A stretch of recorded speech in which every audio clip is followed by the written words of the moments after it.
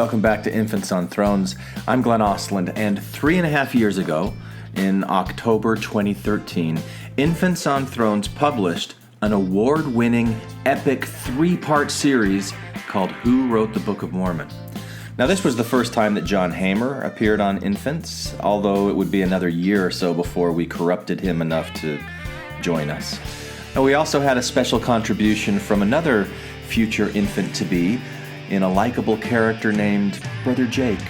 It was an interesting series, and today, for Froback Friday, we're putting all 3 of these episodes together into one single master 5-hour-plus episode, just to see if we can break the internet. So, listen in as Glenn and Randy first talk to John Hamer about Joseph Smith's likely role in composing the Book of Mormon, and then, in part 2, we talk to Criddle about word mapping and the Solomon Spaulding theory. And it's kind of funny to go back and hear that the website that he created was called Mormon Leaks. I guess Ryan McKnight talked to us about that, but I didn't make that connection until I went back and listened to this. It's kind of funny. Anyway, and then the third one, part 3, we have a massive panel discussion with contributions from a lot of voices in the Mormon internet world or whatever. Some voices you might not expect to hear on Infants on Thrones. Dan Witherspoon on Infants on Thrones? Yeah, it happened. And, in case anybody was wondering, the award that we won for this series was an Infy.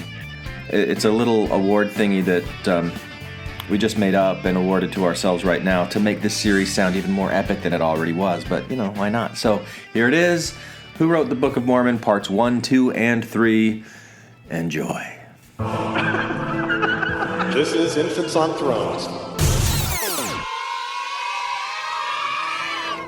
Froback Friday.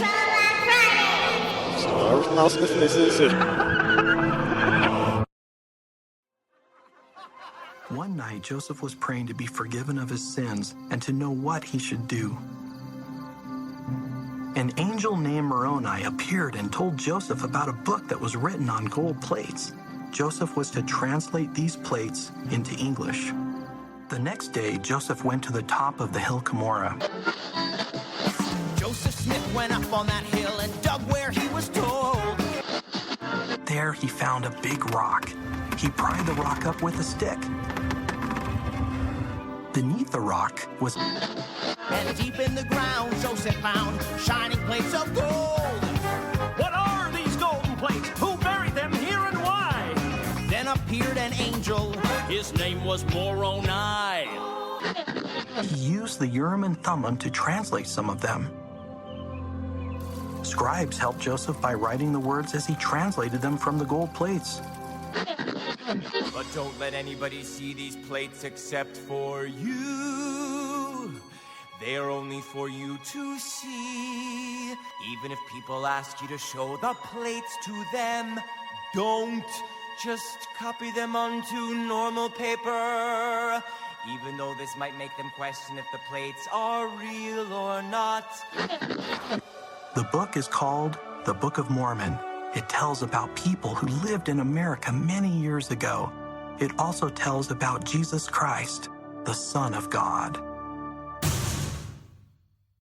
is sort of what God is going for. This is Infants on Thrones. The philosophies of men mingled with humor. We are the core. Just as the arch crumbles if the keystone is removed, so does all the church stand or fall with the truthfulness of the Book of Mormon. Welcome back to Infants on Thrones. I'm Glenn Osland, and I'm really excited today to kick off the first in a 3-part series on the Book of Mormon authorship. Now, the quote that you just heard was from President Ezra Taft Benson, and he made that statement in October General Conference in 1986. Now, I was 14 years old at the time, a teacher in the Aaronic priesthood, the same age Joseph Smith had been when he saw God and Jesus in the sacred grove. And if Joseph Smith was able to see God and angels at 14 because of his great faith, then why couldn't I? That was my mindset at the time, and I believed everything that President Benson said. It was sacred to me, it was precious, and I took it very seriously. Latter-day Saints should make the study of the Book of Mormon a lifetime pursuit. I'm sure many of you feel the same way, that it hasn't been easy to let all of that go. And obviously, the fact that I'm here podcasting about Mormonism shows that I haven't entirely let it go myself. But even now, I still feel a certain tenderness when I hear President Benson's voice. I remember the way that my family would gather around the TV on Sundays when it was General Conference and we got to stay home and be in our pajamas. And I remember the way that I tried to show my parents that I was becoming more responsible and more mature by actually sitting and listening to the messages instead of playing Legos on the floor with my younger brother. And I remember how I would feel when President Benson's voice would crack and strain with emotion. The Book of Mormon is the keystone in our witness of Jesus Christ, who is himself the cornerstone of everything we do. And it taught me how to respect and revere the wise testimony of my grandparents. And it just represents my youth. It represents a simpler time. And it kind of hurts me a little now, to be honest, to think about how disappointed my grandparents would be if they knew what I had come to believe about the Book of Mormon and about the church in general. But it's because I took it seriously. I did what President Benson said. I made the Book of Mormon an object of study, and I took President Benson at his word that the truthfulness of the entire church hinges on the Book of Mormon being exactly what it claims to be. So we're going to spend the next few episodes looking closely at the Book of Mormon, specifically at how it was written. Now, most Mormons will tell you that the book is far too complex and beautiful to have been written by an uneducated farm boy. Now, this alone is evidence enough of its divine authorship, they would say. Now, others claim that the Book of Mormon really isn't so complex and beautiful as all that, and that Joseph Smith is the sole author of this 19th century fiction, and that his fingerprints are all over the text. And then there are others who believe that they see other fingerprints in the text. Fingerprints of Sidney Rigdon, Oliver Cowdery, Parley P. Pratt, and a man named Solomon Spaulding, who wrote a book called Manuscript Found about 20 years before the Book of Mormon. Now, I think we're all very aware of the LDS claims that this is an ancient work preserved and translated through the power of God, and we're not going to spend much time, if any, exploring that explanation. Instead, we're going to focus on these other two theories, Joseph Smith as sole author, as explained by historian John Hamer, and that will be what you hear on this episode, and then the Spaulding-Rigdon theory, as explained by Stanford University professor Craig Criddle, which you will hear in part 2. But first, you know what I'd love to hear? Wouldn't it be nice if Brother Jake would stop by and give us one of his patent-pending Book of Mormon synopses? Synopses? Hi, I'm Brother Jake. Now, there are some people out there wondering how exactly the Book of Mormon was written. Now, we all know what really happened. One night, Joseph Smith was praying, and an angel named Moroni came to his room. And Moroni told him about these cool golden plates that were buried in his backyard that were written by his people, who were the ancient inhabitants of America. Anyway, eventually, Joseph Smith went out and got those plates, and it turns out that they were written in Reformed Egyptian characters, so he translated them into English through the power of God, so that the world could know that Jesus came to America in the olden days and taught them almost word for word the same things he taught those Jewish people in the Bible. Now, the tool that Joseph Smith used to translate these plates was this thing called the Urim and Thummim, which is actually this rock he found while he was digging this one time. And by translate, I mean he would read the words from the plates to a scribe who would write them down. And by read the words from the plates, I mean he would drop a special seer stone into a hat, stick his face in the hat, and dictate whatever he saw from the stone in the hat while the actual plates were hidden away and wrapped in a completely different room or somewhere out in the woods. You know, translating. Now, there are some people out there who think that Joseph Smith wasn't actually translating a historical record of the ancient inhabitants of America by looking at a rock and a hat, and that he was just making it up. But that's just crazy. I mean, yeah, it might kind of make sense, since a bunch of the issues and theological ideas in the Book of Mormon were things that were hot topics in the region where Joseph Smith was living at the time that the Book of Mormon was published, and since the idea of him making it up would also account for the fact that many of the major elements of the civilization described in the Book of Mormon blatantly contradict the known archaeological record of North America, but he would have had to be some sort of super genius to dictate a 550-page book with his face buried in a hat, and we all know that even though he was incredibly wise and perceptive and righteous and literally the most important person to live since Jesus, he was really just a super not smart, ignorant, backwoods, uneducated farm boy. So there's really no way he could have actually done all the things he actually actually did. So you really have to think, what's crazier? That a major civilization could rise and fall without leaving any discernible trace on the archaeological record? Or that one guy in the 1800s was really smart? It's actually really easy to find out. All you have to do is believe in the Book of Mormon just enough to do what it actually says and pray to find out if it's true. Well, not really if it's true, but really to know that it's true. And if you don't get that confirmation right off the bat, don't worry. Just keep trying and eventually you will. Because that's what religious knowledge is all about, really. Trying something over and over until you get the answer you knew you would from the very beginning. So let's get right to it, as I'm joined by Randy Snyder. I hear the strip clubs in Toronto are amazing. To discuss the Book of Mormon authorship with John Hamer. John Hamer was born and raised LDS, and he left the LDS Church when he was about 18 years old. And he didn't consider himself religious at all for several years until after studying and focusing on Mormon history, he got interested in Mormon history and became associated with a group of RLDS, the Community of Christ. Yeah, I had my undergrad degree in history, but then I was 5 years in a PhD program at the University of Michigan. Instead of deciding to be a professor, I went into publishing, and so I started working for university presses. And as a result of doing family history, I was a lot of Mormon history. I'm seventh generation Latter-day Saint. And so then I started realizing how interesting Mormon history was. I'd always been raised with this really bland, Wonder Bread version of the Mormon story. It was so dull and boring. So I started doing that, and in the course of doing a lot of research into that, I came upon the Mormon history community and also the Community of Christ history community, and started to see what a powerful potential there was as a alternative, progressive spiritual home for the very people that Boyd K. Packer labels as the enemies of the LDS Church. Those three main enemies are exactly the people that, Community of Christ is desperate to have, right? So that's where he is now. He's a member of the Community of Christ Church in Toronto, Canada.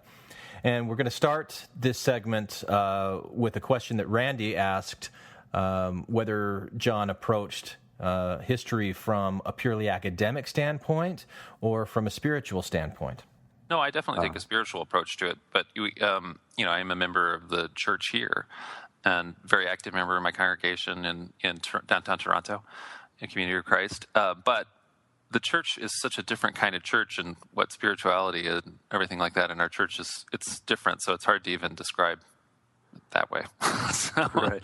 Not so black and white. Just like, the RLDS church is not anymore just like bizarro, Mormon church. It's actually totally different. It's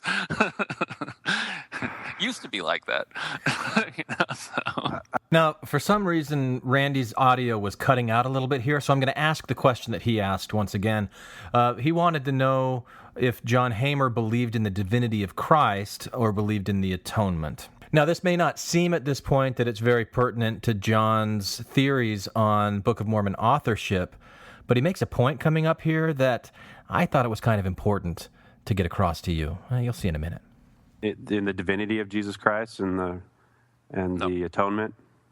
I don't believe in the divinity of Jesus Christ as the historical figure Jesus anyway. So I would separate out our ideas of Jesus. So of the historical Jesus, the person, I think that one of the things that we can say about the historical Jesus is that Jesus wasn't divine and that the historical Jesus was not resurrected. The Jesus of Scripture, which is we can talk about as a figure in Scripture in the same way we can talk about Nephi, the figure in Scripture. As a fictional character, right? If you want to say that, but anyway, okay. as a character in the literature, right?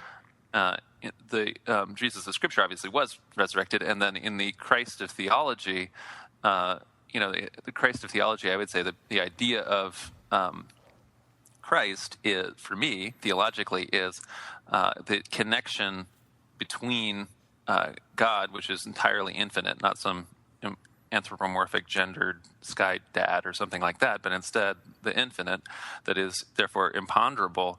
How do we connect with the imponderable as finite beings ourselves? And so we do that by making, a model, or we make an idea. We think of, a father, or we think of a mother, or we think of any other thing, and we have that model. That model we can call, in my opinion, theologically, Christ, that connection in between. And we're fine having that as long as we understand that The model itself is something that we've created in order to ponder the imponderable, and so we can't worship the model. So if we get really excited about our idea about Jesus or about a father image or whatever image we want to do for God, and we start worshiping that God, then what we've done is created an idol. So that third Jesus is like a reified construct. Yes. See, Randy? You had to throw that in. Yeah. Got it. Reification. I'm so pedantic. See what I mean? You can never have enough reification. Well, I think that can segue pretty nicely to the first question that we have in this outline. We wanted to first cover what the major theories are on the Book of Mormon authorship, and of course there is the main LDS theory that I think we all grew up with and we all know pretty well. And so my first question to you, John, is does the Community of Christ Church have the same type of narrative? And you've said no. So I'm curious to hear more about that. What does your church believe about the authorship of the Book of Mormon? The church, I think, I don't think it takes any position on the authorship of the Book of Mormon any more than any of the other parts of the Scripture. Okay. So the church has a statement on Scripture, which is kind of our Scripture concept, which our idea of Scripture is that Scripture is human response to the divine, and that Scripture is itself a human thing that is also dependent on time and place in history, so in context and culture. So one of the reasons why all Scripture, all through the Bible, everything like that, has all kinds of stuff in it that we don't find morally appropriate now is that was the context in which the author was existing. But there's something fundamentally different between how the Bible came to be and the Book of Mormon, which is a claim that there were actual gold plates and that they were written in Reformed Egyptian. So does the Community of Christ believe in the actual existence of gold plates in that whole story? The Community of Christ allows you to decide whatever you want on that. So, in other words, if you as different members can believe anything they want as to when they do their own research. People are encouraged to do their own research on any of the books of Scripture and to decide what they think is the case on any of them. So when you guys have your version of a Sunday school or an elders quorum or whatever those meetings are, and you're talking about a passage from the Book of Mormon or a character like Nephi, it wouldn't be necessarily the way that it is in an LDS church where this person really existed, but it's maybe he did, maybe he didn't. What lessons can we learn from the text? Is that more of the approach? Well, it would depend entirely on who's teaching it. Yeah, well, that makes sense. That makes sense. But yeah, so in my own congregation, we definitely have at least one guy who is a real Book of Mormon historicist or whatever you want to call it. So the person who actually is very concerned with the different members and different characters as literal historical figures and what they were like and that kind of thing. I think that he's probably one of the few people that believes that, because I've just started teaching.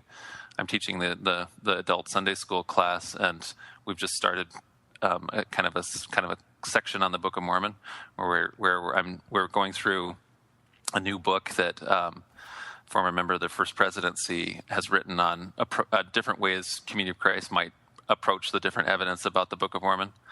There's 2 new books this year that Community of Christ published on the Book of Mormon, one by a former member of the First Presidency, one by a former apostle. The one has all kinds of different approaches.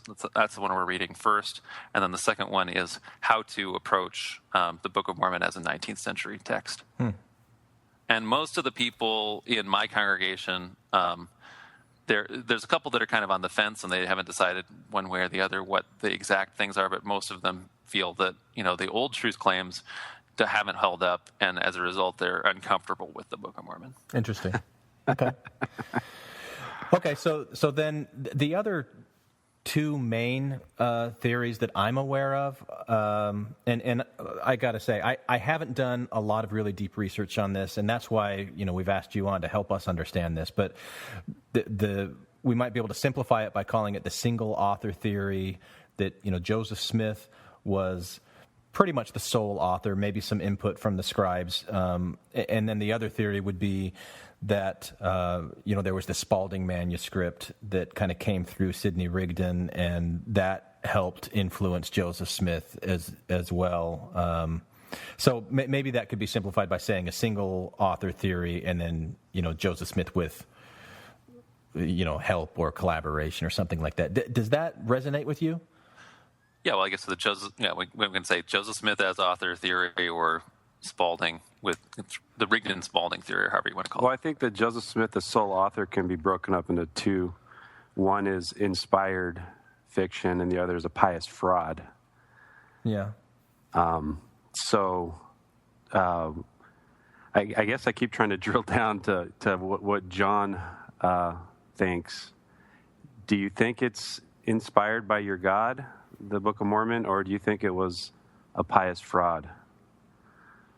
Well, I think that, the way I view Scripture is, I think that this is human response to the divine. And so you can find inspiration all kinds of places, and we can say that this is an inspired response. I don't myself think of Scripture as being anything remotely like God, sending a telegram and the prophet is somehow a mouthpiece. I would rather use for myself the analogy that there is maybe like a river of revelation that you decide to dip into, but every single person can do that.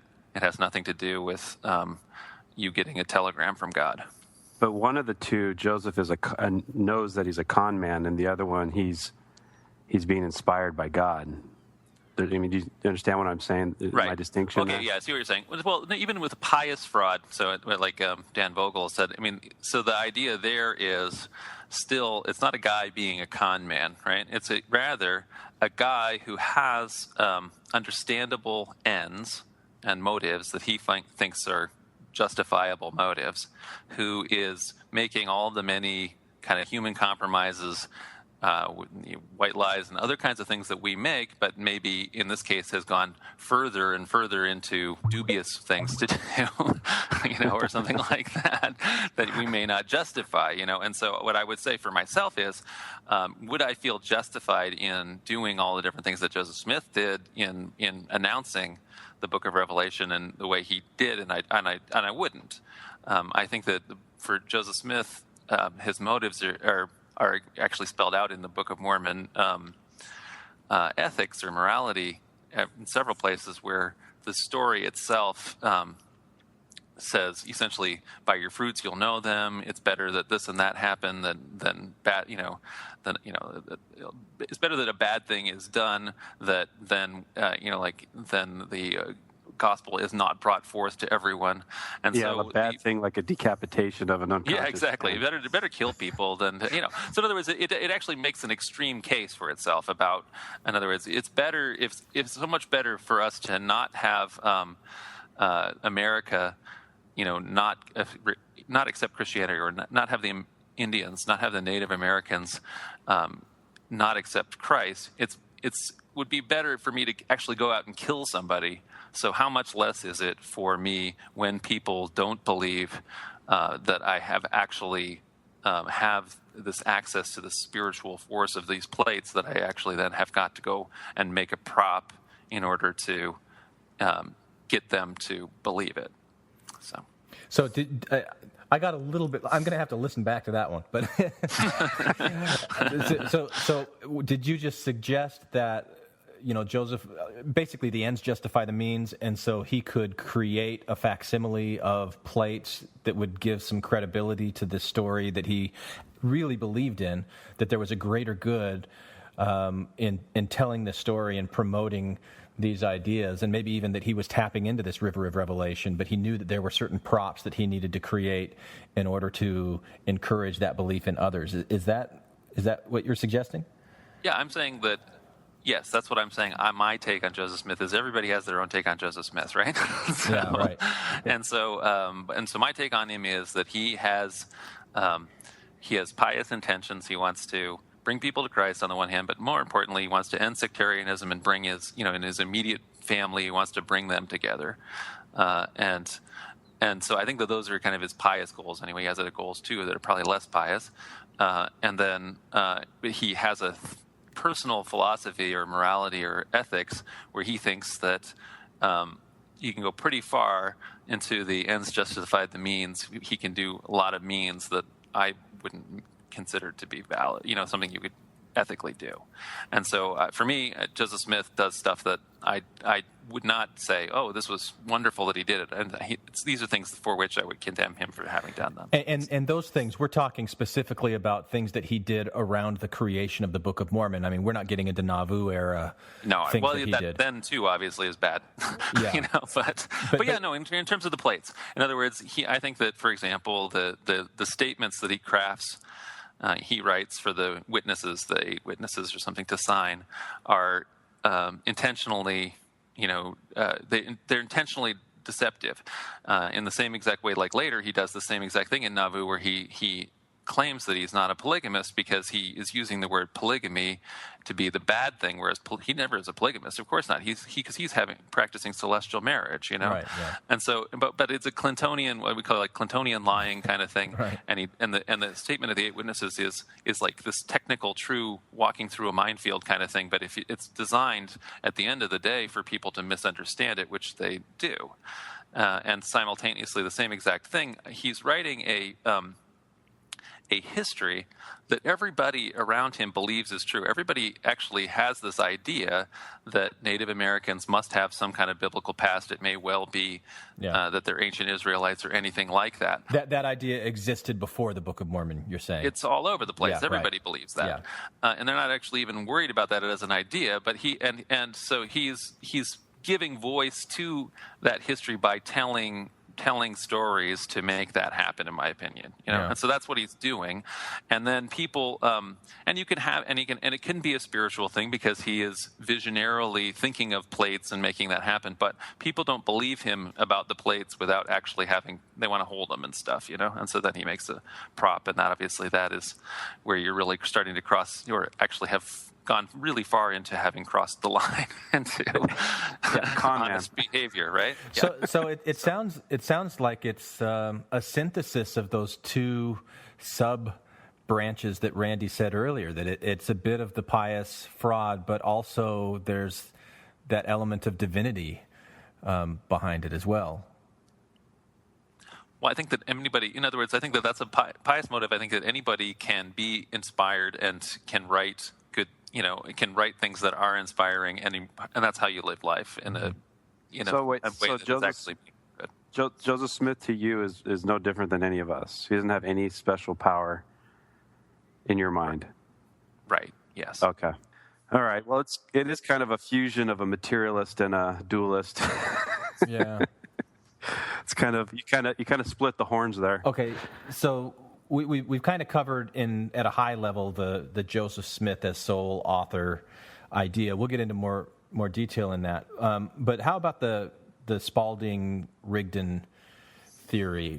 What does that state? So just as an overview of the Spalding theory, there is a man named Solomon Spalding who is living in a town called Conneaut, Ohio, something like 15 or 20 years before the composition of the Book of Mormon period. And he was a failed land speculator. And one of the ways he'd hoped to reclaim his fortune and get back on his feet is by writing, a great American novel. And in his case, the novel was where did Native Americans come from, and how can we kind of give voice to the myth that everyone believed at the time, the myth of the mound builders, this ancient civilization that must have existed that had built all these mounds in Ohio, these fortresses, like Fort Ancients. They're actually fortresses, but they're big ceremonial complexes of mounds that the Americans at the time believed were fortifications. And because of the terrible condition that American Indians had fallen into by the 19th century, European Americans did not believe that the natives had the capacity to make those, and so the myth that got created was that there had been, some other earlier civilization that the natives had exterminated, and so Spalding wrote a novel to that effect. That novel was later found and was found to not be the Book of Mormon. But people imagined or people theorized that he had written a second novel, and that second novel is generally I thought to be the Book of Mormon without all of the religious parts. It's like the religious parts were later added.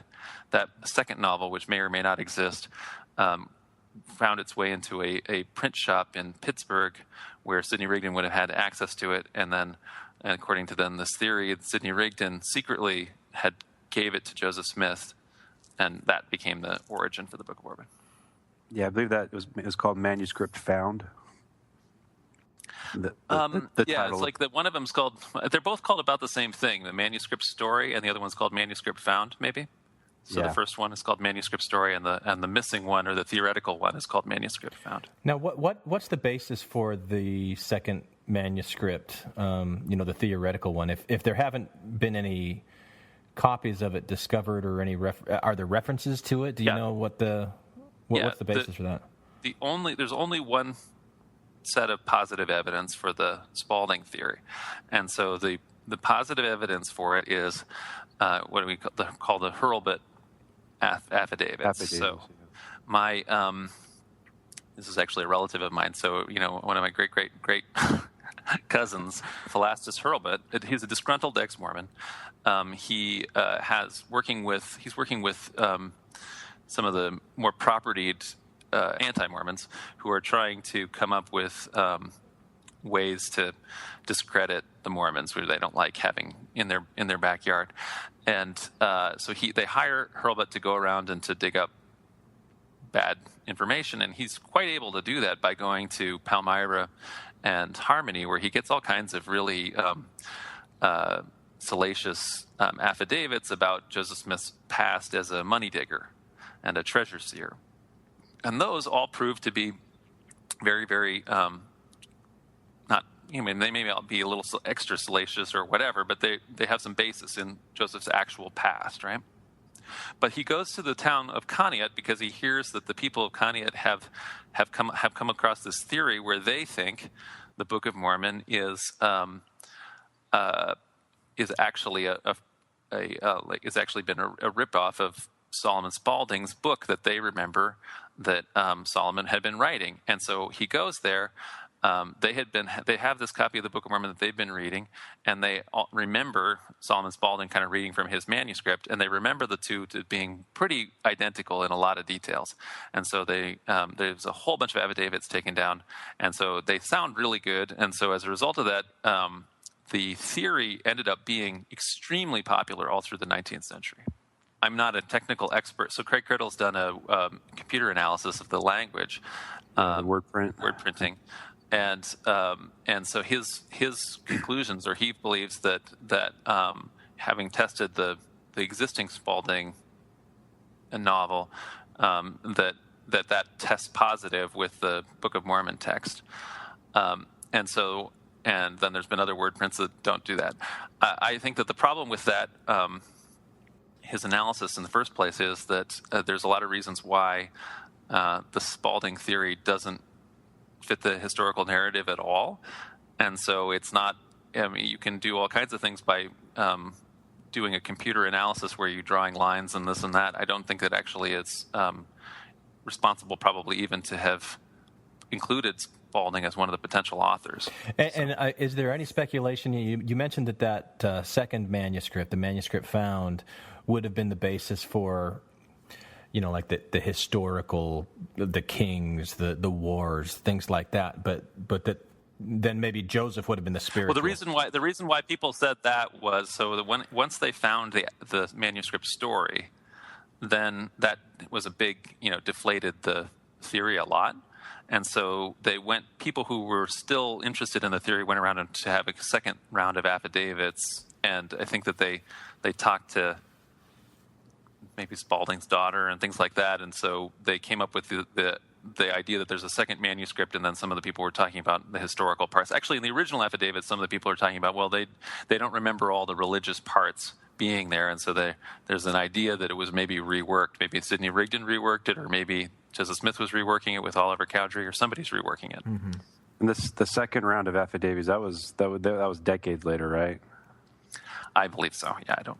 Okay. So your belief is that Joseph Smith wrote it entirely on his own?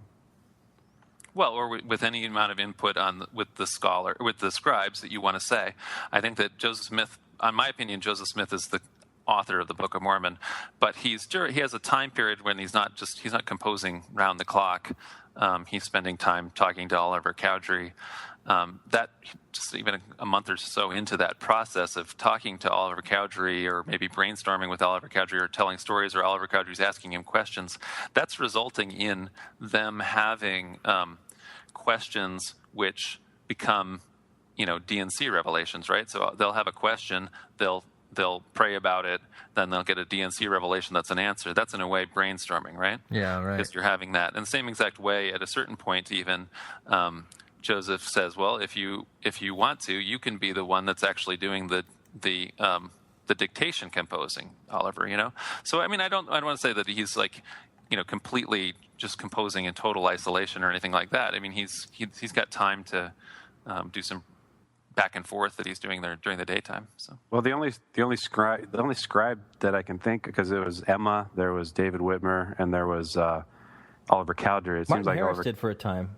Well, Martin Harris, come on, he was not very sophisticated. Yeah, well, in other words, the main input there would probably be Cowdery then. But a lot of people want to put a lot of input into the scribes. I'm not saying it's necessary, but we can't say how much input Oliver Cowdery had or didn't have. Well, this raises interesting questions to me because Oliver Cowdery is so central to the development of the Book of Mormon, and especially these miraculous stories, the angels appearing to them, being baptized, the first elder in the church and all of that. Were those part of the, you mentioned earlier that there were unethical tactics that Joseph Smith took. So would these have been lies that were spread that Oliver Cowdery then supported, or did he believe what he thought that he saw these things? What's your theory there? Well, the first one of those visions is actually it's not the priesthood stuff and the baptism stuff. Mm-hmm. The first one that anybody would have known about is actually the vision of the plates. Where the angel comes and brings the plates and shows them to Oliver Cowdery and David Whitmer and Martin Harris. And we have the three witnesses story. Yeah, the three witnesses story. And we have a pretty reasonable account of how that goes. So I think we can understand how visions work, where you have visions are visionary, and everybody can have a vision right now. Everybody's closing their eyes. And, as a spiritual practice, you can even do this. You can do this as like meditation, where you have one kind of a group leader. You're, saying, close your eyes. You're saying, do you see this? We could do this where you do this thing where you're feeling energy passing over you, and it comes, you feel it pass down you as it goes out your feet. All of your stress is left, right? That's one way people do that even right now. But in the past, with the way these kind of visions are happening, these guided visions, it's like, do you see the angel? He is white. He's dressed in white. He's glowing. His raiment is this way. And then David Whitmer says, "I see it." He's envisioning it. Same thing, Oliver Cowdery. And we even know that in the course of them doing that, Martin Harris is like, I'm not seeing it. I'm not seeing it. He's really mad about it, right? And so at a certain point, they have him go away, right? And so then they finish their vision, and then Joseph is able to, do a vision with Martin Harris, where Martin at the end of it, he says, it's enough, or whatever, And so then Martin later got in trouble because people asked him, well, did you see it with your naked eyes or your spiritual eyes? And he was saying spiritual eyes. And so Joseph at some point or other told him, your place is to affirm your written testimony there as a witness and not to tell details, or whatever, right? So I have to say that this is the first time I've ever gotten a plausible, visualization of what that whole scenario looked like in real life. That's really cool. Yeah, the guided imagery. I mean, I've heard people suggest hypnosis before. No, I don't. Hypnosis is not necessary for this kind of. Exactly. And people also want to have like them smoking drugs or something. It's not necessary to have any of that stuff. I mean, there's a later vision that they're having in Kirtland Temple where it's the same way, where it's like a guided vision. They're saying, "Do you see this? I see this." I mean, when everywhere we have it actually written down, where they're talking about how it actually happens. Mm-hmm. This is how it happens.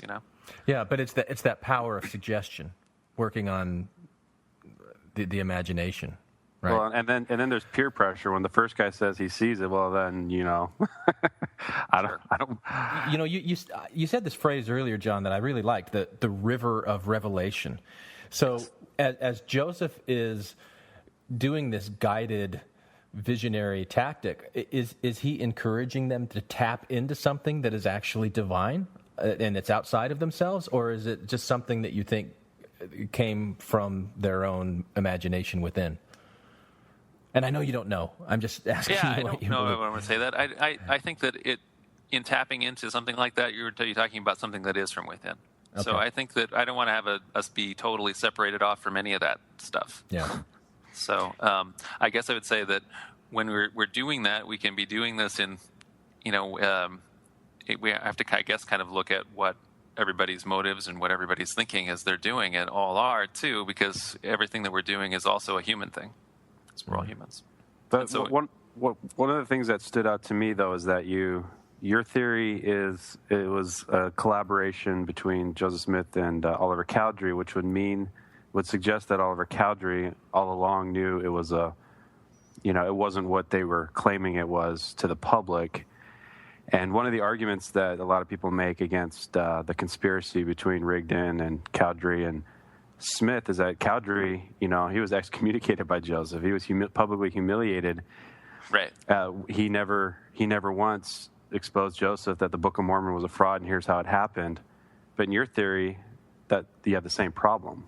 Well, I don't necessarily think that Oliver, though, in the course of what I'm saying, even thinks it's a fraud. Right. Therefore, I'm just saying he has any more than Joseph thinks it's a fraud. I don't think that Joseph is thinking that it's a fraud. I think that if he was to actually be, if he was actually be confronted in the face with the worst things, and you're saying, well, look, there weren't any actual physical gold plates, though. That he might have to admit it or something at some level, but I think he, generally speaking, was not thinking that to himself. In other words, I think that he is thinking that this is, how we're accessing or how we're going to recover this history that we all know is the case, and that will have the good ends of ending sectarianism and bringing the American Indians to Christ. So I think that he doesn't necessarily think it's a fraud, and I think that Oliver doesn't necessarily think it's a fraud, or it's a kind of thing where I don't think that people often are actually operating too often where they, yes, sometimes people are really obvious frauds, but this is something that I think is happening more as a life work thing, and I think that they're not operating that way myself. That's just what I think. But you can easily make the case that they're frauds. Well, and the way that you described it earlier, the collaboration, it sounded more to me like Oliver was kind of a springboard for Joseph's ideas. That's what I would mean. In other words, Oliver knows that Joseph is composing this, and in other words, he's dictating it. And as far as he's concerned, Joseph has said that it's being dictated off, using the plates as a spiritual avatar or whatever. It's not with him; they're off in the woods or whatever. But that focus point or spiritual focus point is allowing this inspired composition to take place. But it's more or less what he's doing is, this kind of oral composition of spontaneous preaching, the same way that like a preacher of the day would have done. Preachers are often, in the early church, they weren't allowed to, or they didn't think it was right to work from prepared sermons most of the time. In the same way, you don't want to have, in LDS church, you don't want to have a read prayer anymore, right? So you're supposed to, or never was supposed to have a read prayer. So in the same way, you're like cutting yourself off from the Spirit. Well, people, could make these sermons last 4 hours or so, and people just were better at oral composition and oral storytelling and all that kind of thing. And that, I think, is what's happening. And that could have been pretty convincing to Oliver, and maybe even when he tried to do it and couldn't do it, that also convinced him. So I don't necessarily think that Oliver is in on it and thinking, oh, this is a real fraud. And so I don't think that when he would have left that he has anything in his in his pocket that he wants to say is a fraud. So. Yeah, and Randy asked the question earlier if you thought that Joseph had any special gifts or if he was just like anybody else, and I think that he had a greater capacity for memory and for storytelling than the average person. And I took his question to mean magic powers, magic, right? As opposed to just and he's a religious genius. Yeah, there's right. All kinds of Harold Bloom. There's great things about him, and he has serious flaws too. Yeah, right. But so taking that approach, it wouldn't be too difficult to understand why Oliver Cowdery would be very impressed with what he was experiencing and maybe unaware of his own contributions to the process. Sure. Yeah. Okay. It is interesting though that I get because he later said that Joseph was a fallen prophet when the whole Fanny Alger thing came to a head. And it seems like that would have painted his memory of how things went down with the Book of Mormon in possibly a more negative light, but he never does. I don't know if that is kind of interesting. Yeah, I don't know. It's their relationship. I think that at some point or other, Joseph Smith would have like major. He had this thing where on the one hand he would get new best friends pretty fast, and he had only known Oliver Cowdery for just a short time, and they became like just the collaborators on this project where Joseph had hardly been able to write anything ever since the last 116 pages, and now suddenly they write the whole thing in 3-4 months or whatever it is. And so in the same exact way, the Whitmers, David Whitmer comes in and he's so big in the church real fast. Same thing. Somehow suddenly Frederick G. Williams, and he makes Edward Partridge the bishop, and he's really close friends with John C. Bennett and whatever. In other words, these things he brings a guy right into the leadership. Sidney Rigdon, obviously, as soon as Sidney Rigdon comes, he's co-equal, super leader, co-equal. And so he was willing to do that a lot, but then he also is pretty quick to when they're having a fight, he's pretty quick to cut ties, and the person is the worst person ever, and all that kind of thing. And so I think that maybe there was but he'll also forgive. So I don't know. I think that maybe in their relationship, Oliver Cowdery is waiting at some point or other for Joseph Smith to offer an olive branch to reconcile, and they'll come back and reconcile, and that never happens, and Joseph Smith dies, and then Oliver. Then he himself acts because he hadn't otherwise. He's been off living a different life as a lawyer in Ohio. He goes and investigates. He moves to Wisconsin, right near where Strang lives. He investigates the Strangites. His brother's kind of been there or joining or looking at the Strangites. He doesn't like that. He writes some letters to David Whitmer and says that all of the different movements, Rigdon, Strang, Brigham Young, the 12, they've all raised banners up and they say low here, low there, and now the 12 have taken charge of people and are taking them west, but the 12 have not the keys to lead the church. You and I do, David Whitmer. But the problem is, of course, that both of them are out of the church. So he gets himself rebaptized, then he goes to David Whitmer's house, and they may well be planning to have some kind of a thing where they are going to announce like their own leadership or something. But anyway, he dies before that happens. What is your I want something longer than an elevator speech. But do you have kind of in your mind a bullet point list of the strongest points of evidence that Joseph Smith was a sole author, or is it just not even something because you don't find any other theory to be plausible, that it's kind of the default Occam's razor? What we have.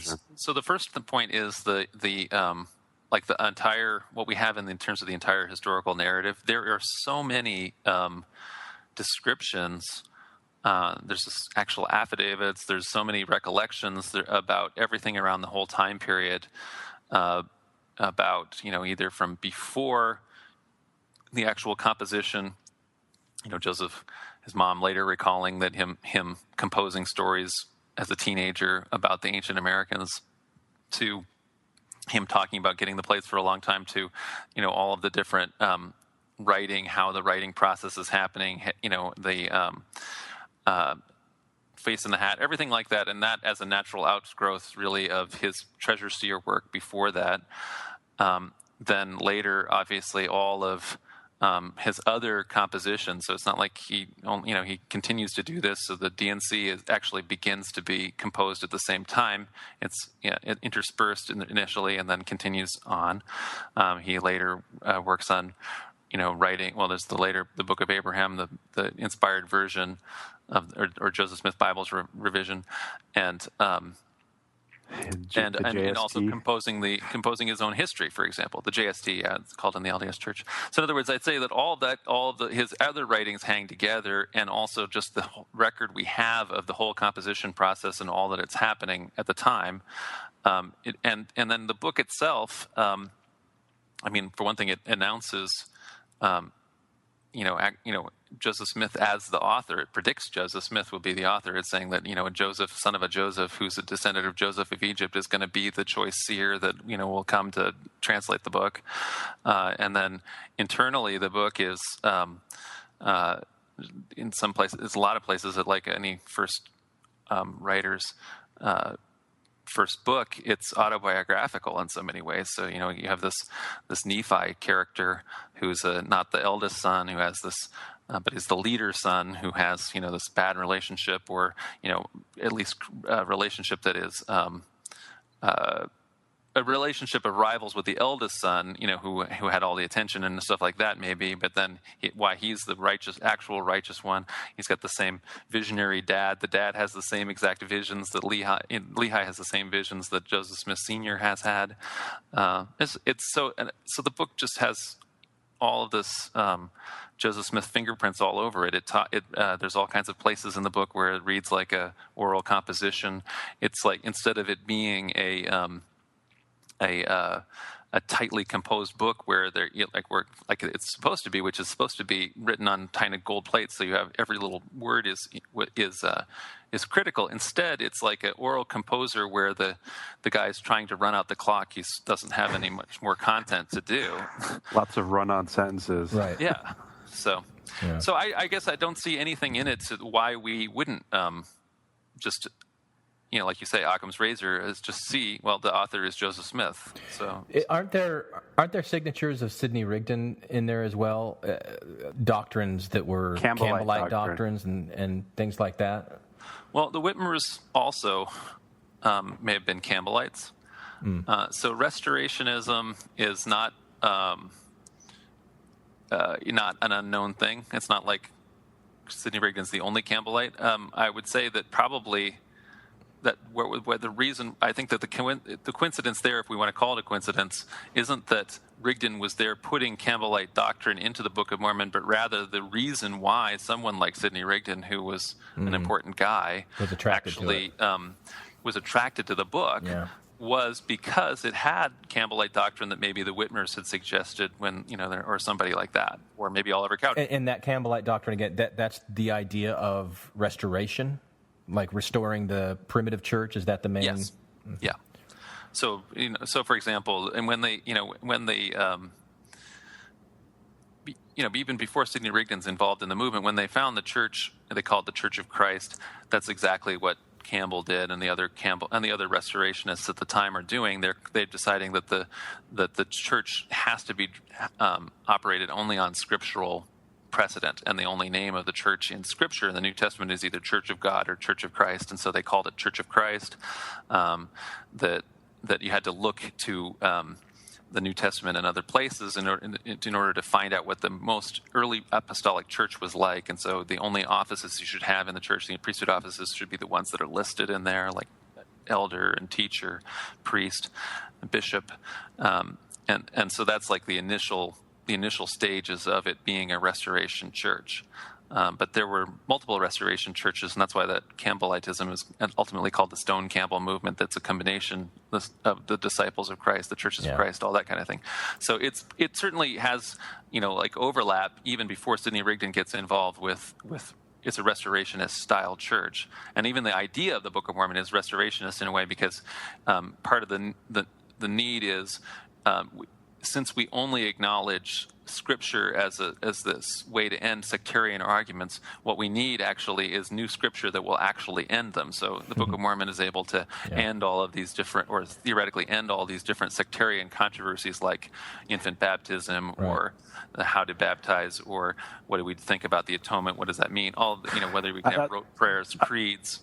I love the Book of Moroni because that's all it is just like slam, slam, slam. This is the answer. This controversy. This is the answer. That controversy. So let it be said. So let it be done. Amen. Yeah. Well, and so that part's being written right when they're, getting ready to make a church, right? So that's why another reason why, so Spalding's been dead for, however many, 15 years or whatever. Whereas the Book of Mormon text, like it's tracking. If you read like Dan Vogel's The Making of a Prophet, I think he goes overboard with it, but I think that you have to address his case if you want to have some other authorship theory about how the Book of Mormon, as you're writing it all along there, is tracking not only autobiographically Smith's life, but what's going on in the time period right around them during the composition phase. Is it possible to use the Book of Mormon also as you're tracing the evolution of Joseph Smith's theology or Mormon theology, or is there any evidence that Joseph Smith believed in degrees of glory or celestial marriage or concepts that didn't show up until later, that weren't in the Book of Mormon? Does that question make sense? Sure. Yeah. So it definitely tracks. I mean, so the Book of Mormon has very different theology than high Nauvoo theology. None of the ideas of progression theology, for example, that it doesn't exist yet. Yeah. So the Book of Mormon, it's Trinitarian, extremely Trinitarian. Yeah, it really is. And so the Book of Mormon is, so the rest of the Scripture that exists, the New Testament, is written pre-Trinity. In other words, Christians hadn't come up with that idea yet, and so people looked in vain. They've tried to find different texts out of there to make Trinity out of it, but it's pre-Trinity, and so the Book of Mormon being a post-Trinitarian document is able to include all kinds of very strong expressions of the Trinity. So that's an evidence for the Book of Mormon being a 19th century creation rather than an ancient text. But I guess my question was, is there any evidence that Joseph Smith actually believed or had kernels of belief that later became this, high Nauvoo theology at the time that he wrote the Book of Mormon, that if he were the author of the Book of Mormon, you would expect him to put those things in there, but he didn't. So then people might say, see, Joseph Smith didn't write it because this is, Trinitarian or whatever, and not Elohim and Jehovah and becoming gods and progression and all that. I think that what we can say is that he hasn't thought of those ideas yet. Yeah. So now, on the other hand, polygamy, he may have already have a little temptation because he in the Book of Jacob, there's a condemnation of it. Yeah. Right? Although there's a little out clause. There's an out clause. Unless God commands it. Yeah. Right. And so that maybe is a prefiguring. I mean, I don't know. So another thing that's happening is that, that would date it to the time period that Joseph Smith's writing it as opposed to when Solomon Spalding is around, is that it's happening right in this this high moment of the Masonic scandal, the Morgan murder. The murder, right. Or and so the person who's written the expose of the Masons has gone missing, or in the trial of it, there's this theory that Masonic judges have been excusing them, and then it's also simultaneously up in there's this election of Jackson. Later, the Mormons become Jacksonian, they later become Masons, but at this moment, in the time, people are worried that Jackson is going to, I don't know. I think it's prefigures in the Book of Mormon as the king men, that we're going to have a king come in, and there's these secret combinations of Gadianton robbers, the Masons, who are subverting the judgment seats. So I think that is, again, speaking to the time period that the Book of Mormon is composed, as opposed to Conneaut, Ohio. Yeah, but I mean, you could allow that the Spalding manuscript and Sidney Rigdon being the author, Sidney Rigdon is in that same milieu, and could have used the Spalding manuscript as a real bare bones skeleton, and that stuff could have come from Sidney Rigdon as well as Joseph Smith. To me, though, in order to accept that, you have to imagine that Sidney Rigdon met Joseph Smith much earlier than is actually recorded, right? Well, you have to imagine that. Yeah, you have to. But there's no evidence for that. Right. No. So I mean, you're starting to. So yeah, you can make all kinds of elaborated theories that start to get really, But there's no, but again, without any additional positive evidence, it's hard to justify those ideas. And so, in order to have this meeting place of Sidney Rigdon with Joseph much earlier on, you have to have one. Why does Sidney Rigdon, who's a successful preacher who has a hold of this manuscript, why does he pluck Joseph Smith out as the guy to be the translator of the thing, or the guy who's doing the show? And the argument I've heard is that Sidney Rigdon, if he had come out with this book, no one would have taken him seriously. He needed kind of a fresh front man, and then somehow came into contact with Joseph Smith without anyone actually recording or mentioning that Sidney Rigdon was in town today to see Joseph. I mean, it's certainly more possible back in the woods in 1820s for this to happen without anyone knowing. But I guess my question in that, although, is why would he have picked this random guy out in the middle of nowhere who is nobody? It was hard to imagine, even once Joseph is doing this project, even he has to go through an awful lot of conniving of Martin Harris and other people to get the thing published and stuff. And it just seems like it's such a strange, circuitous route for Sidney Rigdon to have bothered to go through on the one hand. And then later, in order to we also have to then invalidate their actual meeting story, which is that it relies on Parley P. Pratt, who is one of Sidney Rigdon's friends or actual collaborators, is like on the Erie Canal. He gets off at Palmyra. He hears the story. He goes to look around for Joseph Smith. Ultimately gets a copy of the book. He ultimately sends back, and he's the one who talks to Sidney, right? Where they go back together in the Lamanite mission. But so in other words, we have another conspirator that's there because Parley P. Pratt has to at least have been in on that portion. Unless he's a dupe in a long con. Well, for that to happen, well, in other words, he has to have been. That's Glenn being sarcastic. Yeah, Randy recognizes my tone. Yeah. So. There's another thing that's interesting to me, and tell me, and correct me if I'm wrong on this, but as soon as the Book of Mormon is published, it's almost as if Joseph Smith turns away from it and just doesn't give a shit about the Book of Mormon and just moves on. Yeah. To all his other interests. Does that? Well, what are your thoughts on that?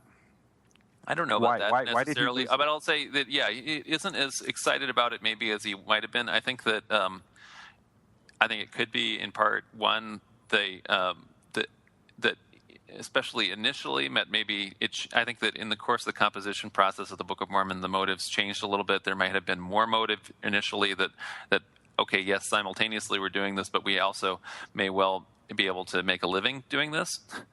And so there may have been some disappointment since no one was ever willing to buy a Book of Mormon.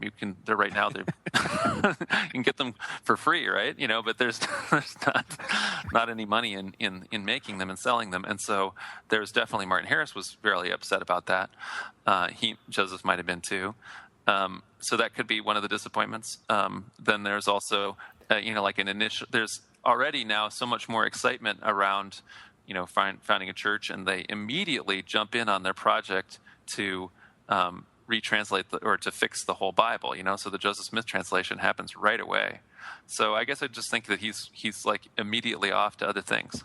Yeah, and that the Book of Mormon established his authority, So then he was able to take that and be a conduit of God's voice for scriptures that become the Book of Commandments, the Doctrine and Covenants, later on Book of Abraham, Book of Moses, the Joseph Smith translation of the Bible. So he keeps doing what he was doing, this kind of pseudepigrapha writing. You mentioned earlier, John, that he's trying to use the authority of God to answer all of these questions and put things in, to rest that are in contention. So he continues to do that, but I think he outgrows the content of the Book of Mormon, but not that process of being a scripture writer. And it's also not entirely gotten rid of or anything like that. It's still a sign of, like you say, of his authority, and they republish it. So they republish it twice in his lifetime. So they're still going with it. It's just not something that they're spending as much time on as you might, like you say, you might think. Okay, so I have another question for you. You and I, you probably don't even remember it. I don't even remember what message board it was, but we talked about some of this stuff, and one of the comments you said is the Book of Mormon just isn't really that impressive. So, because one of the arguments believers will make is how could this uneducated boy produce a historical document that is so complex? Right. And of course the Spalding-Rigdon theory in some ways is a response to this is a pretty complex 500+ page book, even if it's not good literature, which I think it's god-awful literature. Right.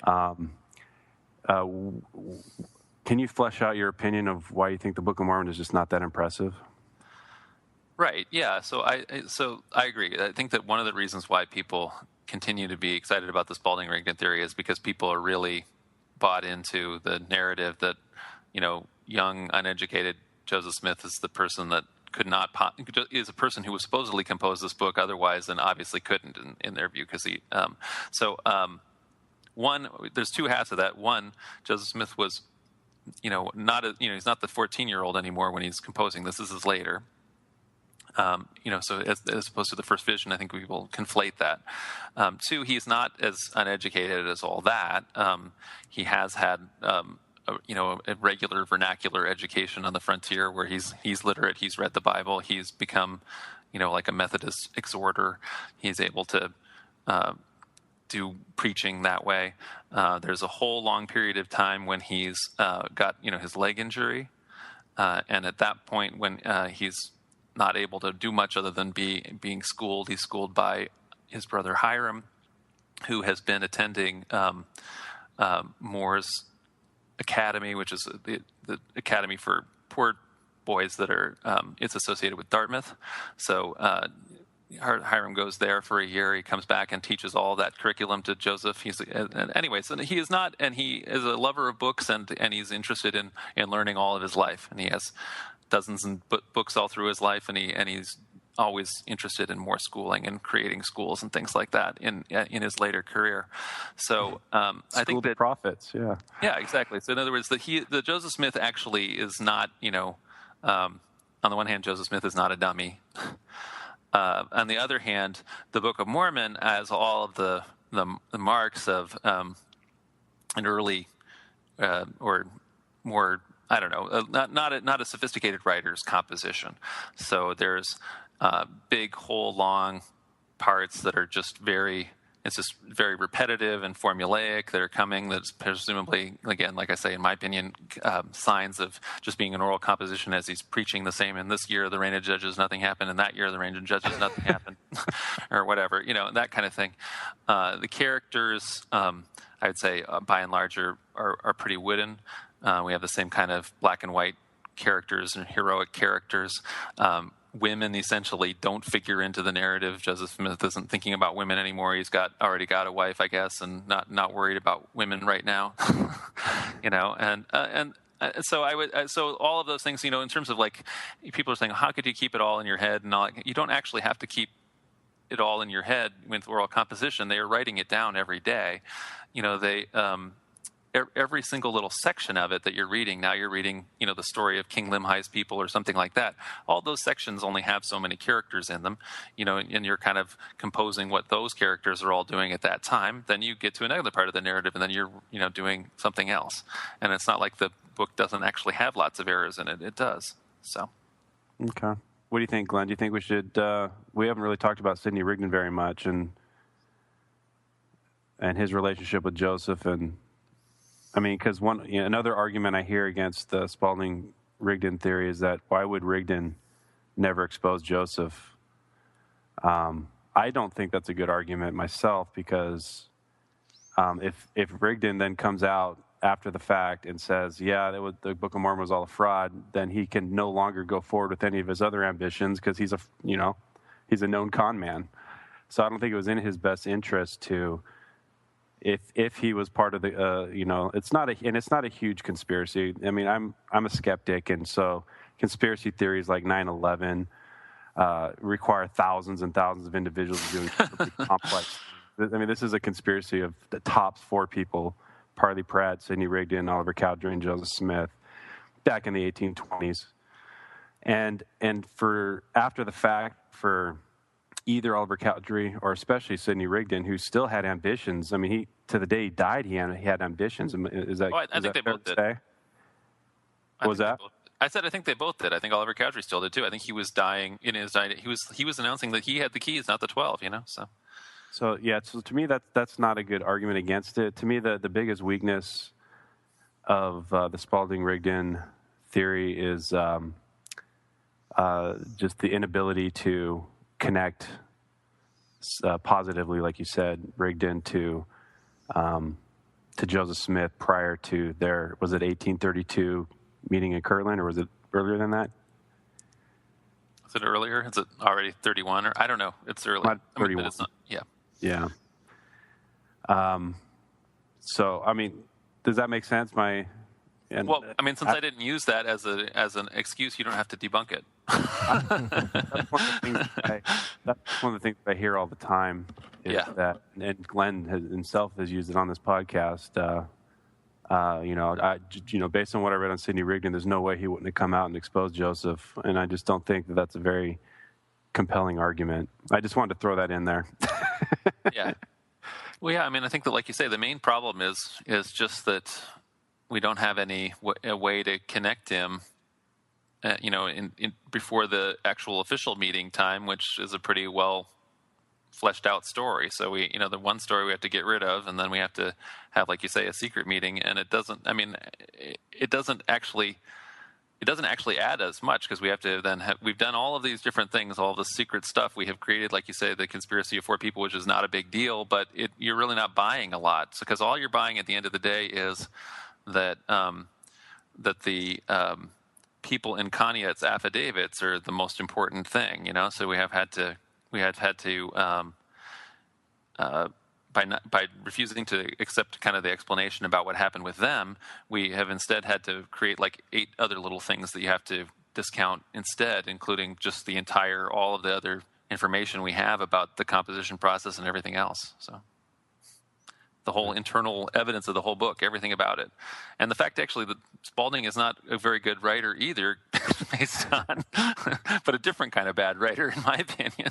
So, I mean, I think he's a bad, writer, not in an oral sense. He's actually writing, on paper kind of writer, and it's a bad novel. But bad writing? Bad novel? Are we sure there's no connection here?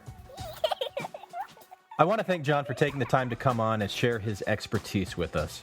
Personally, I find it very compelling, especially the internal themes and motifs that match so closely to the issues of Joseph Smith's day. It also seems to be a simpler explanation of the 3, easier to make sense of than the mental gymnastics that personally I would be required if I were to accept the official LDS position or the Rigdon-Spalding theory. But hang on, not so fast. We have Craig Criddle coming on to explain this whole Spalding thing in much more detail and to show us how all the pieces fit together. I got to tell you, that was a fascinating discussion, and one that you'll get to hear in our next episode. In the meantime, my plea at the end of our last podcast seemed to work, sorta. We got one more iTunes review. This one was on September 25th, submitted by Mr. Zero, who called it pure and delightsome. And maybe half of that is right.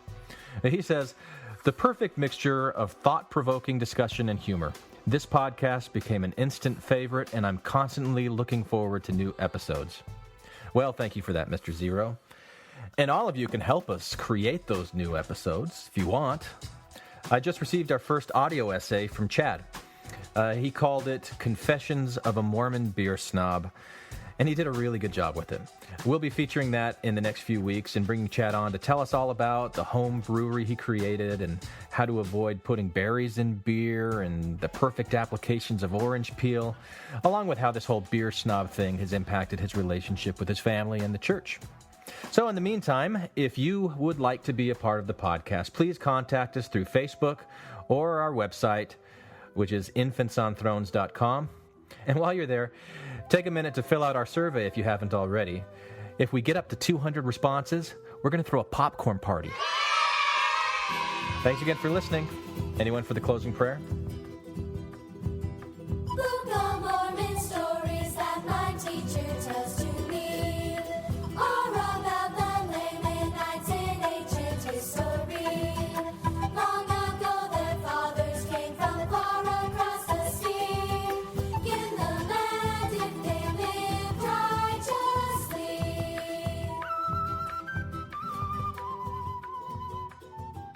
Hey, can you settle this once and for all for us, since you're a historian? Is it pronounced pseudepigrapha or pseudepigrapha? But as a little kid, I called it pseudepigrapha, and so that's what I've always said. But I wouldn't know for sure. I think Glenn is wrong calling it pseudepigrapha. It's pseudepigrapha. But did I say? See, I grew up. My dad loved reading this stuff, and he called it pseudopigrapha. So, like for me to not emphasize the pi, I'm already ahead of the game. Okay. So I'm pretty sure it's pseudepigrapha. But Glenn that's what I've always said. But anyway, yeah, pseudopigrapha. We are not required to prove that the Book of Mormon is true or is an authentic record through external evidences, though there are many. Nobody ever used iron in the New World. Nobody has ever found pre-Columbian coinage, ever. If there were coins, there'd be chocolate beans. Why aren't chocolate beans mentioned in the Book of Mormon? Copper alloys like brass in any form doesn't show up in Mesoamerica until at the earliest 800 AD. Gold doesn't show up in any way until 700 or 800 AD. You've got crops mentioned in the Book of Mormon that never existed in pre-Columbian America. All of these things would have produced pollen if they'd been grown by anybody. A lot of this stuff is wind-blown. It would fall onto ponds and lakes and get enclosed in sediments. Tremendous amounts of pollen work has been done. It never has been the case, nor is it now, that the studies of the learned will prove the Book of Mormon true or false. Silk, nothing. The 7-day calendar was unknown. They never had chariots. They had helmets, all right, but they weren't made out of brass, that's for sure. There's no evidence for horses, no evidence whatsoever for any kind of cattle. Pig, zero. Not one pig bone has ever shown up. Elephants, there's nothing. I've never seen anything there that would convince me that these people have Middle Eastern DNA. We can read 95% of what the Maya themselves wrote. It's in Maya. It's not in Aramaic. It's not Semitic. There are no Semitic words whatsoever in it. It's got no relation whatsoever with any languages that we know of in the Old World. Basically, if you're looking for Old World connections and looking at the Near East, you're looking in the wrong place. The prophet Joseph Smith once said to his colleague, if you live into the next century, you will see evidence for the Book of Mormon come forth in droves. It might happen. Yeah, and monkeys might fly out of my butt. This is Infants on Thrones. Philosophies of men mingled with humor. We are the Quorum. Welcome back to Infants on Thrones. I'm Glenn Osland, and welcome to part 2 of our series, Who Wrote the Book of Mormon? Now, you just heard a series of clips from Emeritus Yale Professor Michael Coe, an expert on Mesoamerican archaeology. Now, these clips came from one of my favorite Mormon Stories interviews of all time, so I want to thank John DeLynn for making this available, and if any listeners want to go hear the entire interview, check out Mormon Stories episodes 268 to 270. Now, if you're listening to this, I assume that you've also listened to our Part 1 interview with John Hamer, who discussed the single author theory of the Book of Mormon. Now, if you haven't listened to that yet, what are you doing here? So today I'm joined once again by Randy Snyder to interview Stanford professor Craig Criddle on the Spalding-Rigdon theory of Book of Mormon authorship. Now, if you aren't wearing them right now, I want to encourage every single one of you to go put on your thinking caps, because this interview It covers a lot of stuff. And Craig is a highly educated Stanford professor. You know, listening to him reminded me of sitting in lectures back in my college days, and even some of the challenges that I faced when I taught a few of these college classes myself. Now, Craig has this teaching style down, repeating key points multiple times so his students can take notes and prepare for the final exam. Key points, multiple times, students taking notes. You got it, okay? So don't get lost in the way that he presents the information. Just take really good notes, and I'll do what I can to help you out along the way. There may even be a pop quiz. So without any further ado, let's get right to it. Well, let's start with Craig. Could you let us know your background, your professional background? I'm a professor. I'm an engineer, environmental engineer, and my specialty is biotechnology. And I do that. I run a research group at Stanford and teach at Stanford. I was raised in Holiday, Utah, and near it's a suburb of Salt Lake. I served a mission to Uruguay for a couple of years. That was about 76 to 78. Right before the priesthood ban was lifted. Actually, what's ironic about that is I got home the day the ban was lifted, and I just spent a year on the border with Brazil and had told a lot of people, or actually we dropped families, and we made up. I mean, we had little lines that. I'm sort of embarrassed to say this, but I helped create apologetics for that situation. It was bad, and I couldn't believe it. I got home, and the day I got home, they announced the lifting of the ban. Oh, yeah. Guess what? Like any good college course, you can't just rely on lectures alone. What about your textbooks? Well, if you want to catch up on some light reading, you're in luck. Craig and his fellow colleagues have put together a website called MormonLeaks.com. Like that WikiLeaks site, except for Mormons, or more specifically, for the Spalding-Rigdon theory of Book of Mormon authorship. Now, this is a complicated story with a lot of moving parts. So Craig has put together a bunch of PowerPoint slides arranged in different episodes. There are currently 6 episodes, and I'll summarize each one of them for you as we move along with this podcast. But for now, write this down. MormonLeaks.com, 6 episodes, Spalding-Rigdon theory, a lot of moving parts. Okay, go. Yeah, that was a lot of work, and by our little team of people, especially the person who was preparing the slides. She was working really late into the night after she put her kids to bed, and she's just sacrificed a lot. How many people do you have on that team? There's 3 of us. 3, wow. Including myself. Yeah. So, it's basically a little teeny team of people. And so that's it. That's all we have. Well, it's a really nice way to present the information. It's pretty complex. Like I was going through and trying to connect all the dots to everything. And it's helpful to have the slides there. I kept going back and rereading things, and it's a pretty complex story there. Well, that's a problem, actually. Yeah. Because when you have a story that probably is really, truly complex and you want to tell it, people don't want to listen to all of that. Yeah. It's just too much. Yeah. And so actually our strategy right now is just try to present the story as we understand it with as much evidence as we can, and then go back and pare it back to a simpler story. Yeah. So how long did you stay in the church after you got back from your mission?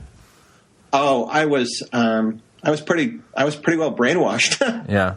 So, I stayed in for a pretty long time. I basically, as I started to get more into science and understanding science and thinking about, things about the age of the earth and such, and Noah's Ark and things like that, yeah. I'd already basically dismissed it intellectually.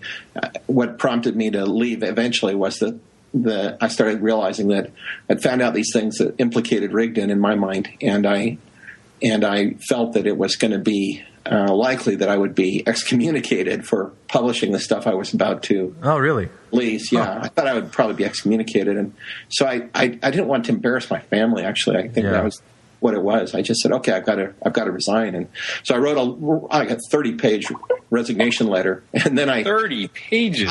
I would say it was at least that long. And then I had it sitting on my desk for the longest time, and then finally I finally just pared it down to one paragraph and sent it off. It was a kind of a strange feeling. All this stuff, I really wrote it. I think it was cathartic somehow to explain all the reasons why I needed to do this. And then I thought, no one's going to care. No one's going to care at all. No one's going to read it. No one's going to read it. Why am I doing this? And then I finally, forget it. And I'll just put a simple paragraph and drop it in the mail. That's smart. But, writing it out, like you said, that cathartic experience, I think a lot of people go through that as well. So did I catch it right that the things that we're going to be talking about tonight, like with Solomon Spaulding, Sidney Rigdon, those implications, that's what ultimately led you to leave the church because you thought you were going to be excommunicated for publishing these findings? Oh, I was sure I would be excommunicated. Yeah. I was sure. I was absolutely certain I would be. So what put you on this trail in the first place?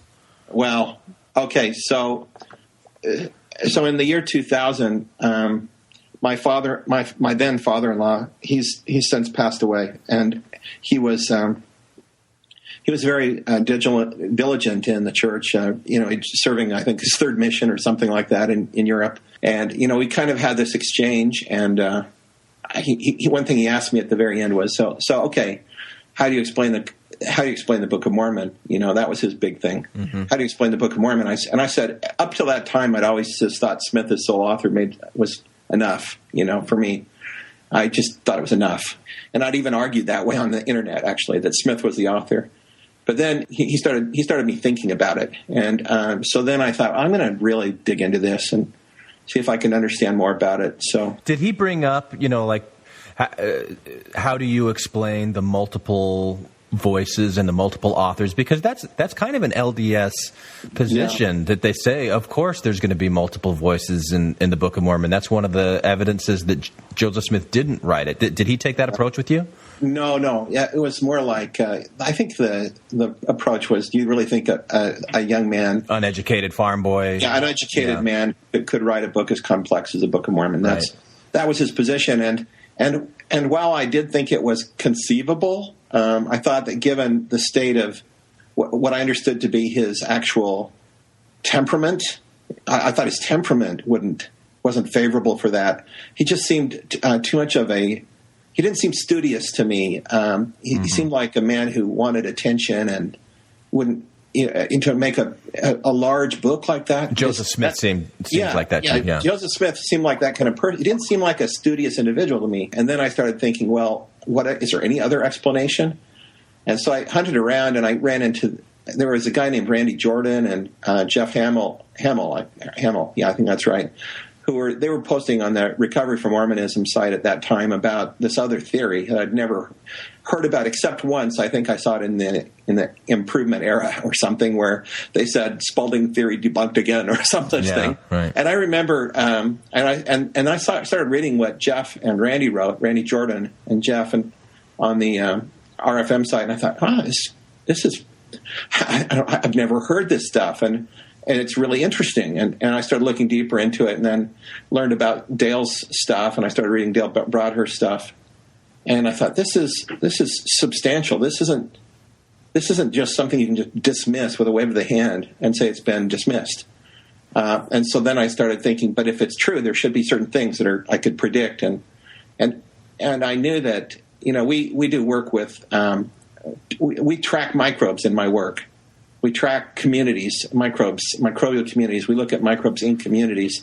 We can track their DNA, actually. We can look for their DNA inside communities. And I really thought that probably was true. There's sort of characteristic DNA signals for each species that we're trying to track. And I thought there would probably be characteristic word usage patterns for authors. And I'd remember, too, the studies from BYU. When I got back from my mission, they started announcing these studies from BYU that were, about how they'd proven through word prints that there were many voices in the Book of Mormon. And I remembered that, and I thought, maybe they were just 19th century voices. Yeah, right. And so then I start thinking, okay, then if that's the case, then some of the same kinds of approaches that we use for microbial community analysis might be used here. That got me really intrigued, and so then I did some little things on my own, made up my own techniques, and started testing some things, and then there was one night where I was sitting in bed with the laptop, and I was using Excel spreadsheets, and I made at that point I had a sort of a model going for what I thought was the word print, you might say, for Sidney Rigdon, and I kind of made a bet with myself where I thought it might see it, and then I. So when you say word print, this is like the equivalent of like word DNA that you would see in the microbe. Yeah, I mean, it's similar in the sense that what we're looking at here are the frequencies of word use, and everybody's different. You two guys, you probably have different word prints. Randy has very different word prints than I do. I say fucking shit a lot more. It's true. Yeah, well, my wife's teaching me how to do that. Nice. So, one of the thoughts that I had as I was looking through, your findings, I read a book a few years ago called Who Wrote the Bible? I think it's Richard Friedman, and that was the first that I had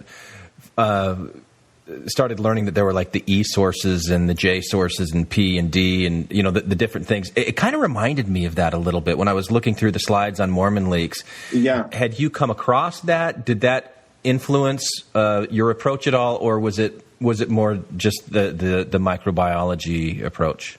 I think it's more. I was more influenced by my own field. I just thought, and also I was influenced by what the BYU guys had done. I thought, well, I had an uneasy feeling when I heard them make that announcement when I was younger. I had an uneasy feeling like this doesn't make sense to me, and I guess there was a part of me that was like, at that point I was well past Mormonism intellectually in terms of worldview. So past that, I was sure that it wasn't correct, absolutely sure. And then the question was, well, then what were they doing? What were those BYU guys doing? I guess so. There was that piece there too. I was sort of interested in what they were doing and why was it that why were they making that statement so strongly? I mean, I think Hinckley, Gordon B. Hinckley, he globbed onto that. Yeah. And, he used that. He used that those findings from BYU to as if it were scientific evidence for the proof of the Book of Mormon. And I was, that as a researcher, that kind of upset me. I guess there was a part of me that wanted to just address that issue. Yeah. I got a question about the word printing analysis among the field of linguistics. What is the status of that, of its reliability?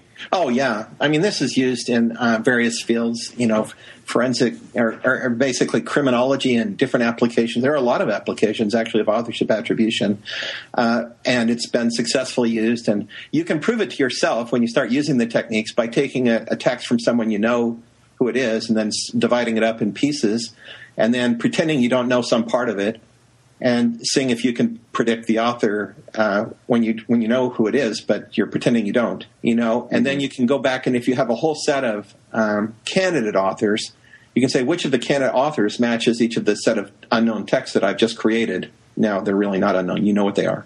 And you can see how accurately you're able to predict what they are. And it's about, when we did the Book of Mormon one, it was about 80. Our accuracy on the method we were using was 89%. So on the and you use controls as well, right? Yeah, we had controls, and so we were getting 80. So that means like almost 9 out of 10 times you would get it right, essentially, if the text really belonged to that person, and if you have the right set of candidate authors in your pocket. In other words, you have to know what the word print is, so to speak, or the word usage pattern is for a given author in order to test for that author. You have to know the fingerprint before you go looking for the fingerprints.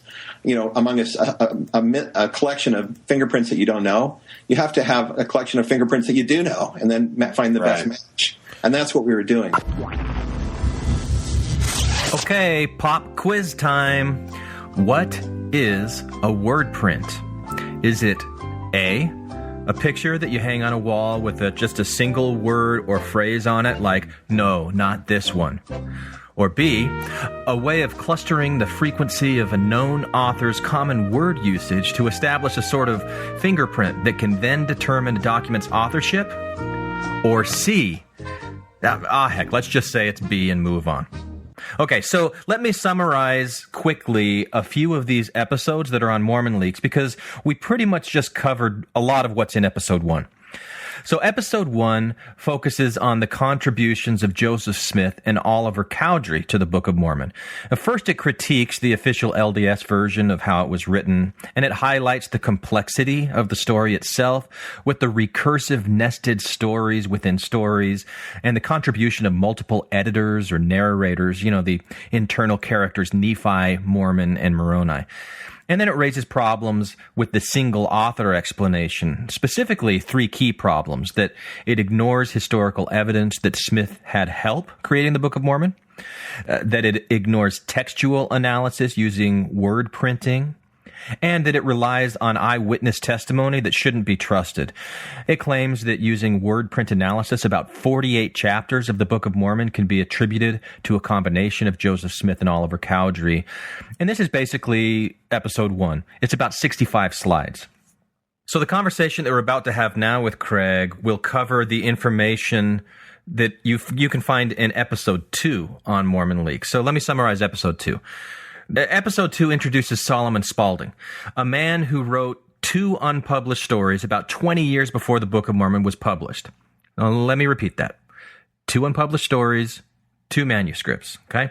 Now, there are affidavits from people who claim that they recognize names like Nephi and Lehi and Lamanites and Jaredites and a bunch of other things as coming from these Spaulding manuscripts.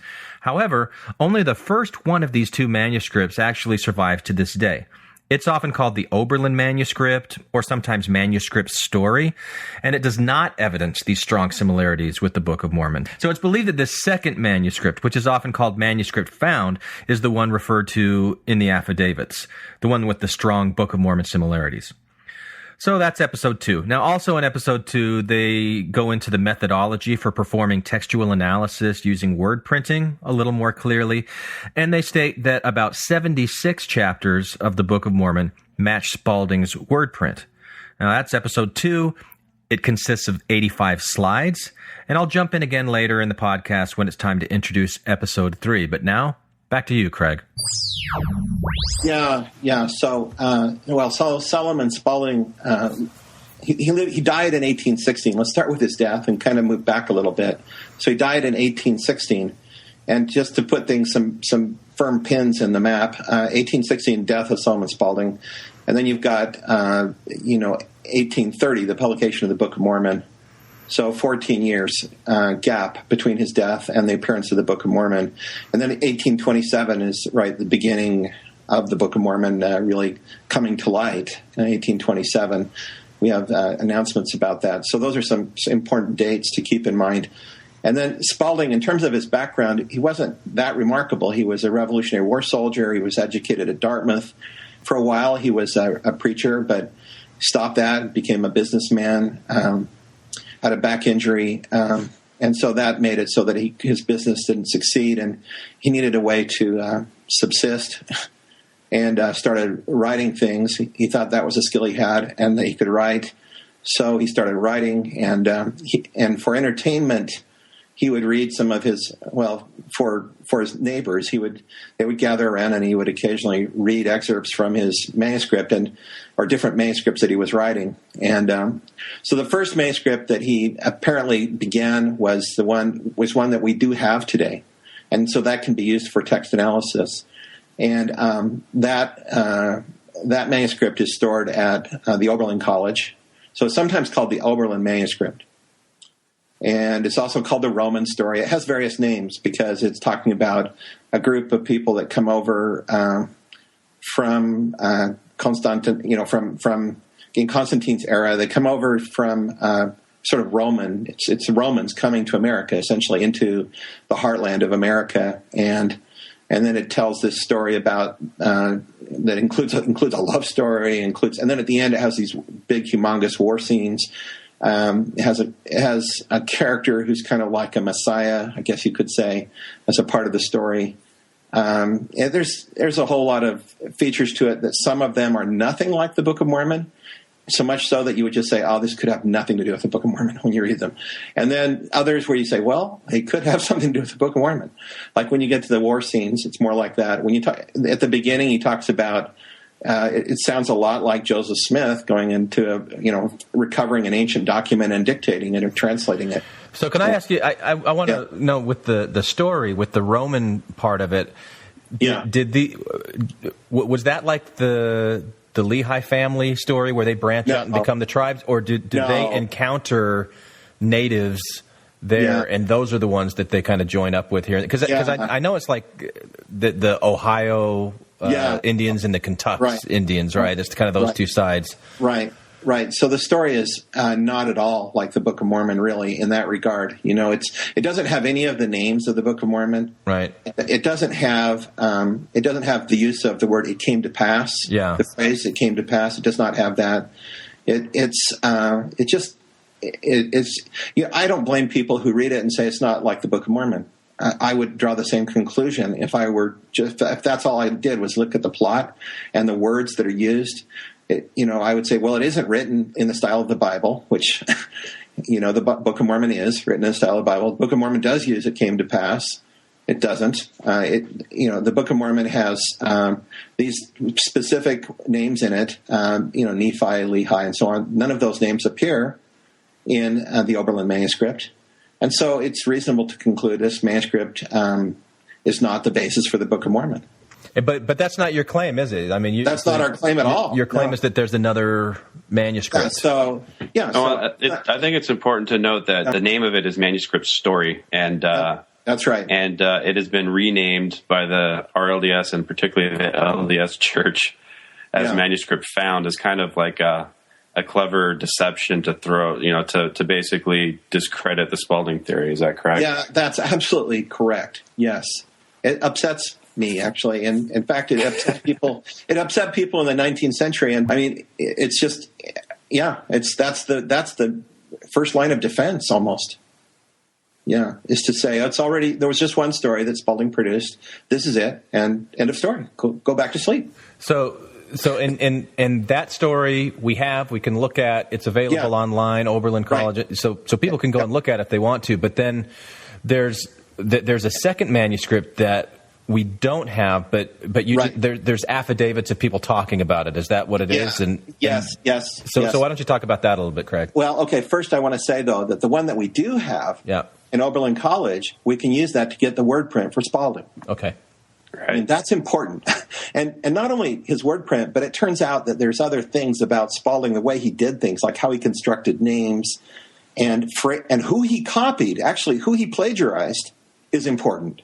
And Tom D'Onofrio has shown that. You can look at the Book of Mormon, and you can find examples of a lot of different sources of plagiarism, many sources, and of course the Bible being number one. But then when you go past the Bible, you can also find other plagiarisms. And, so there's the chroniclers of the Revolutionary War, like Mercy Otis Warren, who, if you look at Oberlin manuscript, there's evidence that there was plagiarism of her, and that you find the same kind of plagiarisms in the Book of Mormon and in specific parts of the Book of Mormon. That's what's important, is that it's not just spread all over the place. It's like there's specific parts of the Book of Mormon. So not just can we get his work, his style of writing, but we can also get information about, how did he compose names? We can see a pattern in the Oberlin manuscript, and we say, are names created in the same way in the Book of Mormon? And if so, where are those names appearing? Do they show up in the parts of the manuscript that we are attributing to Spalding? And to me, that's one of the strongest lines of, or one of the strong points in this text analysis, is that it's not a standalone thing. We're able to line up evidence and say, well, look, we're seeing the same parts of the Book of Mormon lighting up as Spalding each time. What we're talking about here is like Ammon, Cain, and then the next guy's name is Ammoniha. A root word. And you add a prefix or a suffix. Yes, right, exactly. So there's this methodology he had for creating names, and Omni, Omner, that would be one. There's all these Komora, I mean, all sorts of Orientimer. Yeah, there's a whole bunch of names like that. The Eha words are some of my favorite because I sometimes think Spalding was satirizing the Bible, and so he would add stuff and put Eha on the end. So to me, I think that the Eha words are kind of funny, actually. So according to witnesses of the era of that time period, Spalding started writing. He wrote this initial manuscript, which is the one we have now, the Oberlin manuscript, and then he abandoned it. And then he started another manuscript, which was his magnus opus. It was what he was really proud of. And this was that manuscript found. And can I ask you a question? When you say he abandoned it, because I looked at the end, it doesn't even look like there's an end to it. It looks kind of cuts off. So totally. That's really what it is. Okay, he just abandoned it. Okay. Yeah. He just said, okay, I've had enough of this. He's like, done with that. Right. And then he started, I'm going to do something really great. I'm going to make some money out of it. And so he starts working on this really his real thing, and then he started reading it to the neighbors, and the neighbors started gathering around to listen to him, and he would read it to them, or else visitors would come in and read what he was doing. And so these are a lot of people, actually, as it turns out. Many people heard him speak about what he was doing, and they even got excited about it. The kids would call him. They called him "Old Came to Pass." Because he was using the phrase "came to pass" a lot. It came to pass that this, it came to pass that that. According to these eyewitnesses, he used that phrase a lot. And if anyone has read the Book of Mormon, they know that that's a common phrase in the Book of Mormon. And he also used names like Nephi, and there's a whole series of names that we all recognize as Mormon names: Lamanites, Nephi, and a whole bunch of them. And these names are they don't appear in the Oberlin manuscript. But according to these eyewitness accounts, those were names that they recognized when they first heard the Book of Mormon read. They recognized those names, and so they said, that was one of the interesting things is how this accusation came up that Spalding. Yeah, because the Book of Mormon was spread out throughout the entire Northeast at this time. In no other town did anyone say, "Hey, wait a minute. Yeah, that sounds like Joe Blow down the street." Yeah, it happened in I don't know how to pronounce it, but it was Conneaut. Yeah, Conneaut or New Salem, Conneaut, Ohio. That's where it happened. I mean, the missionaries go in. It was Samuel Smith and Orson Hyde. They go in and they go to preach, and they start preaching. And the guy stands up in the back and says, "You're reading from the book of my old buddy Solomon Spalding." And what was the reaction of the missionaries? Did they leave quickly, or? I don't think I've ever read the account of what they did exactly in response to that. I don't think there's any record of that. But Nehemiah King was the name of the guy who stood up in the back, and also John Spalding, the brother of Solomon Spalding. He had a similar reaction. I mean, both of them were like, "What? Seriously? You're using my?" John's like, "Really? My brother's work is being used this way? How did that happen?" And so there was this group of people that started talking like this. Now, what's interesting is they didn't know anything about Sidney Rigdon. These people knew nothing about Sidney Rigdon. All they knew was that this sounds like Solomon Spalding's book. That's what he was reading to us. And they were kind of ticked. And then separately, so the Book of Mormon published in 1830, not very long after that, very soon after that, in Ohio, the first allegation surfaces that Sidney Rigdon was the likely author. Now, that's in Ohio. In 1831, the first allegations, actually the very first allegations were Joseph Smith and Oliver Cowdery. But then right after that, the next person who's named is Sidney Rigdon. And no one knows that Sidney Rigdon has any connection to Solomon Spalding. No one does when they make that allegation. And later, these other people who allege that Solomon Spalding is somehow connected to the Book of Mormon, and they're upset about it because I know he wouldn't have approved. They don't know anything about Rigdon. Okay, so there's separate groups making allegations, and no one knows that the other one, the person they're naming, is connected to the other person who was named, right? And so, so I'm saying these are independent allegations, and that's just think about what that means in terms of the probability that would occur, and then you would find a strong connection between the two. Especially when the first one, Spalding, was dead, and we then find that Rigdon had plenty of access to Spalding. Okay, so now we are getting into the information presented on Mormon Leaks as Episode 3. Episode 3 introduces Sidney Rigdon as the connection between Spalding and Joseph Smith. It also introduces Sidney Rigdon as the main contributor for the more religious portions of the Book of Mormon. It shows the connection between Rigdon and Spalding and how Rigdon could have possibly obtained a copy of this second manuscript found, and why Rigdon would be interested in such a thing in the first place. Now, there's a lot of information in Episode 3. You'll hear it in the conversation that follows. On Mormon Leaks, Episode 3 has 132 slides. So, here you go. So let's talk about that a little bit. What is the connection between Rigdon and Spalding? Yeah, so Rigdon was to earn a living. He was a tanner, and so he'd make book bindings. And these book bindings, he would leather book bindings, and he'd take those to the printer in Pittsburgh. It was a man named Silas Engels, and that was his. And then the printer was linked into a publishing company, and so there was this little operation going there to make books, basically, and Rigdon was the supplier of these leather book bindings. He was also, he'd also received training as a Baptist to become a Baptist preacher, so he was very much interested in religion and trying to get into the ministry, and then you have. And then you have this, his occupation to keep him alive is to be a tanner. And he takes stuff to the bookshop, and he probably loiters and reads things all over the place there.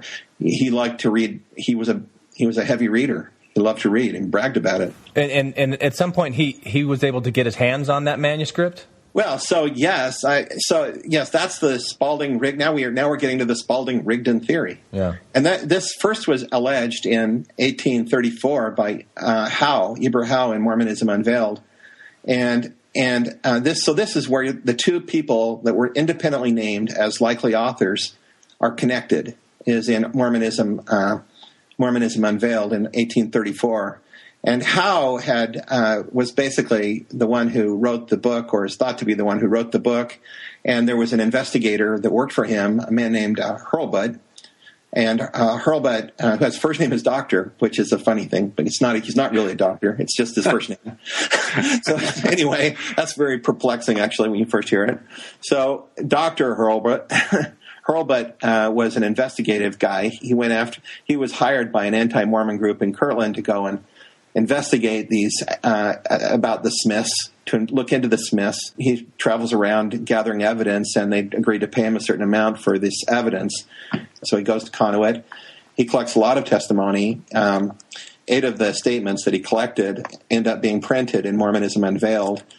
And then he also collects other evidence, from people who knew the Smith family, all sorts of things about their money digging and things. And so if you haven't read Mormonism Unveiled, I highly recommend it. It's a really good book.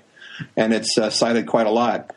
So ironically, a lot of people cite the stuff about the Smith family and give credence to it, the testimonies related to the Smith family, and then they dismiss completely all the affidavits collected relative to the Spalding allegations. I should say this would be people who are in the firm camp of Smith as the only author, which right. So they believe the money digging Hurlbut affidavits, but not the they're inconsistent. Rigdon. Right, they're inconsistent in what part of the Mormonism Unveiled is acceptable. Part of it is not acceptable and should be dismissed, and part is acceptable. Now, there's a really critical moment in this story with Hurlbut. He actually acquired a copy of manuscript found from the wife, the widow of Spalding, but at some point he never gives it back as promised, and then it disappears, and there's no evidence for it, but it's believed that he sold it to the church, who desperately wanted it to destroy it. Yeah, that's correct. I mean, basically, Hurlbut. there's different points of view. People have different points of view about Hurlbut. Some people, most people agree that he wasn't really a good guy. He's kind of a scoundrel, unfortunately. So basically the Spalding widow, after her husband dies, she moves far away, and she takes with her this hairy trunk.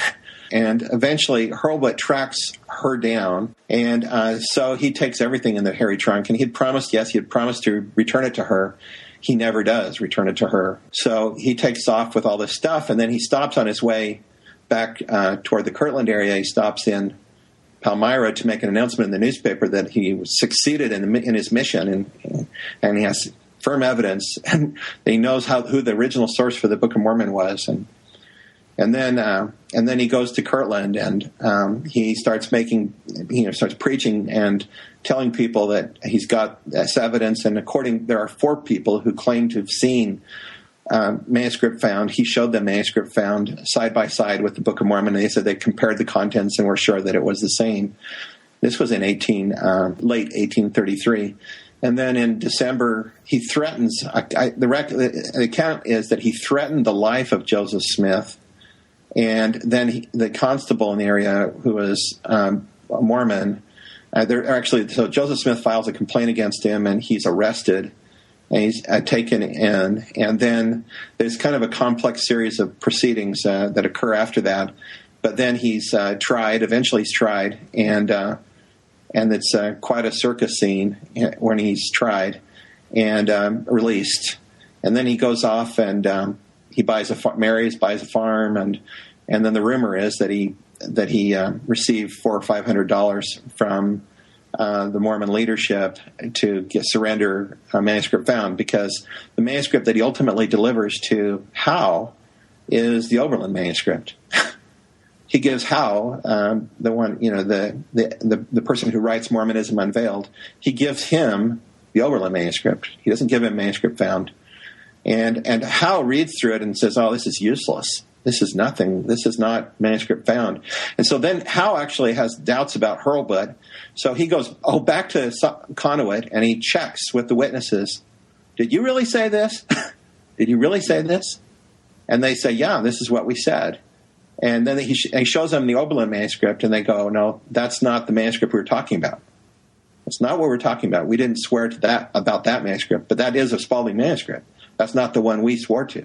That takes a lot of balls to go back to Joseph's backyard with that manuscript. Hurlbut had that. Yeah, he was. he was kind of like that. So what happened to the manuscript? Now it is a mystery. What happened to the manuscript?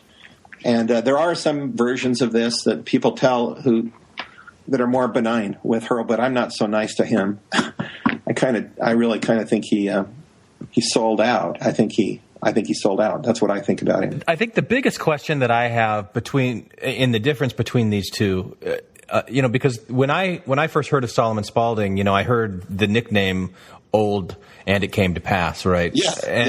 And so I like you've addressed this before, but I expected to see that in the first manuscript, and I didn't at all. And so why would there be such a stark change in his writing style? Great question. So what he did, according to the witnesses, when he wrote the next version, his next book, his Magnus Opum, he was deliberately imitating the style of the Bible. Okay. He wanted to create something that sounded like the Bible, so early modern English, and we're talking about the King James Bible. So that was his goal. So if we did have that document, and you were able to run, the word comparisons between manuscript story and manuscript found, you would just rule out the things that were different and focus on the word patterns that were the same. And you expect that you'd still see about the 89% similarity between the two documents, or could the conscious efforts of a writer change that? That's another really good question. Actually, the words we focused on are frequently used words. Words like "to" and "of," "the." It's very hard to alter your usage of those words. Now, I'm not saying it's impossible, because in authorship attribution work, it is known that you can obfuscate you can, if you make a conscious effort to obfuscate and to hide your own, so you're looking at a document and you deliberately, and this would occur in the modern age, but in the 19th century, people didn't think about computers being able to analyze their text. Sure, right. They weren't vigilant. But it's now known. People now know that it is possible for someone to hide their signal if they are very, very careful in how they do it. But you'd have to be very careful and deliberate, and you'd have to be anticipating that someone would have the ability to do that, which it really takes computers to do. Okay. Yeah, like trying to change your handwriting would be kind of similar. Yes, right. Okay, so we've established that there was this second document that doesn't exist anymore, but that Sidney Rigdon had obtained a copy of that at some point. It looks like, but it was a different copy than the one, obviously, that Hurlbut had. Well, Hurlbut ended up with a copy that the widow had in her trunk. Okay. The version that was in there was probably his, some original version of manuscript found, probably, if I had to guess, unedited. But we know that he took it to this publishing shop for publication. We know that it was prepared for publication, so there was an edited version created there. And that's not the one that was in that his widow had. Yeah. That his widow had, right. So the thought is that at some point when that publishing house went bankrupt and they sold their manuscripts, that it got sold, or somehow Sidney Rigdon got a hold of it at that point. There's at least a couple of possibilities there. According to some accounts, he knew Solomon Spaulding. He knew Solomon Spaulding and wanted to, and thought that this was great stuff. And Spaulding was suspicious of Rigdon, according to some accounts. And so that's one possibility, that as a teenager he was there and had access. And according to one account, he took it home. It disappeared for a while, and they didn't know where it went, and then it reappeared, and he was blamed for its disappearance. That's one account. So that's one possibility, that time period. But later, in 1823, Rigdon's a preacher now in Pittsburgh.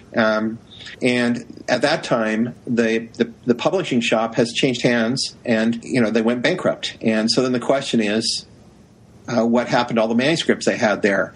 We know the widow couldn't get them because she was like 500 miles away when they went bankrupt in 1823. So if there was anything edited, from Spaulding that was hanging around the shop, it's possible Rigdon could have picked that up then. Mm-hmm.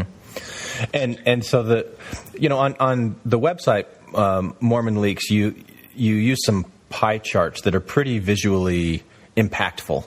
That show this small piece that was probably Joseph's contribution, a smaller piece that was probably Oliver's contribution, and a big piece that was Spaulding, and then not quite as big Rigdon. So how do those pieces come together? That the manuscript found document was actually the foundation for a lot of the Book of Mormon, and then Sidney Rigdon wrote some things in addition surrounding that, and Joseph did, and I guess Parley P. Pratt was involved in that as well. Yeah, that's so it's sort of like a layered thing. Yeah. So the theory is that essentially Rigdon he has the document, and according to one witness, Reverend Winter was his name, who visited Rigdon in 1823 about that time period. He had it and he even showed it to Winter and talked about it freely with Winter. So at that time, if it's true that he had it in 1823, as Winter reportedly did say, then he wasn't trying to do anything with it. He was just happy to have it. Mm-hmm. Okay, and so then that would mean that the idea to do something with it came later. And so what happens is that his tannery goes out of business, or he sells out of it. I'm trying to remember 1825, I want to say 1825, and then he goes off into the wilderness now with his family to Bainbridge, Ohio. And some background on this is that he was a follower of Alexander Campbell. Campbell really likes Rigdon initially, and Rigdon likes Campbell a lot. Okay, so they start off on really friendly terms, and eventually Rigdon is excommunicated by other members of his congregation, who don't like him, and there's a group that rises up against him, and he's basically thrown out. And then he goes off he sells his tannery, and he goes off into the wilderness to Bainbridge, Ohio. And so up to this point in time, he's, up until 1823, 1824, he was a Rigdonite, but increasingly he's having disagreements he was a Campbellite, but he's increasingly having disagreements with Campbell over various points of doctrine. And it's starting to really get edgy between the two men. And one of the important ones is the value of the Old Testament, right? Oh, absolutely. Yeah. So Campbell, Spirit. Yeah, right. And there's a bunch of things actually that you can name that he's really. I should say, first of all, a lot of Campbellite doctrines show up in the Book of Mormon, like the laying on of hands for the gift, the laying on of hands. There's all sorts of. The terminology that we have in the Book of Mormon, much of the terminology is very Campbellite. And I've written an essay on this. You can look it up, and you'll see there's just thing after thing that Campbell taught and that Rigdon adopted. But there were some points where they really disagreed. And Rigdon believed that there would be miracles, there would be that there should be revelation. Rigdon had a whole different view of some aspects of things. Then Campbell announces he's going to create a new Bible. So he's going to make a new Bible. And the new Bible is not going to have the Old Testament, which Rigdon's all about the old prophets. He loves the prophets of the Old Testament. Isaiah. Yeah, he loves them. I mean, and so to think of a Bible with no Old Testament, he's just very upset about it. So eventually he takes off with his family and goes off into the wilderness in this Bainbridge cabin, and he's there in 1826 and 27, and there he reportedly, according to people who knew him there, he was busy working on something, and there was a maid, Dency Thompson is her name, and she lived there as a live-in help. With the kids. There was a pretty big family already by that time. And she's live-in. And later, in her old age, she said that's where the Book of Mormon was composed. And so the basic theory is that Rigdon inserted his theological beliefs into the Spalding base text, which he had and which was written essentially in the style of the King James Bible already. So he just inserts his own theology, and some of it is Campbellite theology, but he's also inserting the points where he disagrees with Campbell. So how does the timeline fit here with what Joseph Smith is doing and the claims that he's making of golden plates? Have he and Rigdon met at this point and formed a partnership, or what's going on here? Oh, there's a real question when they met is a question. So there's this reporter named Gordon Bennett. He's writing about a preacher named Rangdon, or he calls him Rangdon. He doesn't call him Rigdon. He calls him Rangdon, the wrong name. And he says that the gold diggers were out hunting and they needed help, and they'd heard about the powers of this guy named Rangdon, and someone was sent to get him, and he came. So that's one way in which they could have met, is through the gold digging activities and someone commenting on Rigdon. Probably more likely is there's 1825 time when there was a lot of preachers came to town, and so it could be that when they're having those what do they call that like revivals, revival period in the New York area, and during that revival period, it's another period where Rigdon could have been there, and there could have been a meeting between the men. So there's a couple of times where it could involve the treasure hunting, or it could involve revivals. One of those two, either one is a possibility, but we can't say that's when we can't say with certainty that this is when they met. We just can't.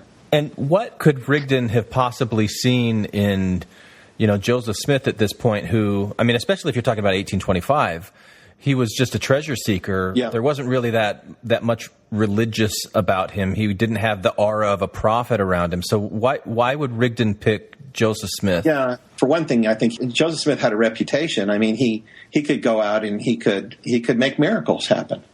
I mean, he could make things seem supernatural, and Rigdon wanted that. He wanted this work to come to light through seemingly miraculous means.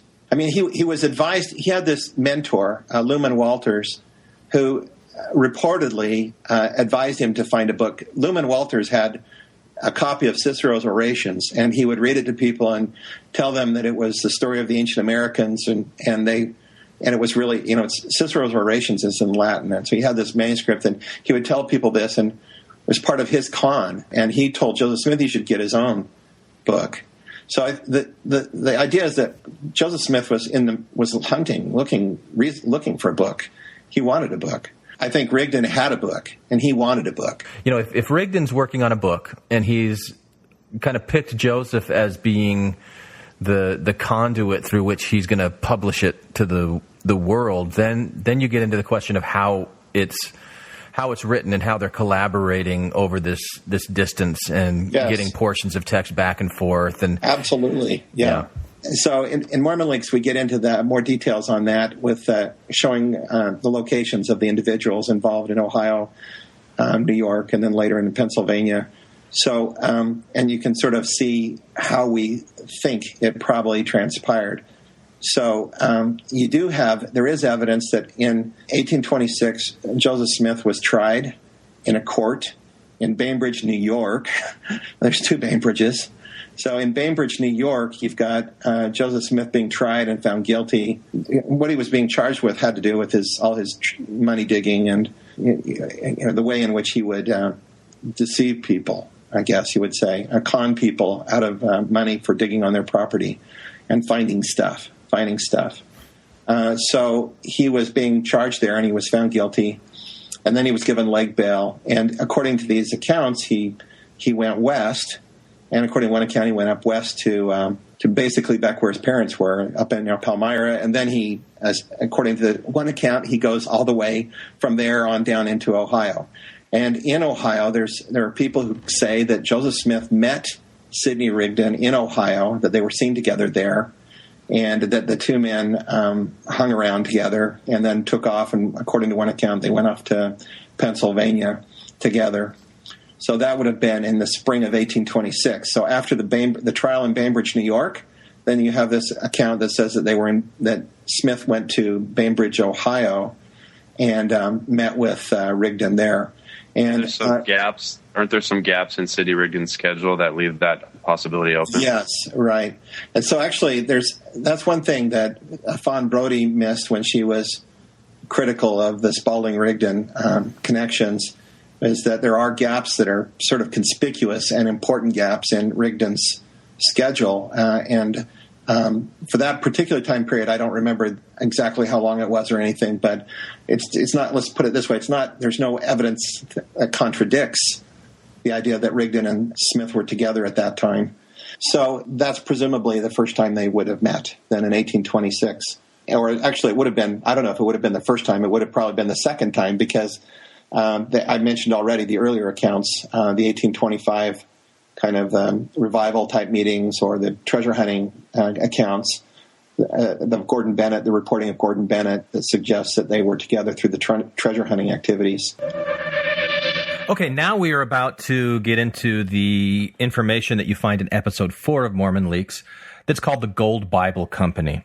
Now, this introduces the conspiracy between Sidney Rigdon, Joseph Smith, Oliver Cowdery, and Parley P. Pratt, with the Spalding manuscript, the manuscript found, as the base text for the Book of Mormon. It suggests that Rigdon and Smith met sometime around 1825 or 1826 and planned this whole thing out years prior to their official December 1830 claim of their first meeting. And it also details the specific role that each of these men played in the compilation and the publication of the Book of Mormon, especially going into a lot of detail on Joseph Smith, his background as a money digger, the occult influences in the Smith family. That's episode 4, and it consists of 197 slides. So we're going to talk a little bit about the Gold Bible Company here. So you have this thing you've dubbed the Mormon Bible Company. Yeah, the Golden Bible. The Golden Bible Company. I'm not the one who came up with that name. I mean, that's how they called it. I thought of it as the Gold Bible Company.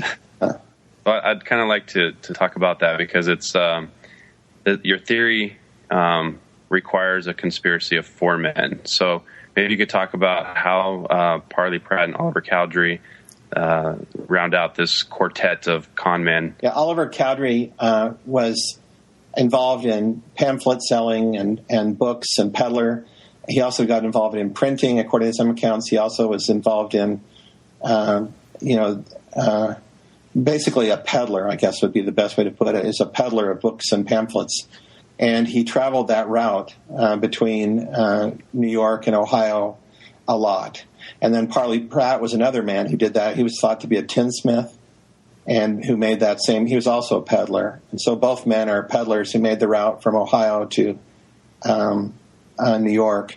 Now, Pratt, according to his account, he lived, I forget where exactly, but it was not too close to Rigdon. It was pretty far from Rigdon in Ohio. But his brother lived fairly close to Rigdon. And Pratt became a follower of Rigdon and was a Rigdonite, right? He was a Rigdonite. And then he was according to his own autobiography, which is an autobiography you have to take with a grain of salt, by the way. So, I almost feel like yelling liar at every page when I read his autobiography. But then, and then Oliver Cowdery, he's more on the other, he's up in New York primarily. That's where he is at. And he's got a lot of family there in the New York area. He's sort of a distant cousin to the Smith family. And he's, so his interactions are more with Joseph, and you would say that Parley Pratt's are more with Rigdon. But the four of them together created the Book of Mormon. So they're the ones that are the Gold Bible Company, basically. Right. It's those four individuals, right. and then with the Solomon Spalding manuscript.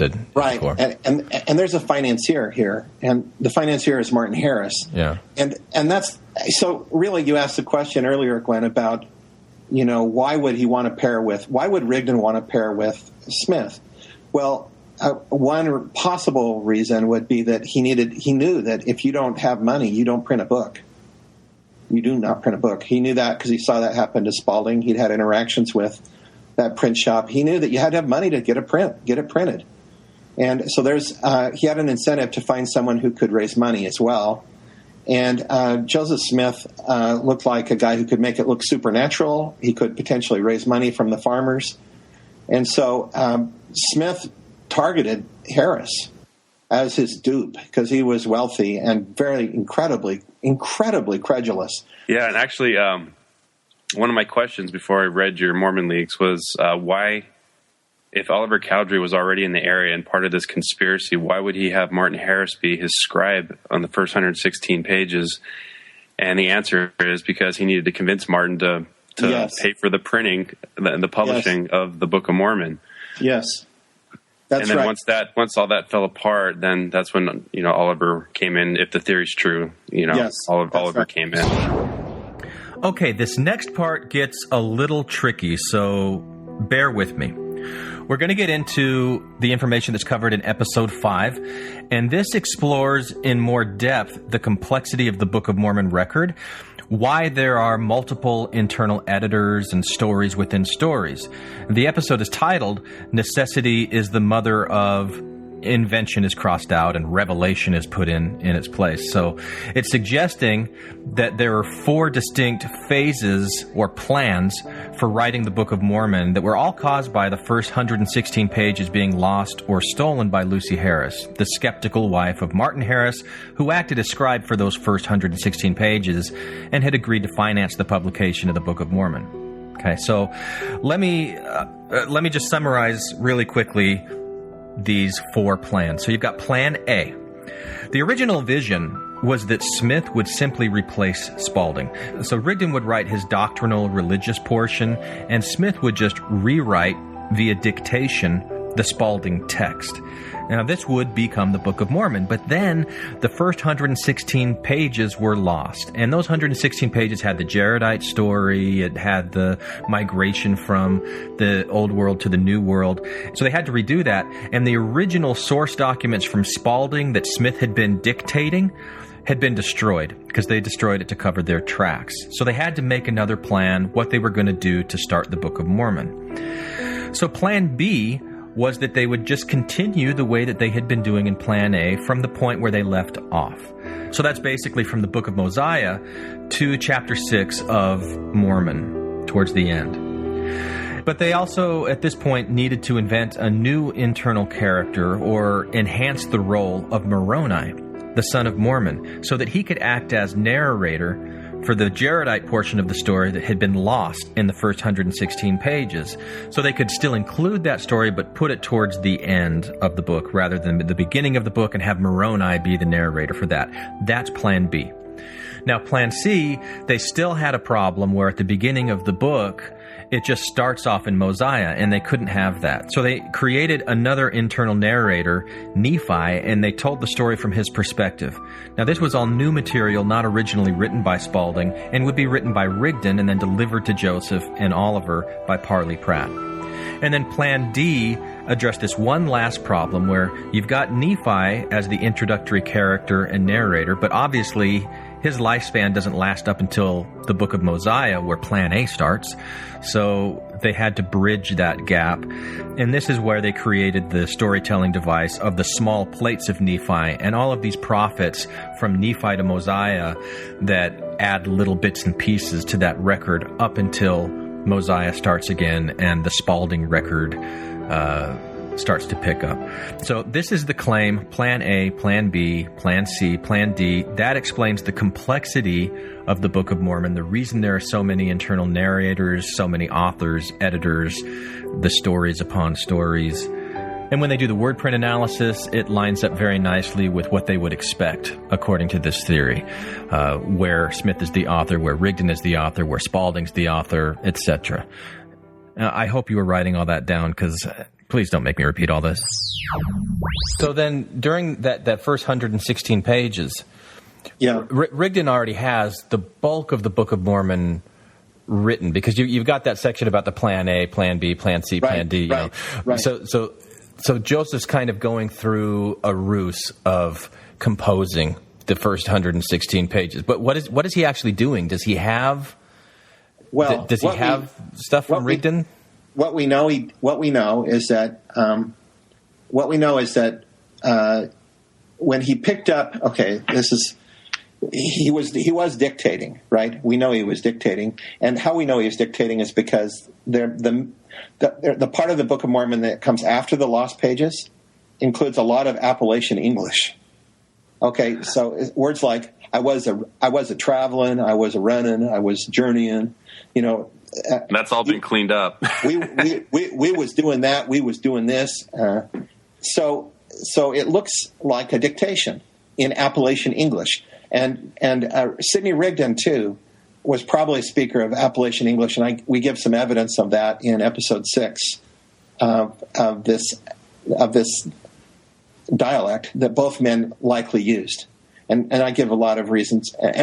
So anytime they were dictating then, and they were trying to convince someone that they had magic powers, they probably would have lapsed into their own dialect, and then it would have been recorded. Now, what I believe is true is that they understood from Rigdon would have understood from the available books to him at that time that the Bible was likely written by scribes in this way.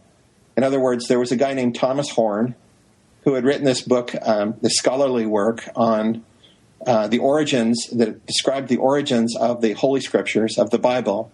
And this book was very likely available to Rigdon. And it shows up in there in Joseph Smith's library, in fact. So Thomas Horn's book was likely available to Rigdon. And this book includes, it's almost like an instruction manual on how to make Scripture. And it says that, and because Horn was puzzling, how did these ancient prophets, or how did these ancient writers of the Gospels and of the Bible, how did they know what to write when they weren't eyewitnesses in many cases? They were not eyewitnesses, and they were writing about it. How did they know? And so Horn has some speculation in his book about how they knew. And that he said his thinking was, they would study, they would write stuff down and think about it. They would think about things and memorize things, and then they would start writing, and God would not let them err and would allow them to express themselves in the manner that they were accustomed to. And so it's quite possible that in dictating, they felt that they were just basically channeling God, and that they were saying what they were saying was somehow, especially in Rigdon when he was in Bainbridge, Ohio in 1826, that it was apparently very convincing to Dempsey Thompson when Rigdon was when they were doing these what seemed like almost like seance sessions from her descriptions, and they were she says that they believed that they were creating a new Bible, that they were doing it the same way that the ancient Bible was. They were doing the same method, using the same method as the people who created the Bible. So you're talking about Rigdon's methodology as he was writing, okay? Right. I'm saying that. So in 1826, let's say that, and Dempsey Thompson said there were several people there. It wasn't in adjacent places, not just Rigdon that was in the home working on this. Yeah. Okay. So it involved a dictation process there, and I think it's quite possible that Rigdon was himself memorizing and then dictating lines. He would have done so in Appalachian English. So that would have been one place where you would get, if you have scribes recording things and other people dictating, you would have basically this kind of Appalachian English pattern showing up in version 1.0 of the Book of Mormon, which is going to come out in, basically created what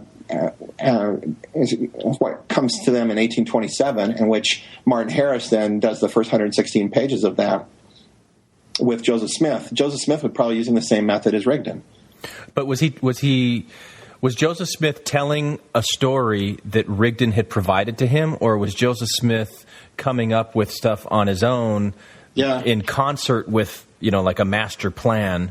Yeah, I think my best guess is that he was involved in the 1826 meetings in Bainbridge.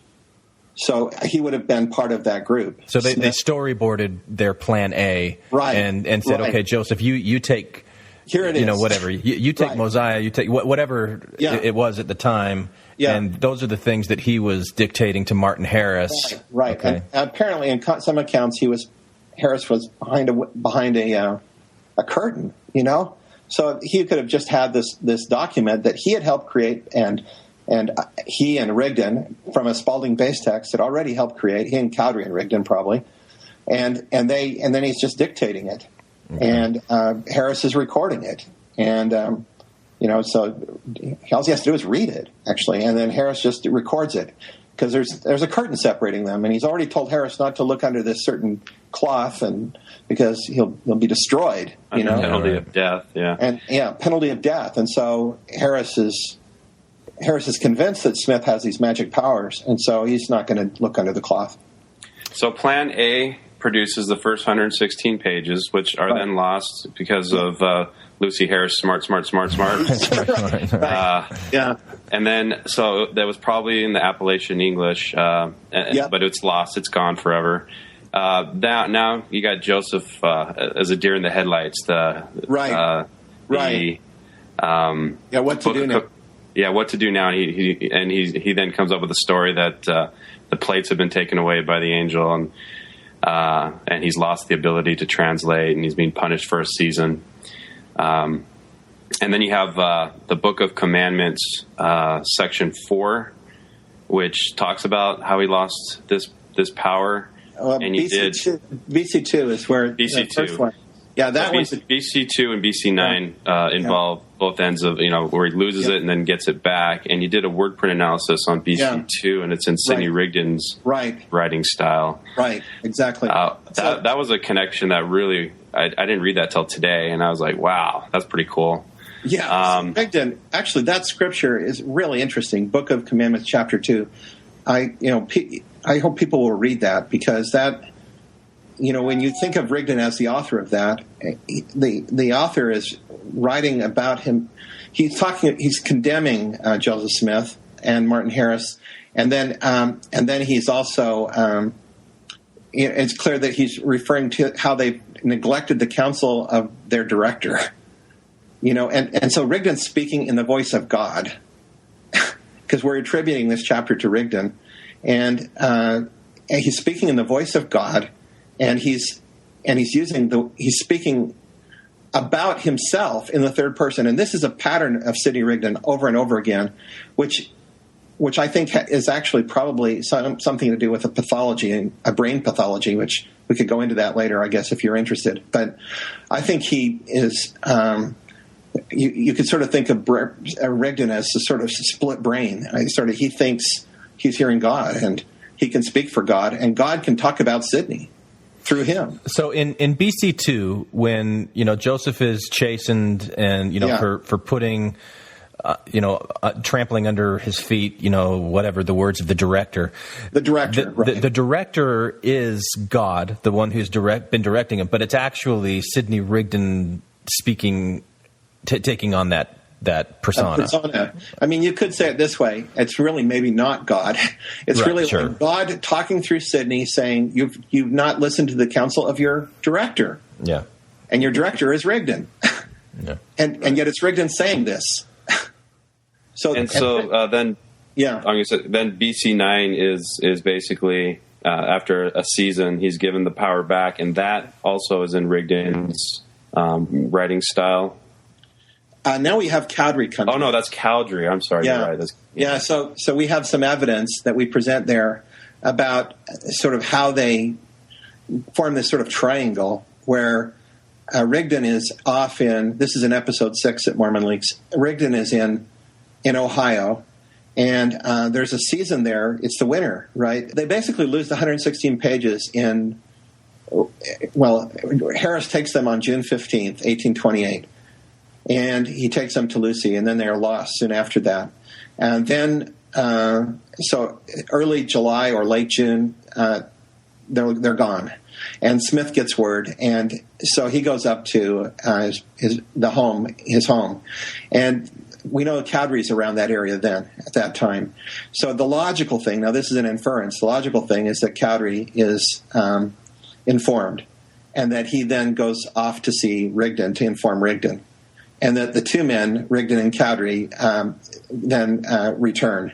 And so Rigdon's records are consistent with this scenario where Rigdon comes back, but this is an inference. So Rigdon comes back, we have BC2 given to Smith, and then Cowdery, and they've developed a plan for what to do about the lost pages. And now they're going to need some time. They're going to need to stall. They need to get material put together. Rigdon needs to rework materials and find ways to replace what was lost. They can't replicate exactly what was done, and they have to come up with a reason why they can't. And so Cowdery is basically a critical person who's brought in to play a key role here in replacement of the lost pages. Right, and then when it's time to start up again, he doesn't start from the beginning. He just starts from where the 116 left off, which is in Isaiah. Exactly. So he starts with the beginning of the beginning of the book of Mosiah, and he's very slowly dictating. Like before with Harris, he was doing almost 2 pages a day with 116 pages, but now he's like half a page per day. And he's got Emma and Reuben, and he's down in Pennsylvania, Harmony. So he's very slowly going along all winter and making very slow progress. And then in comes Cowdery in April of 1829, and when Cowdery shows up, the rate of dictation goes up by a factor of 15. That's 6 pages a day, right? Yeah, right. Over that, I think 6.5. But yeah, you're right. It's a much faster rate. It jumps way up because now Joseph Smith doesn't need to worry about conning anyone. It's no longer a con. Now he can dictate and he can pull the stuff out openly in front of Cowdery and just start going. He can start reading, and Cowdery can start recording because they need to get everything into Cowdery's handwriting. Right. They need to get it into the scribe handwriting. They can't have it in the handwriting of it could have been Spalding with Rigdon insertions or, other kind of handwriting. They have to get into Rigdon's or Cowdery's handwriting. And so then this segment is still Plan A in the Appalachian English, and it goes all the way until 3 Nephi 11, right, when Jesus comes? Is that the Plan A segment? Actually, yeah. So there in that part, what we're seeing there is an insertion that seems to have occurred right in that summer.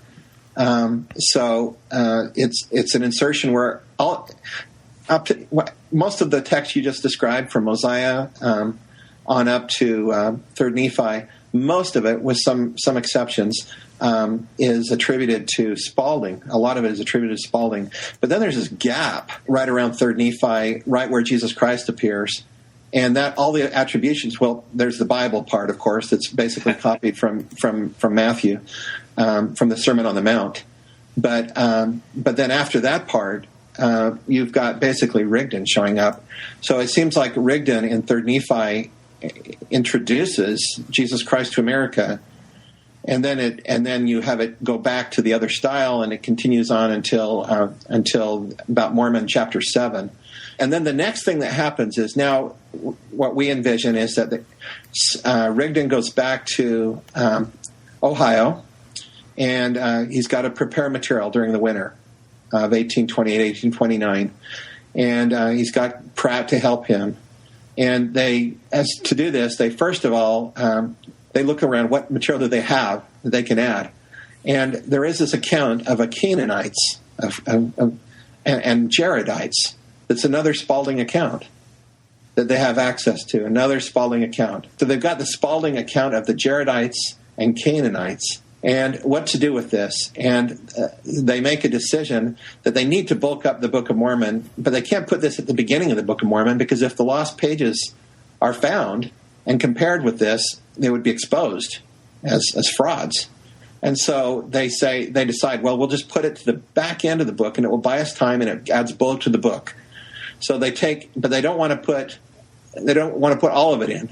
So they split it and they just have the Jaredite account. They take the Jaredite account, which we now call the Book of Ether, and they stick it in there at the end of what we were talking about as Plan A.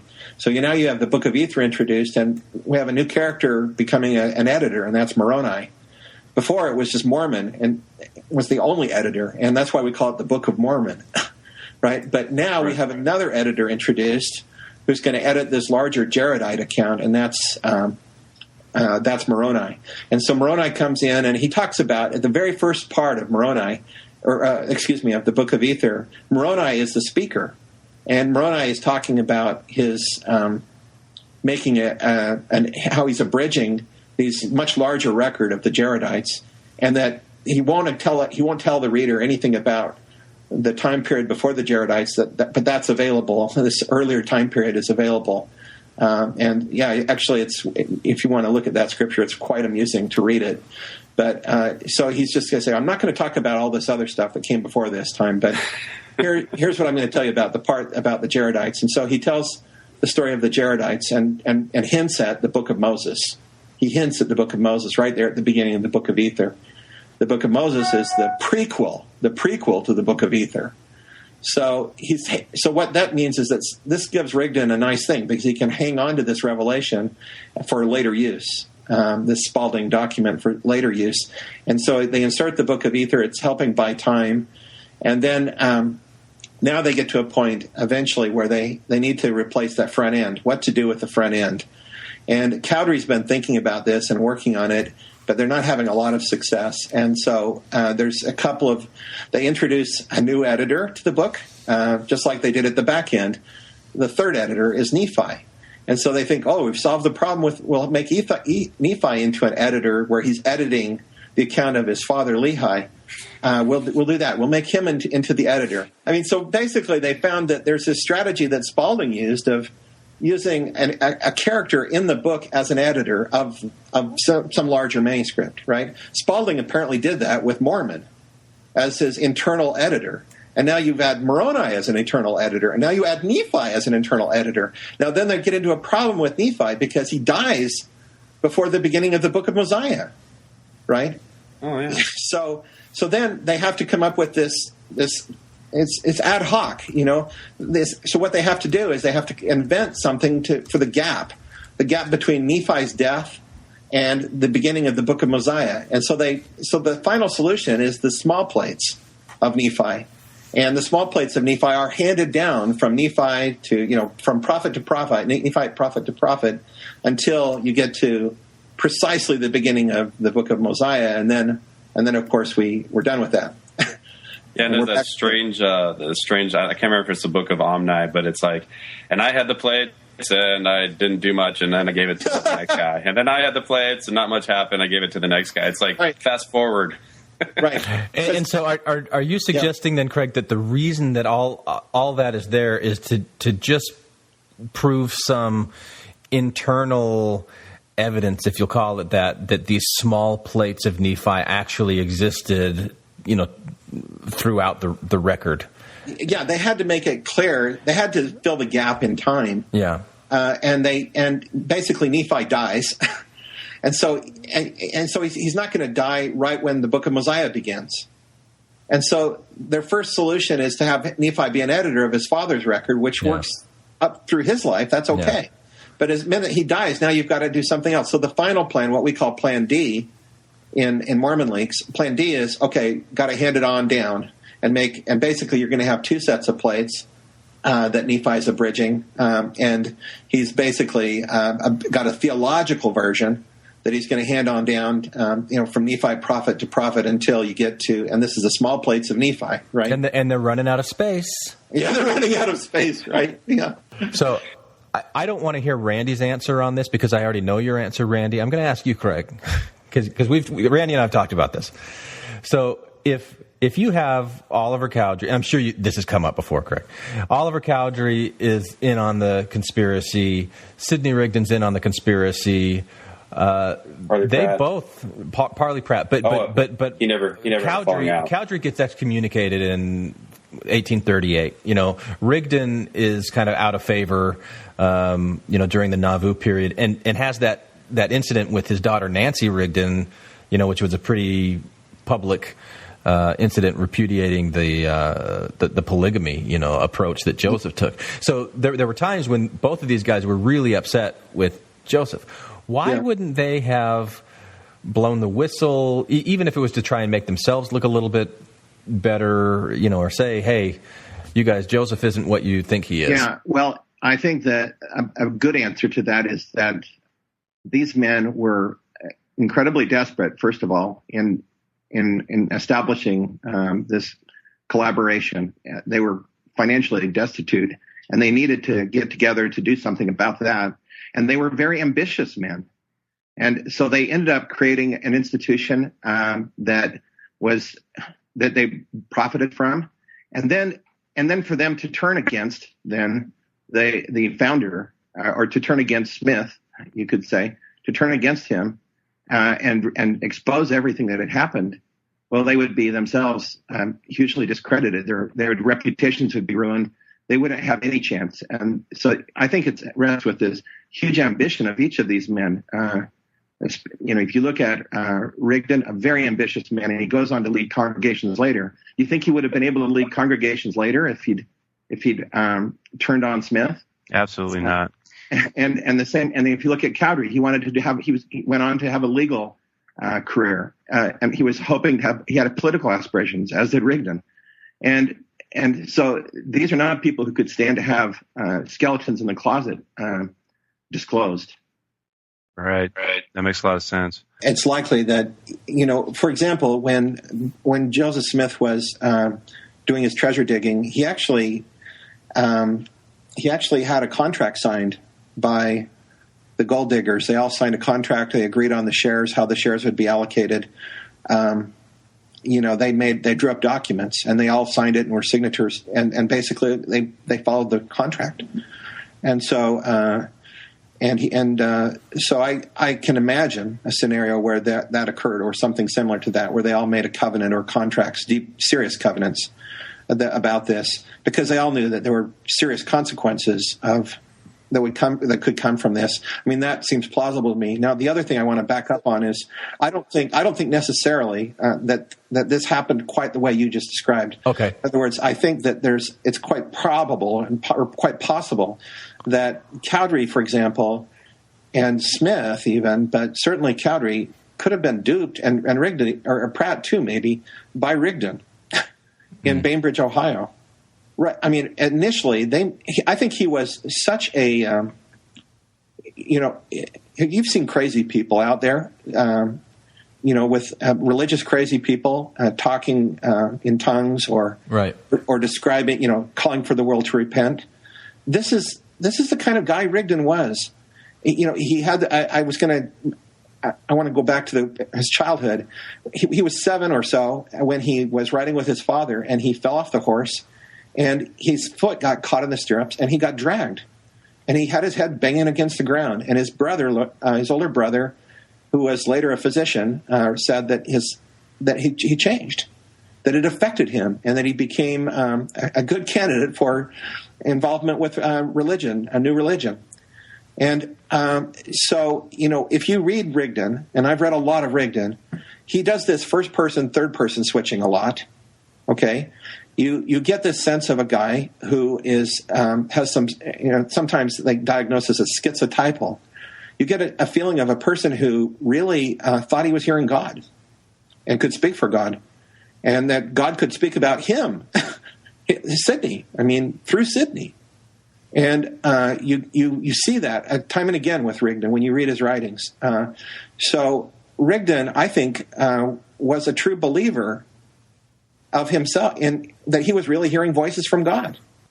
I believe he was. So what you're suggesting is that Pratt may have completely believed in Rigdon, and helped collude with this, but not like as a con man would, right, but like as a believer, like the pious fraud type exactly, thing. And that Cowdery would have done the same thing then maybe with Joseph. I totally think that they could have believed him. Yes, I think he was incredibly persuasive. Now, Joseph Smith, on the other hand, he may have believed him, but for a time. But I think Joseph Smith was more cynical. Mm-hmm. I think he was more aware of the ability of people to be gullible and to be sucked in. And so I think eventually Joseph Smith does turn the table on Sidney Rigdon, as you pointed out, and he takes control. Yeah. And this happens fairly soon, actually, after after the Book of Mormon comes out, you've got first Sidney showing up on the scene immediately, right? With as basically co-president with Joseph Smith immediately. Now, how probable is that, right? Well, there's also an interesting dynamic that you call the seesaw relationship in your essay. Yes. Right. And the thing that stuck out to me was that Joseph Smith had a type of personality where if you betrayed him, he would call you a son of perdition. He would do everything he could to destroy you, but he was forgiving. Yes. And so the first one I thought of was Orson Hyde. Yes. Who testified to the Missourians and got Joseph thrown in jail. Orson Hyde came back, but he demoted him. Like, he put him at the bottom of the rung. He took his wife. He took his wife in the process. Yeah, I'll forgive you. It'll just cost you your wife. And that's what Joseph would do. He would forgive, but you wouldn't come back at the same status. But with Rigdon tried to take over the church in 1832. But every time that he came back, he was reinstated at a pretty high position, or the same as he was before, which to me is indicative of a guy who's got something on Joseph. Well, and the other thing is that Rigdon was the guy who lays the golden eggs. I mean, when we look at the Book of Commandments, unlike the Book of Mormon, in the Book of Mormon we see all these we see Spalding in the Book of Mormon. We see Pratt in the Book of Mormon. We do not see Pratt. We do not see Spalding in the Book of Commandments. They're not there. They're not there. In the attributions, we're including them as candidate authors. They're not there.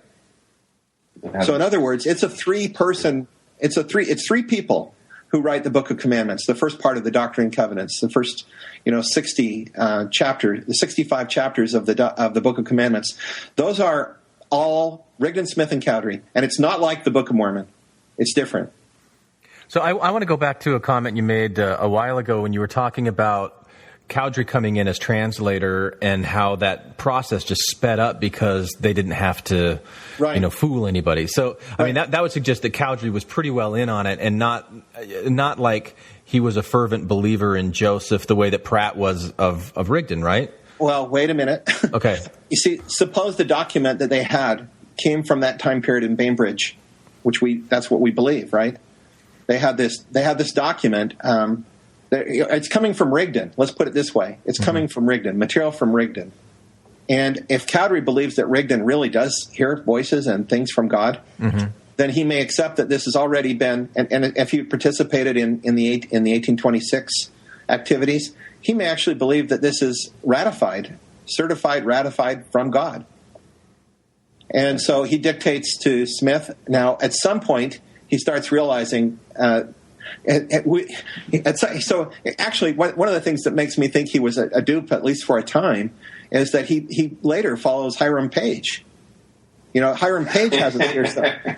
Hiram Page has a seer stone, and he goes off and follows Hiram Page for a while. We're probably coming to a close here, but this is a question I wanted to get in earlier before we started in, because I think this is an important question. This is a question something I hear a lot from ex-Mormons, and it was kind of my position before I came across your stuff is the Book of Mormon, just by looking at the text itself, it's a demonstrable, obvious 19th century fraud. Why does it matter to you so much to spend? Because you're a Stanford professor, you got a family, you got papers to grade, lectures to prepare, you're in research. Yeah. Why is it so important to you to spend all of this extra time and energy trying to find evidence to support this theory? Well, I mean, let's suppose that you were in the Bernie Madoff family, and you came upon some records that indicated that he was carrying out a fraud of massive proportions, right?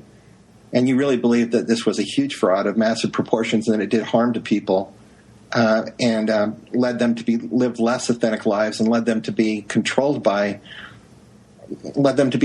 essentially, to take actions they wouldn't take otherwise, to give money where they wouldn't give it otherwise. What would you do?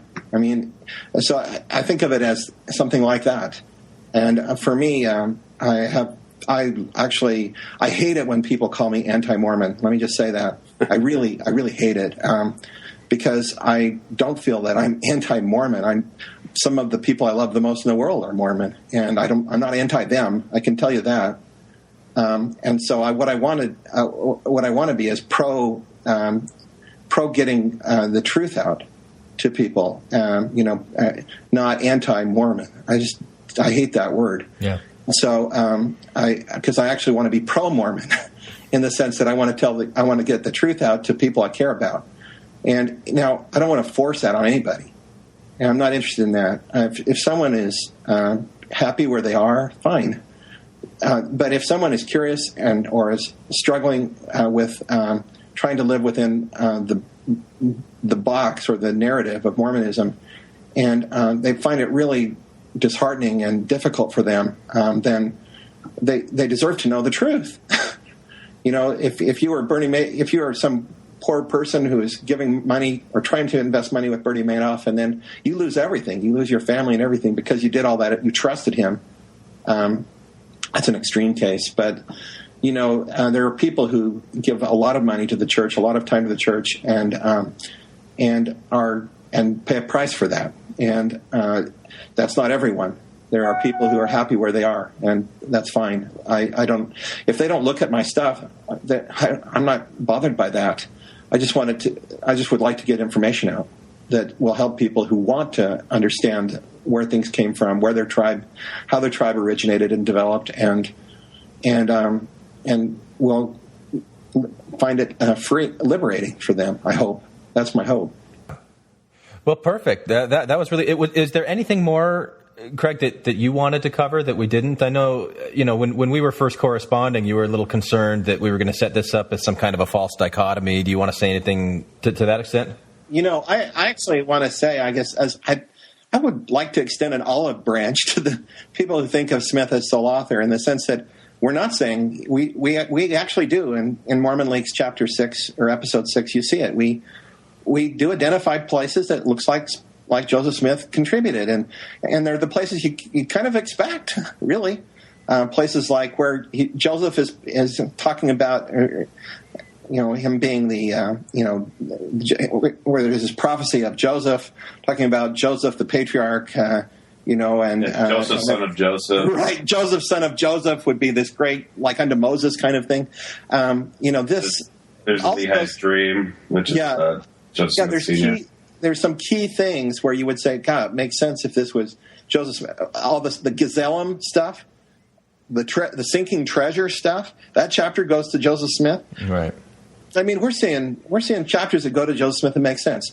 We're seeing chapters that go to Oliver Cowdery that fit a pattern too. So, and because now you're talking about a thematic comparison and not just the word comparison. So those the themes match up with the words as well. I'm saying the themes seem. I mean, the themes seem reasonable. They make sense for the peak character for the assignments of the chapters. Yeah. By and large, I mean, I won't say that it's every time, but there seems to be a broad pattern. If someone were to say to me, which chapter in the Book of Mormon do you think Joseph Smith wrote? I would have said the one about prophesying about Joseph. I would have said that. That would be the first one I'd pick. And then the second one I would pick, without knowing anything about word prints, the second one I'd pick would be sunken treasures. Right. I would definitely pick that. And then the third one I'd pick would be Gazelem. The Searstone Gazelem, because he used that like as a code name. There's certain chapters I would just pick out right away. I'd probably say those are I think would be Joseph Smith, and we hit him, and that was just with text analysis, looking at frequent word usage. Now, I have to say, too, the Cowdery and Smith signals are really close. So I think we have trouble distinguishing the voice of Cowdery from Smith, and probably because Cowdery was editing some of Smith's stuff. Yeah, acting as scribe, right? Yeah. Yeah, and so I think that's why they look that way. And I also need to say that it's possible that somebody's going to find evidence for other documents that we're missing at Mormon Leaks. It's possible. I mean, I don't think we've shut the door. It's still an open question, and there's a lot more to be still figured out about this. And so I don't want to say there's an airtight, that we have nothing. There's still a lot to learn. Is what I guess the other thing I want to say about that. I don't remember specifically because your word print graphs are covering the whole Book of Mormon, so it's hard to parse out. But the chapter of Lehi's dream, does that come up in Joseph's style? I want to say that the interpretation of the dream comes up in Rigdon. There's Nephi's interpretation. Chapter 11. Yeah, the Nephi's, and I think the other one, I'd have to go back, but I think it's Pratt, and that's interesting. Actually, I think it's Pratt, but I'd have to check on the Lehi's dream. Yeah, it might be Spalding, but I think it's Pratt. And so Pratt, actually, we're going to talk more about him in the next episode. He's very interesting, actually. And I don't know how much I want to say about that, but there's more to come. Cool. See, yeah. Okay, I'd like to thank Craig for taking the time to come on and talk us through this theory. There's a lot of substance here to be considered, and nothing that should just be casually dismissed. Now, there's a reason I'm saying that. We've already recorded our panel discussion for part 3 of this 3-part series, and let's just say it got a little spirited.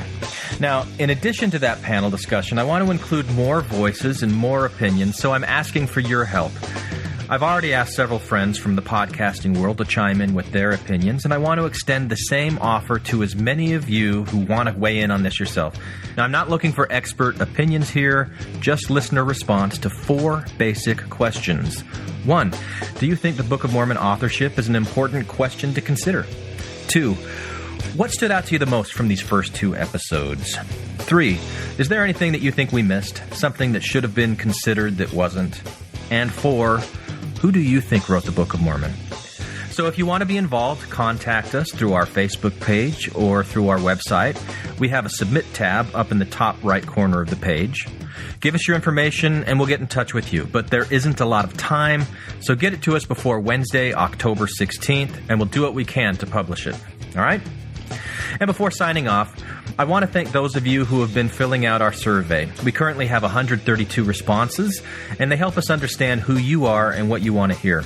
So we'll keep that up for a while, so go to our website and fill it out if you haven't already, or just go take a minute to look through the published results. Some pretty interesting stuff. And finally, a special thanks to those of you rating us on iTunes, my personal favorite kind of feedback. We currently have 29 out of 29 5-star reviews, and I'd love to keep that streak alive. I also love reading the different reviews that people post there. So here's the most recent one from Ron P. on October 9th. Ron says, "Solid gold. Irreverent, humorous, unorthodox podcast about issues surrounding Mormonism. I'm not talking about the boring stuff you hear at church. These guys talk about the crazy stuff. Stuff the church would rather keep under wraps. You know, the fun stuff." Well, thanks, Ron. I think it's the fun stuff, too. And I'm really happy to be getting this kind of feedback, and also the listener essays that have been contributing to the content of our podcast. So please keep sending them in. And thanks again for listening. Randy, do you have anything you want to add? Anyone for the closing prayer?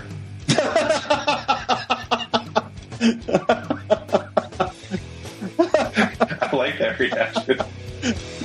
Oh my gosh, that's great. You guys have done this. All about the Lamanites in ancient history. Long ago, our fathers came from far across the sea. Give this land if they live righteously.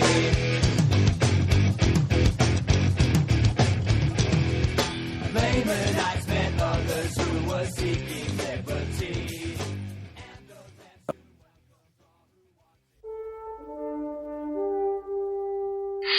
So, I want to go back to talking about whether or not Joseph Smith is the sole author of the Book of Mormon. You guys all believe he was? I do. Yeah. I don't. I believe in. I find it compelling. Craig Criddle's renewed Spalding theory with Sidney Rigdon collaborating with Joseph. Randy, have you read Sterling Van Wagoner's biography of Sidney Rigdon? No. Read it, and then tell me if you think that Sidney Rigdon had anything to do with the Book of Mormon. Have you seen the entire lecture that Craig Criddle presented? No. Watch it and then come back to me. I will. We'll do that and we'll exchange. Have either of you seen Zach and Mary make a porno? No. Watch it and then come back to me. Okay. This is Infants on Thrones. Philosophies of men mingled with humor. We are the core. Welcome back to Infants on Thrones for our final segment in our series, Who Wrote the Book of Mormon? Now, the clip you just heard is from episode 169 of Mormon Expression, which was published in November 2011, about 2 years ago. Now, this was an episode that reviewed a book by Bob Price called Latter-day Scripture. It basically claimed that Joseph Smith wrote the Book of Mormon as a form of pseudepigrapha. Now, during this discussion, Randy and I challenged each other a bit on the Spalding-Rigdon theory, and that little side conversation from 2 years ago is basically the genesis of this 3-part series that we're wrapping up today. And I don't want to spoil anything for you, but despite everything that we heard from John Hamer and Craig Criddle, our positions really haven't changed much. But I hope it's been an interesting series anyway. So we have a long episode for you today, starting with some responses to the Hamer and Criddle interviews. In those, you'll be hearing from 7 people. So let me introduce them. First, you have Dave, who's a listener that was kind enough to record his responses and send them to me. Then we have Heather, who you heard in our intro and who now works with our friends over at the Mormon Expositor. We have Logan, who runs a podcast with Bob called Practically Culture. We have Brant, who also podcasts over at Mormon Expositor. We have another listener named Carrie, and another named Garen, who, once upon a time, was known as George on Mormon Expression. And then wrapping it up is Dan Witherspoon, who runs Mormon Matters. Now, each of these 7 people provides some insightful and valuable perspectives. So with no further ado, let's get right to it. Question number 1. Is this question about Book of Mormon authorship even really worth exploring? Hi guys, this is Dave. Love the podcast, and I really like the first 2 episodes on the Book of Mormon series. I don't think that Joseph Smith collaborated with Rigdon in producing the Book of Mormon, but I do think this topic is really important to people who question its historicity. and who won't give that up without a compelling explanation of how it was produced. I do wonder if for some of those folks, the Spalding-Rigdon theory actually, or they use it to strengthen their belief in the Book of Mormon, because it does agree with the church's narrative about the Book of Mormon being too complex to have been produced by Joseph.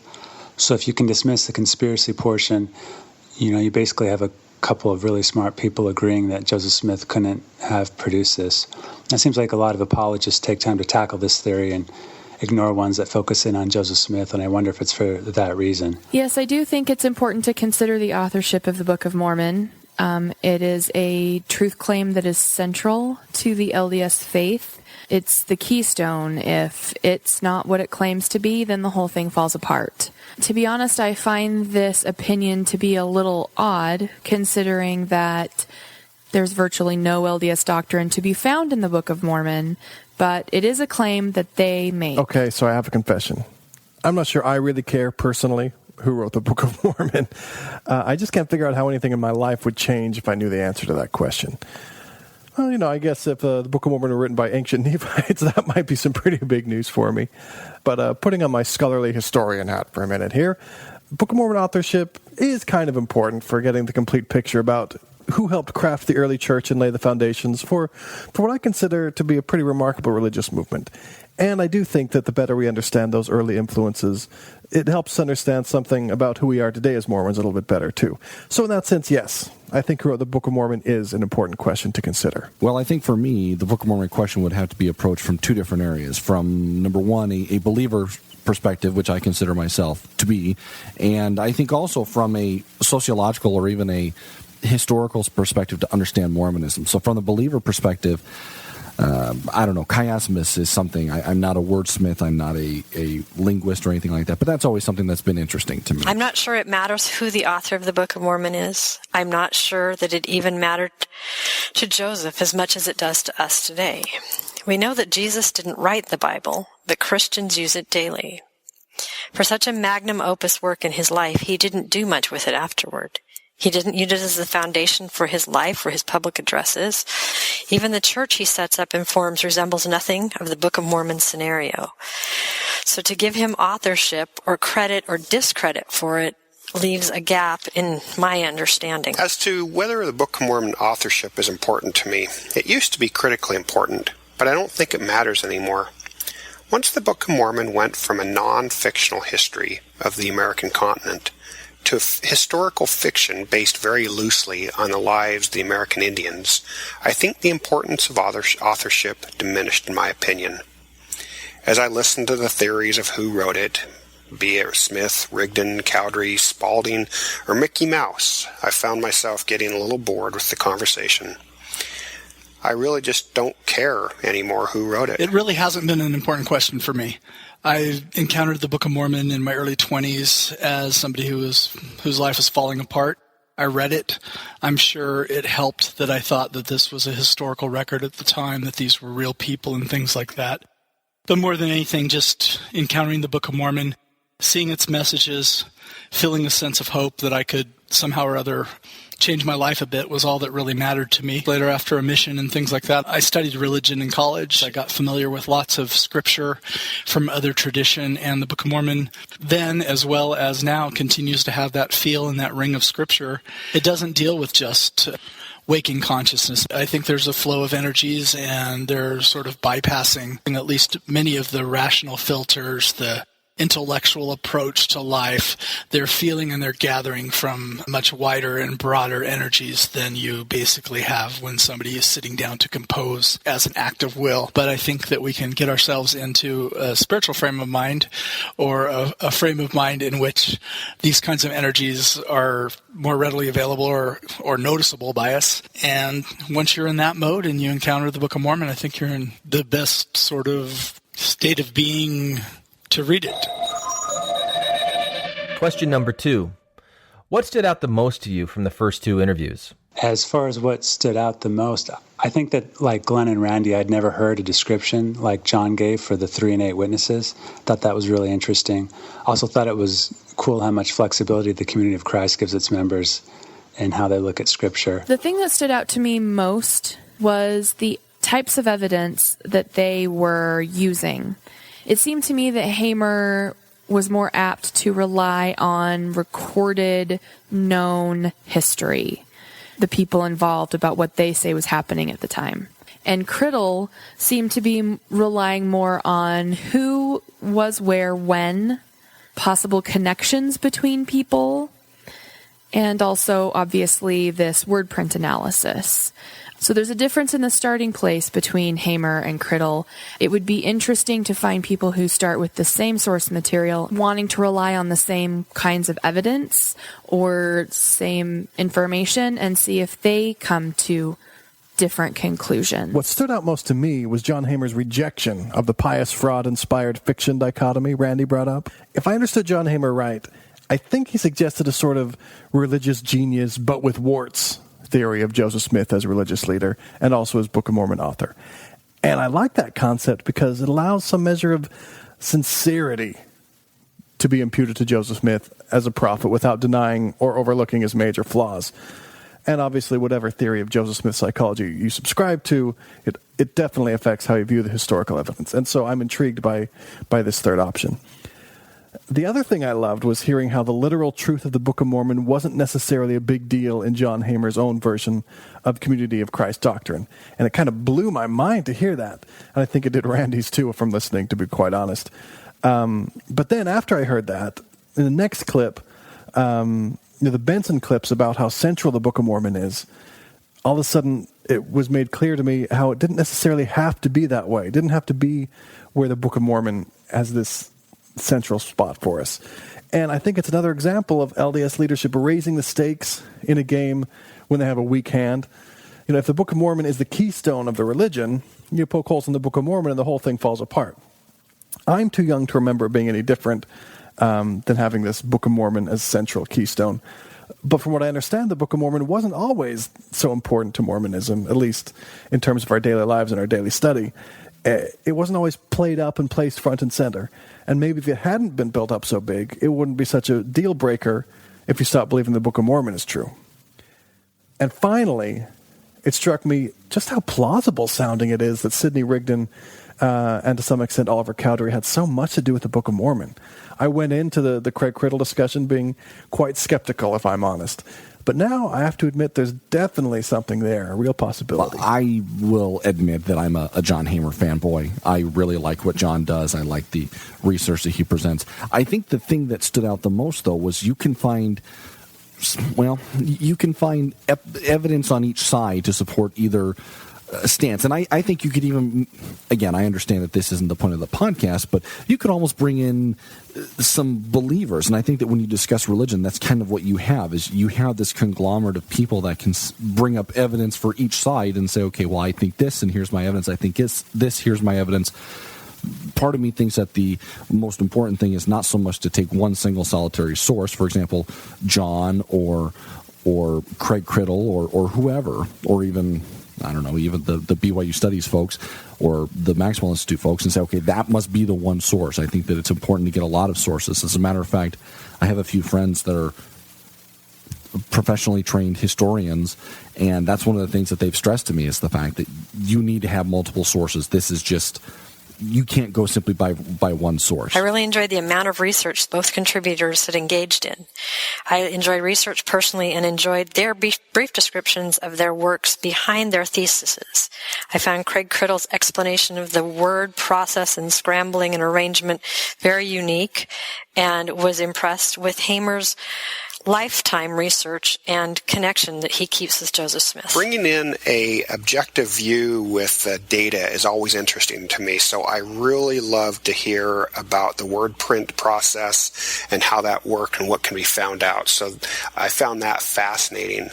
I like it when the subjective nature leaves the conversation and can be replaced with cold research from a very objective point of view. I think that adds a lot to the credibility of the message. Yes, it was Glenn and Randy, you're great interviewers. I do sense, however, that, like, for instance, and again, this will be part of my answer of question 3, the two of you come at the Book of Mormon authorship question from a fairly skeptical attitude towards religious experience, towards inspiration being something that is really going to ever pass intellectual muster. So, for instance, when you presented John Hamer the possibilities, it was pretty much mostly, okay, is it inspired fiction or is it pious fraud? And I doubt that your emphasis was on the inspired part of inspired fiction. It was on fiction. Same thing with pious. It wasn't on that. It was on the fraud part. And so pretty much everything that you guys did from that point on were, in pretty much naturalistic terms. You guys are interested in those kinds of things. Religion is about experiences, and we get ideas about experiences, or we have an experience, and then we're out of it, and we start to reflect on it, and then we create an analogy or something, and then we forget the fire that was there to begin with. And so we start analyzing and critiquing things based upon what is it, this thing, this imperfect model, this imperfect book of Scripture that is pointing towards the eternal. I'm fine with taking a naturalistic approach, but naturalism is it's like a flashlight. It certainly illuminates a circle of information, but it doesn't light up the totality of our experiences and things like this. And so, like any theory, with anything, it has its limits. And so I just felt like in this episode, we were constantly up against those limits. After those first 10 minutes or something or so with John, then I thought that you pretty much got him into your realm, and pretty much it was naturalism the whole rest of the way, and there wasn't lots of follow-up. When you guys got in there with Craig, you guys all shared, it seemed to me, the same plausibility structure, the same sort of sense of what's possible within the universe, the same sort of attitudes towards somebody who says, I've felt inspired to do this. For you guys, it's all naturalistic explanations and things like this. To me, it's naturalistic too, but my naturalism is a bit wider in terms of yours. In other words, it feels natural to me that we're also connected at these levels far below consciousness, far below intelligence. I mean, how else does the universe hold itself together? There's such a few beings in the universe that can experience at the level of consciousness, let alone self-conscious, let alone have all the abilities to reflect and stuff like that. And to say that it's only at those layers of our amazing minds and things like that we can know about the universe or sense its character. Again, that's a fail for me. Question number 3. Is there anything that you think we should have considered but didn't? I didn't think anything was left out, but a couple things I would love to hear more discussion on.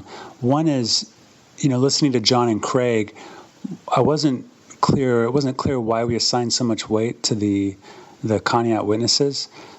Couldn't you argue that we should expect people to be confused between the Book of Mormon and a manuscript that had similarities if there was enough years in between there? So, for example, View of the Hebrews hadn't been published, would we have been able to find witnesses who thought that Ethan Smith's manuscript was the source of the Book of Mormon? And the second question I had was, in evaluating all these different word print claims, is there any criteria for looking at which ones are better than others? Because it seems like, whether it's on looking at the authorship of the Book of Mormon or the Bible or whatever else, they all kind of disagree with each other. So how do you tell which ones are good, or do they all just reflect the assumptions of the researchers? One of the things that kept sticking in the back of my mind as I listened to both Hamer and Criddle was D&C sections 8 and 9. Maybe this lends more to Hamer, I'm not sure. But D&C 8 and 9 is about Cowdery wanting to be able to translate and his inability to translate. I don't understand why those passages would exist if Cowdery were in on it, if he was helping create a fraud. It seems to me that he's either a dupe of Joseph Smith, if Criddle is right, or he really isn't involved in contributing to the Book of Mormon in any way, at least not any way that he recognizes. I think that Hamer admits that maybe he didn't realize he was contributing anything. But I also, and I might have missed this part, but I wanted to know what Criddle thought about Hamer's comments about the Book of Mormon being consistent with the events of Joseph Smith's life and the things that were important to him and that he was trying to accomplish. Hamer said that they're sprinkled throughout the entire book. And like I said, I might have missed it, But I'm wondering if there's an answer to that in Criddle's hypothesis. If those things that Hamer thinks are significant show up in the areas that are attributed to Joseph Smith and Oliver Cowdery or not. That type of a thing. Okay, before I say what I feel should have been discussed, I want to caveat by saying that although I listened to both multiple times, they were so long and dense that I may not have picked up on everything. And I really hope what I'm about to say wasn't actually in there, but I'm not 100% sure. So, I kept wondering why, if the Sidney Rigdon theory is correct, why was Joseph the alpha dog to the public? It seems the theory puts Joseph in a more minor role as like a good little obedient boy, or at least one of a few team members. Alone in the back room, Sidney Rigdon is doing the lion's share of forming early Mormon theology and cosmology. But walk out into the world, and Joseph is king of all he surveys. And he's certainly not shy about developing new doctrine himself. So I'd like to hear more about how Joseph could go from one role to the other based on public or private, and why Sidney Rigdon would put up with that. I think it would have been interesting to have someone on from a believer standpoint. Maybe there would have been something to be said about the Book of Mormon simply from a relic standpoint. I don't know if there's evidence there that could say that the Book of Mormon stands apart from other religious texts at all, but I think that might have been an interesting way to explore. Even though the podcasts were discussing the author, I think it would have been interesting to add a religious text specialist, either a Grant Hardy or some other religious text specialist, who could add insight into scriptural authors overall from the various texts around the world. It might help us settle on the fact if it's necessary to have Joseph or one person do the job. Two things in my mind were missing. First, I think Craig got a bit of a pass that would normally have not been given for what I thought was kind of an apologetic answer to something. When asked about with the men coming back to the church and asking forgiveness and then gaining entry back within Joseph's graces, Craig kind of gave the answer of, well, he just didn't know, and then gave well, it's plausible that it could have been something like this. This seems like a very similar thing that we see and we complain about when the apologetics over at the Maxwell Institute do that. When people say, well, we don't know, but maybe that could have been this.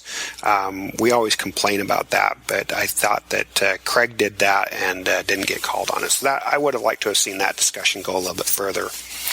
I also think getting someone on the academic side to discuss the literary value of the book would be a fantastic portion to add to this conversation.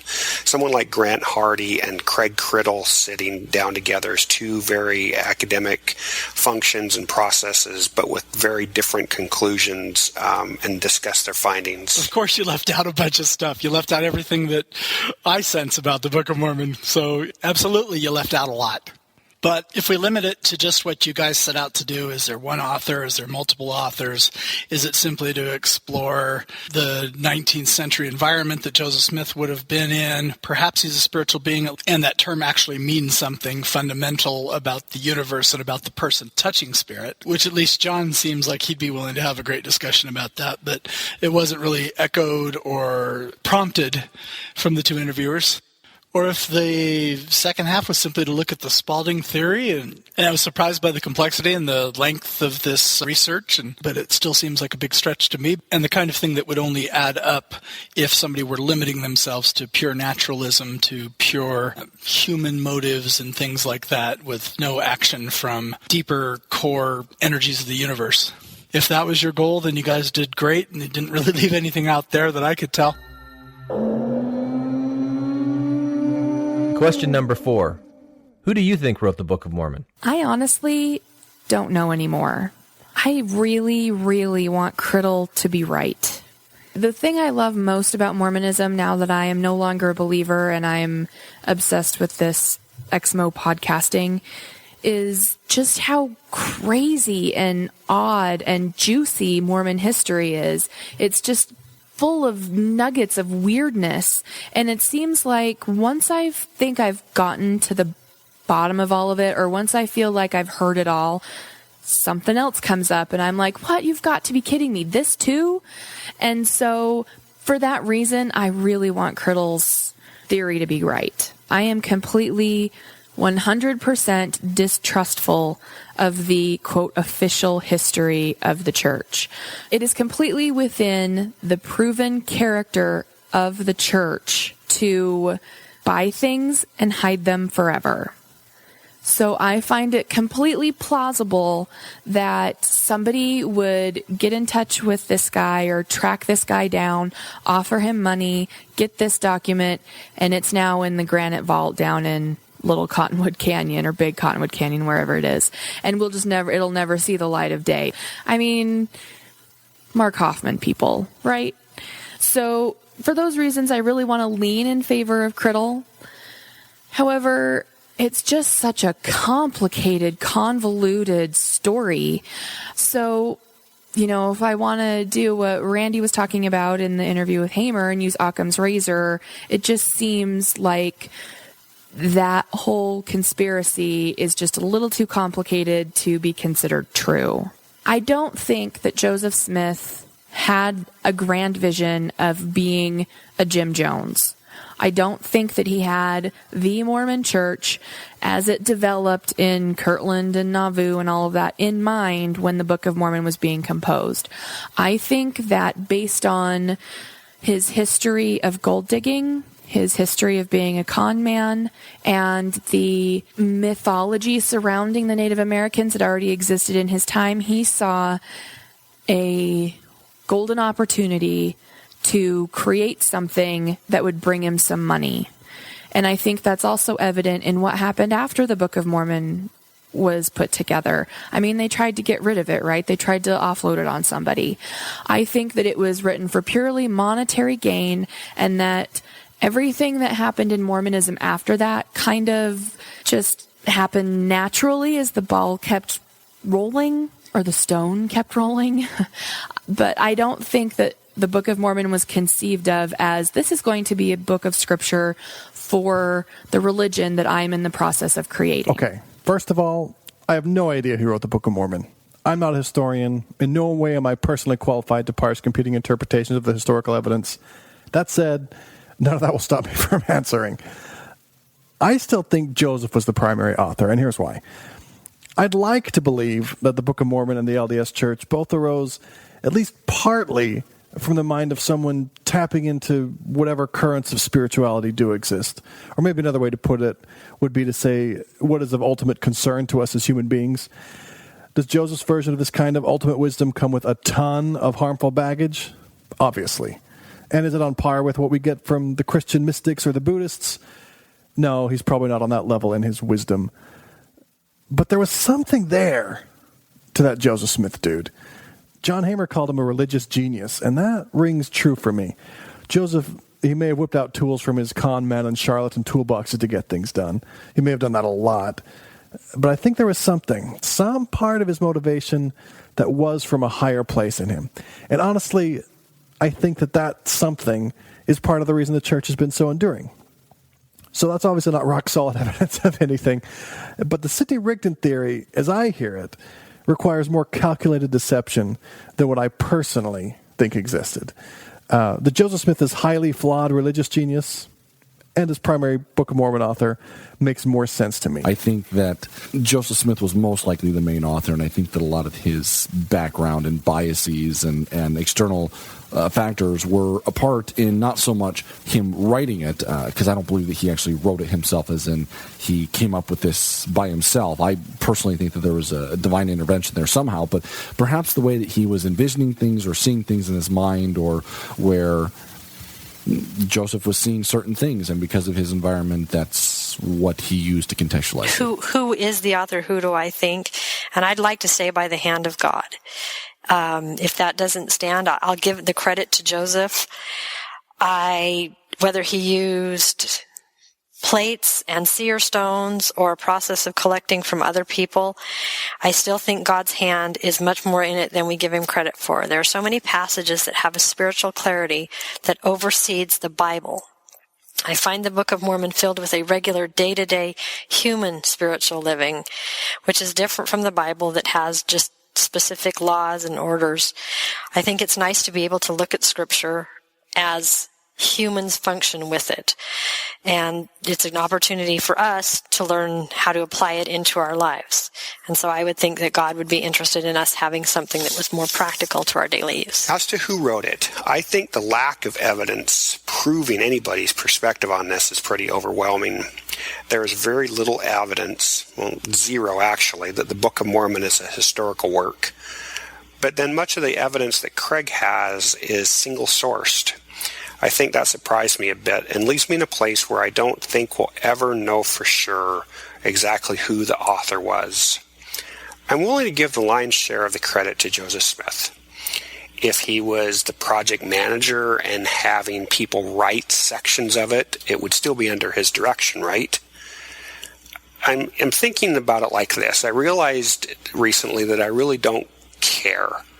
And I was thinking of an analogy. So we normally give J.R. Rowling credit for writing the Harry Potter series. But what if we suddenly found out that the Queen of England had actually written the final chapter of the final book? Would I be willing to throw out all the fantastic memories of reading the book, of reading the books with my kids, of the spirals it gave in my imagination and all the fascinating and fun times I had with those series? No, for me, the books stand on their own regardless of who the author or whether it's some of the inspiration or whether they got it from somewhere else. I really don't care who wrote it. We know it wasn't Nephi. We know it wasn't Mormon. We know it wasn't Moroni. I know that. After that, I don't care. Well, my short answer is that Joseph Smith, I believe, is the sole author of the Book of Mormon. I did think it was fascinating and honor the ideas that, there is a dynamic with Oliver Cowdery, with John Whitmer, with the various scribes, that give and take that might be happening in the dictation or whatever. There's obviously going to be some dynamic between the two people in the room. But I do believe that this was Joseph Smith doing the composing or translating, whatever you'd want to call it, and that's what I'll get into next. I've indicated in other answers that I believe that there are different states of consciousness or something that a human being can get into. To me, they're all natural states of things, but the busyness of our sensory world, the activity of our minds sort of drown out our ability to recognize that we're also connected at a deeper level with wider. And I keep using the word energies. I know that's going to drive a lot of people crazy, but I don't really have an alternate explanation for that other than it is sort of a sense of being affected by things that the body just didn't cause. But anyway, so I do think that whatever is happening with Joseph Smith, he is fully present. All the stories about the Native Americans and his ideas about them being connected to Israel and all that stuff that was in the air and that John Hamer talked a lot about, and even the Spalding stuff, the manuscript story and all those things that you guys were talking about has that basic sense of this is it. We're just assuming this is in the air. So all that's present. But Joseph Smith, I think, goes into this sort of dissociative state. And in that state, there's things that flow. And so he's thinking exactly that in this state, whatever's happening is from God. And so I love the fact that when he talks about the translation of the Book of Mormon, he doesn't get very, very specific. He just says the gift and power of God. And I don't think he understood it, but I think he had a talent for it. Now, I want to thank each of these people for taking the time to record their audio and send it in for us to use. Now, they provide possibilities and perspectives that probably wouldn't come out just from our panel discussion. But you can be the judge of that for yourself, because here you have it, our panel discussion. So once again, we have a full quorum, as I'm joined by Tom Perry. I just don't like being dismissed without anybody even looking at what I'm presenting. Bob Caswell. It could be that, in general, we're all 30% authors of the frickin' Bible. Matt Long. Okay, I'm sorry. I guess I should have called it junk science, not pseudoscience. Jesse Smith. Okay, fine. I'm 100% sure you got me. And Randy Snyder. No, whoa. No. You don't understand it, man. For what turned out to be a rather argumentative discussion. And I'm going to blame Randy for that, just because I can. I think it sounds like you're cupping your mouth right now. But I'm impressed with how good Randy sounds. Are you cupping? I'm not cupping. Not his mouth. Okay, Randy, understanding or keeping in mind that the listeners at this point will have heard both interviews, okay, and from other people. So everybody at this point has a good understanding of what the issues are. Just tell me what you think the best supporting evidence is for the Spalding theory and why you're convinced by it.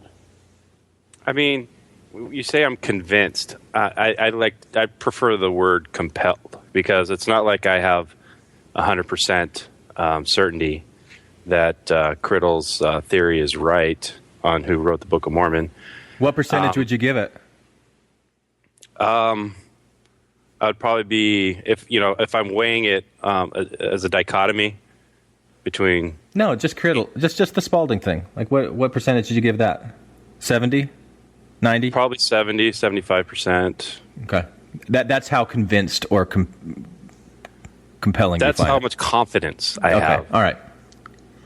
I find that interesting, especially with you, Randy, because it seems in order to subscribe to that theory, you have to essentially accept the conspiracy theory, and you have to just have kind of a conspiracy theory or a theorist mentality, which I just don't consider you as having at all. That's total bullshit. Okay, wait, hang on. We'll get unmitigated bullshit.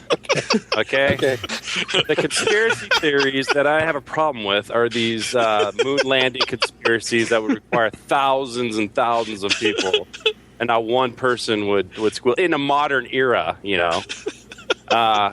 And you're comparing that to fucking 4 farmers in the 1830s that may have snuck around the woods and tricked a bunch of gullible people.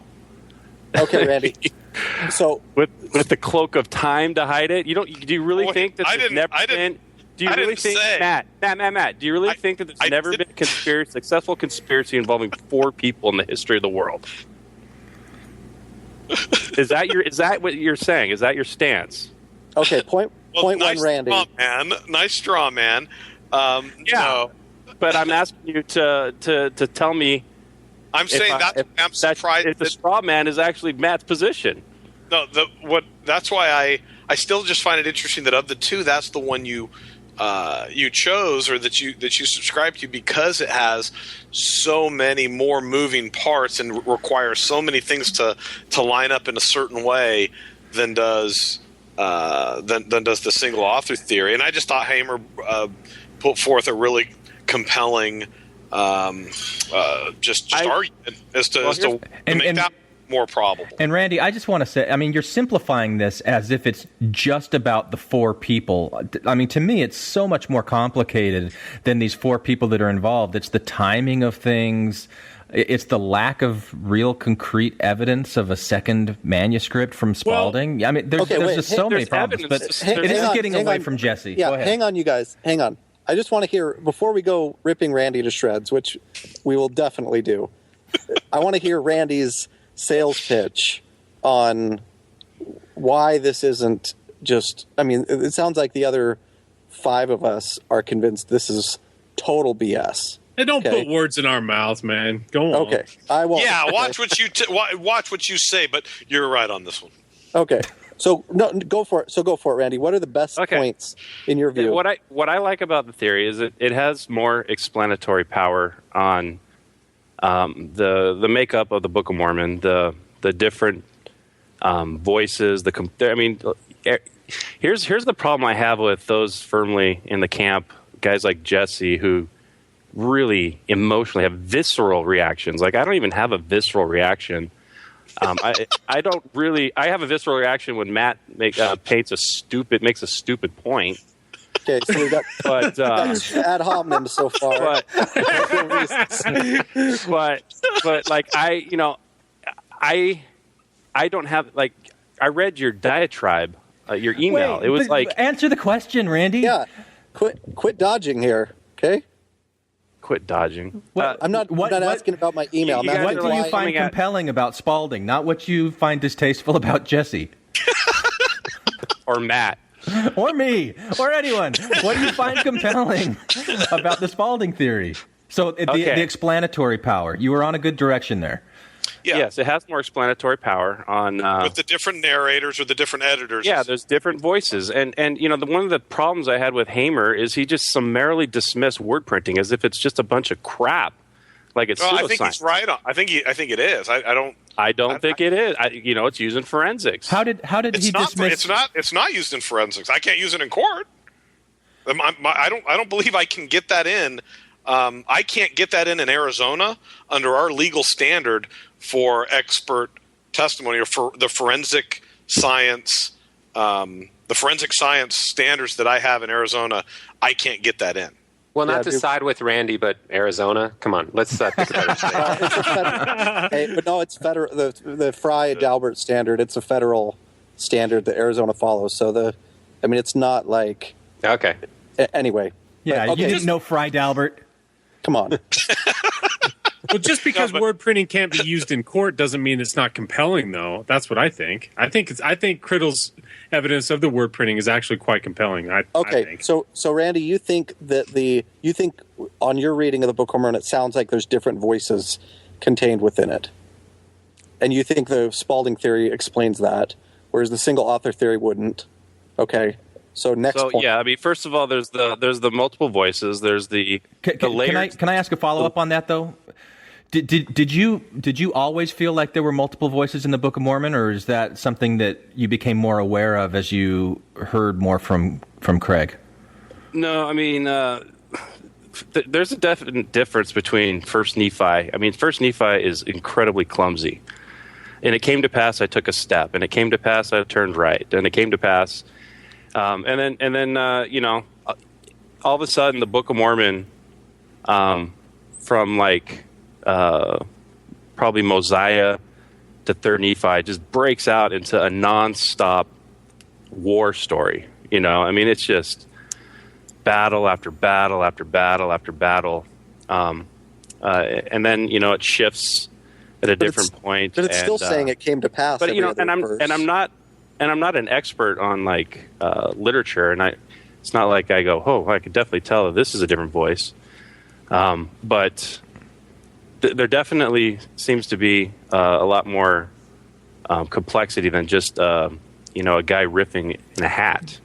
And supposedly that's what the Mormons use that as proof, or at least evidence, as to support the divinity of it.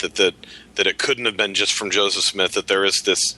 I don't understand the science. I'll admit it, or the science, the pseudoscience about word printing or whatever, where it says that there were multiple authors. And I know members of the church always point that out as saying, well, here's evidence that it was these ancient guys writing it.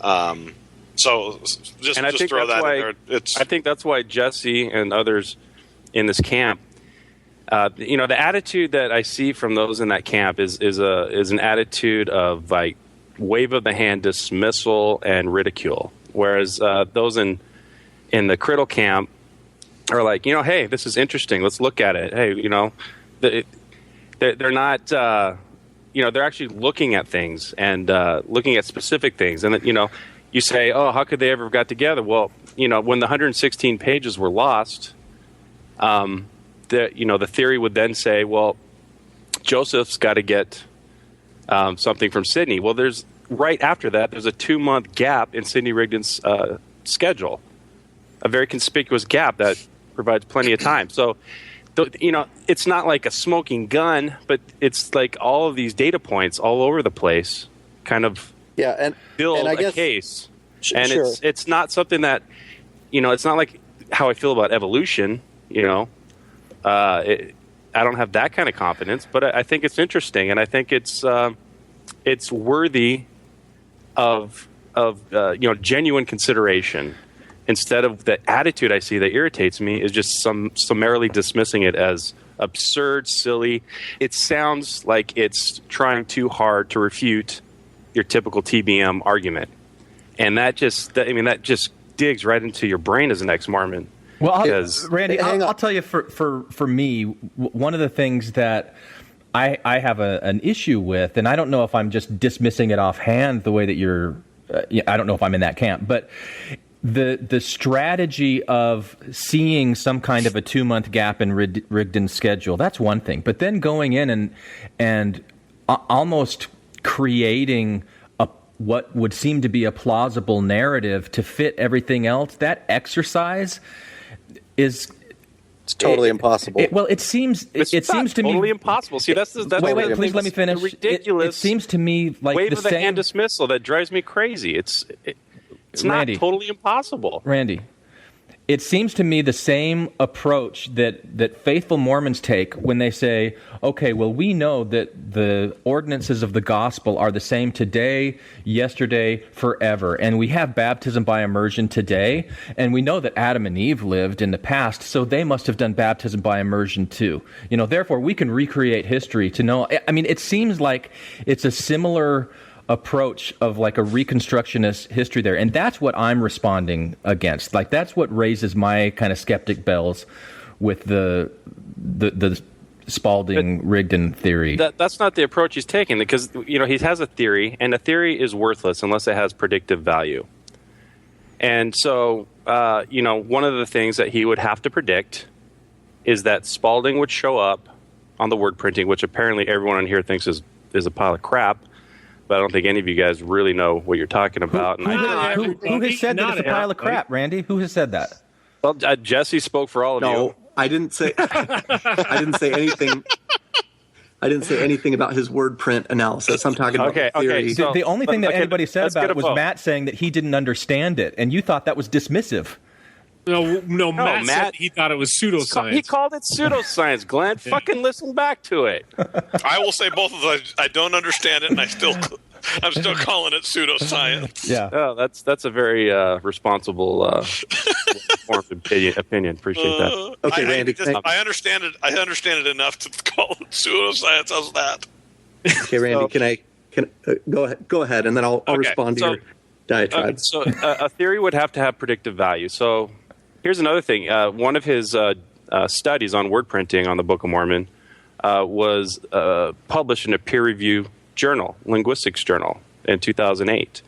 So I guess you're calling that peer-reviewed linguistics journal pseudoscience, Matt.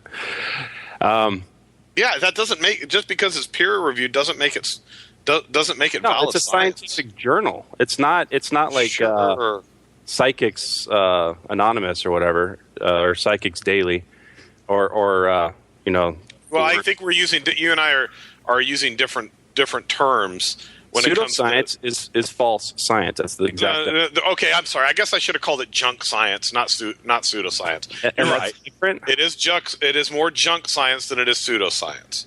Oh God. So I want to. I can't even make a point if the audience I'm talking to doesn't think word printing is science. I'm listening. I think word printing has some validity. This is Bob.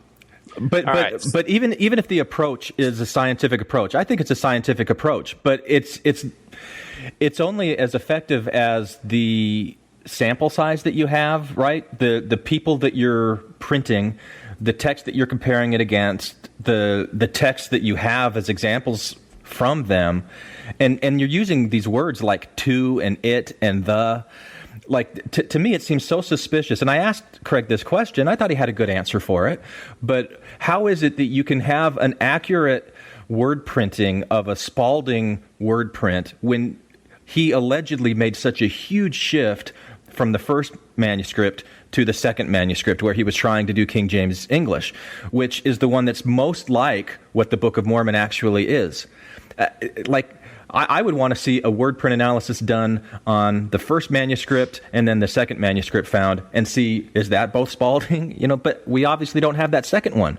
So I can't connect those dots in my mind, even though I thought Craig gave a good answer for it. It just wasn't compelling to me. What was his answer again? His answer was that he takes out the phrases like behold and it came to pass and all of those signature things that are in the Book of Mormon, and focuses on just these really common repetitions of like and the and it and to, just like. And I think I think there's like 120 or 140 of those words that they just look for repetition patterns, and they say, okay, according to the Oberlin manuscript, here's the repetition of those words for Spalding. And then they take some writing from Rigdon, and they get his word pattern, and then they compare it.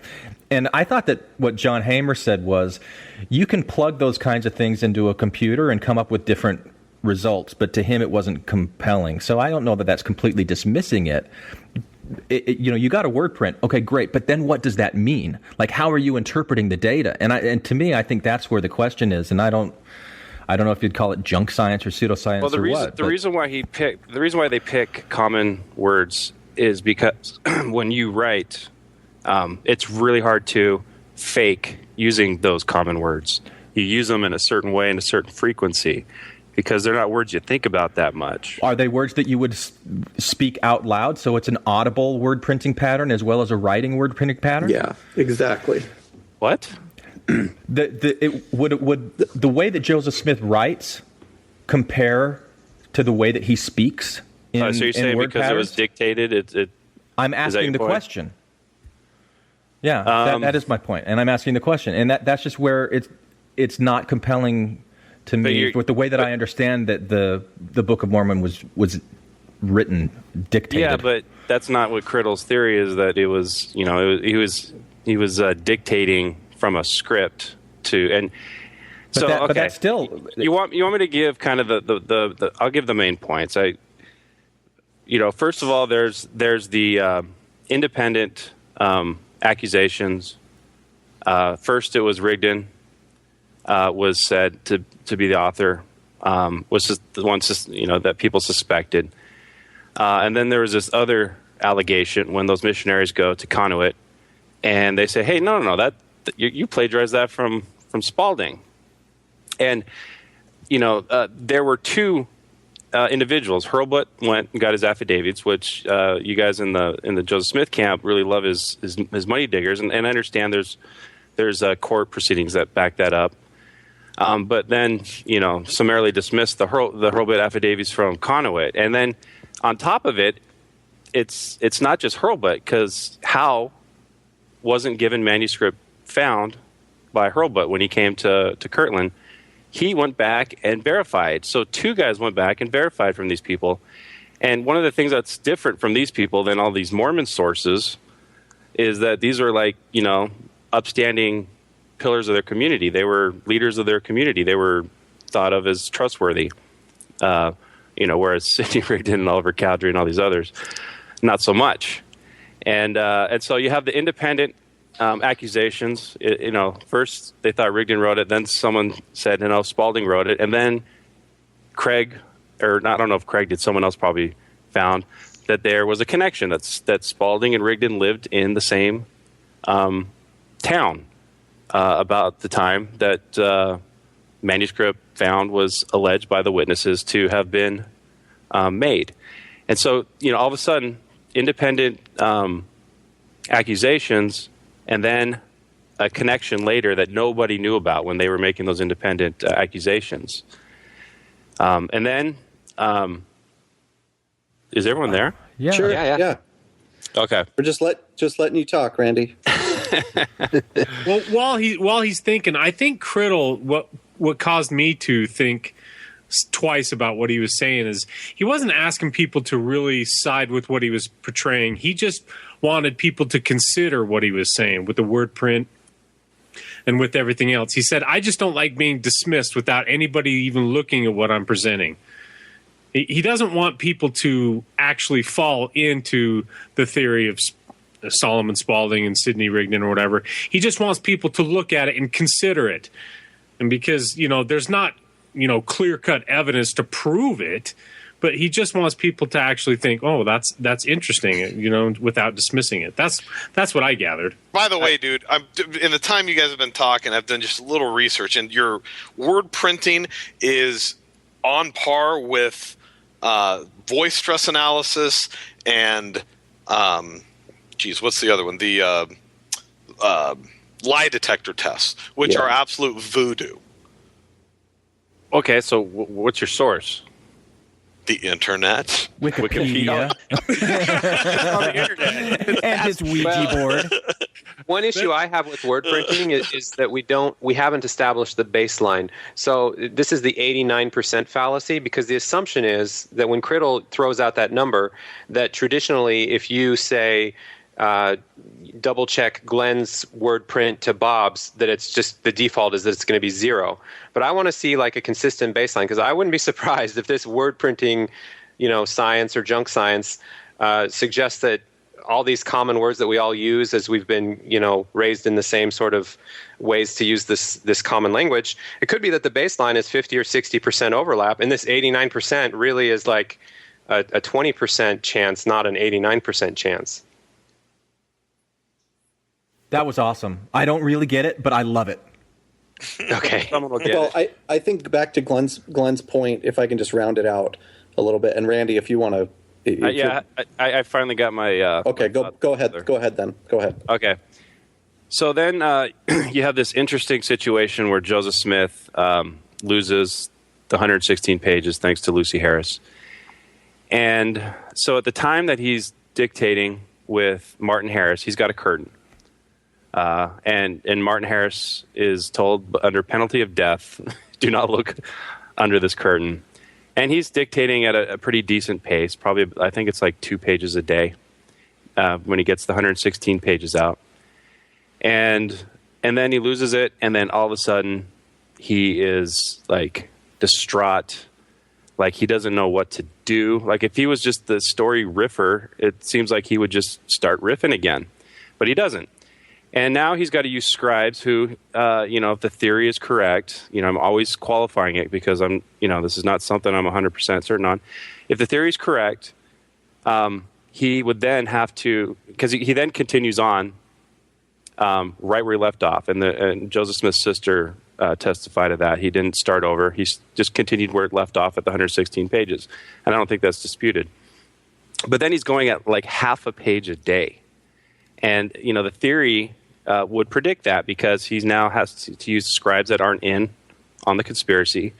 And so it's harder to conceal that he's, reading from a script.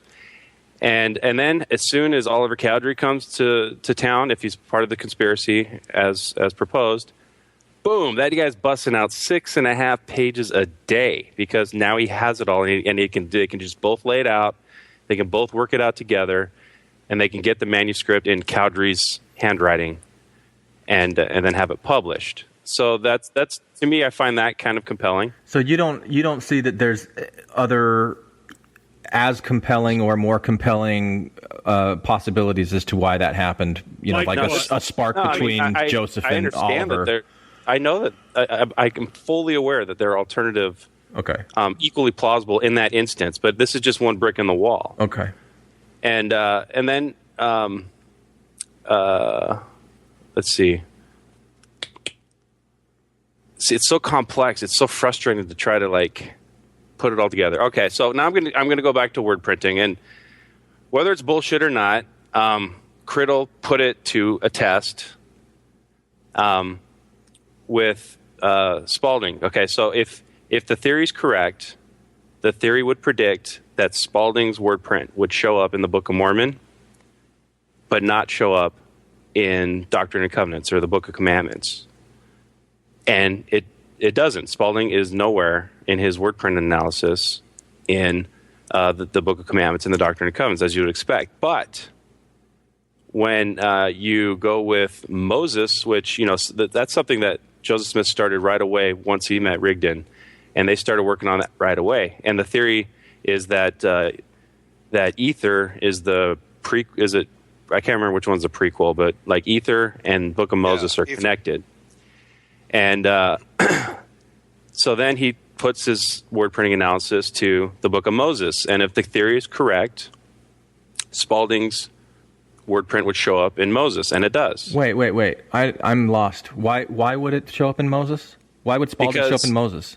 Because according to Criddle's theory, the reason why Ether was added was to add bulk because they lost 116 pages. They had to go off the script, and they threw in ether, which was a different part of the manuscript that Sidney Rigdon never intended to put in the Book of Mormon, but he put it in. But it was only like part 1 of 2. You're talking about the Jaredite story. The Jaredite story, and then the Book of Moses. And Joseph Smith didn't start doing that until Rigdon became his co-equal leader right off the bat. And so they work on the Book of Moses, and the theory is that the Book of Moses was also from the Spalding manuscript, the part that didn't make it into the Book of Mormon. And so that's another interesting brick in the wall. And then the fact that I see that as a gap in the wall more than a brick, but that's interesting. Why is it a gap? How is that a gap?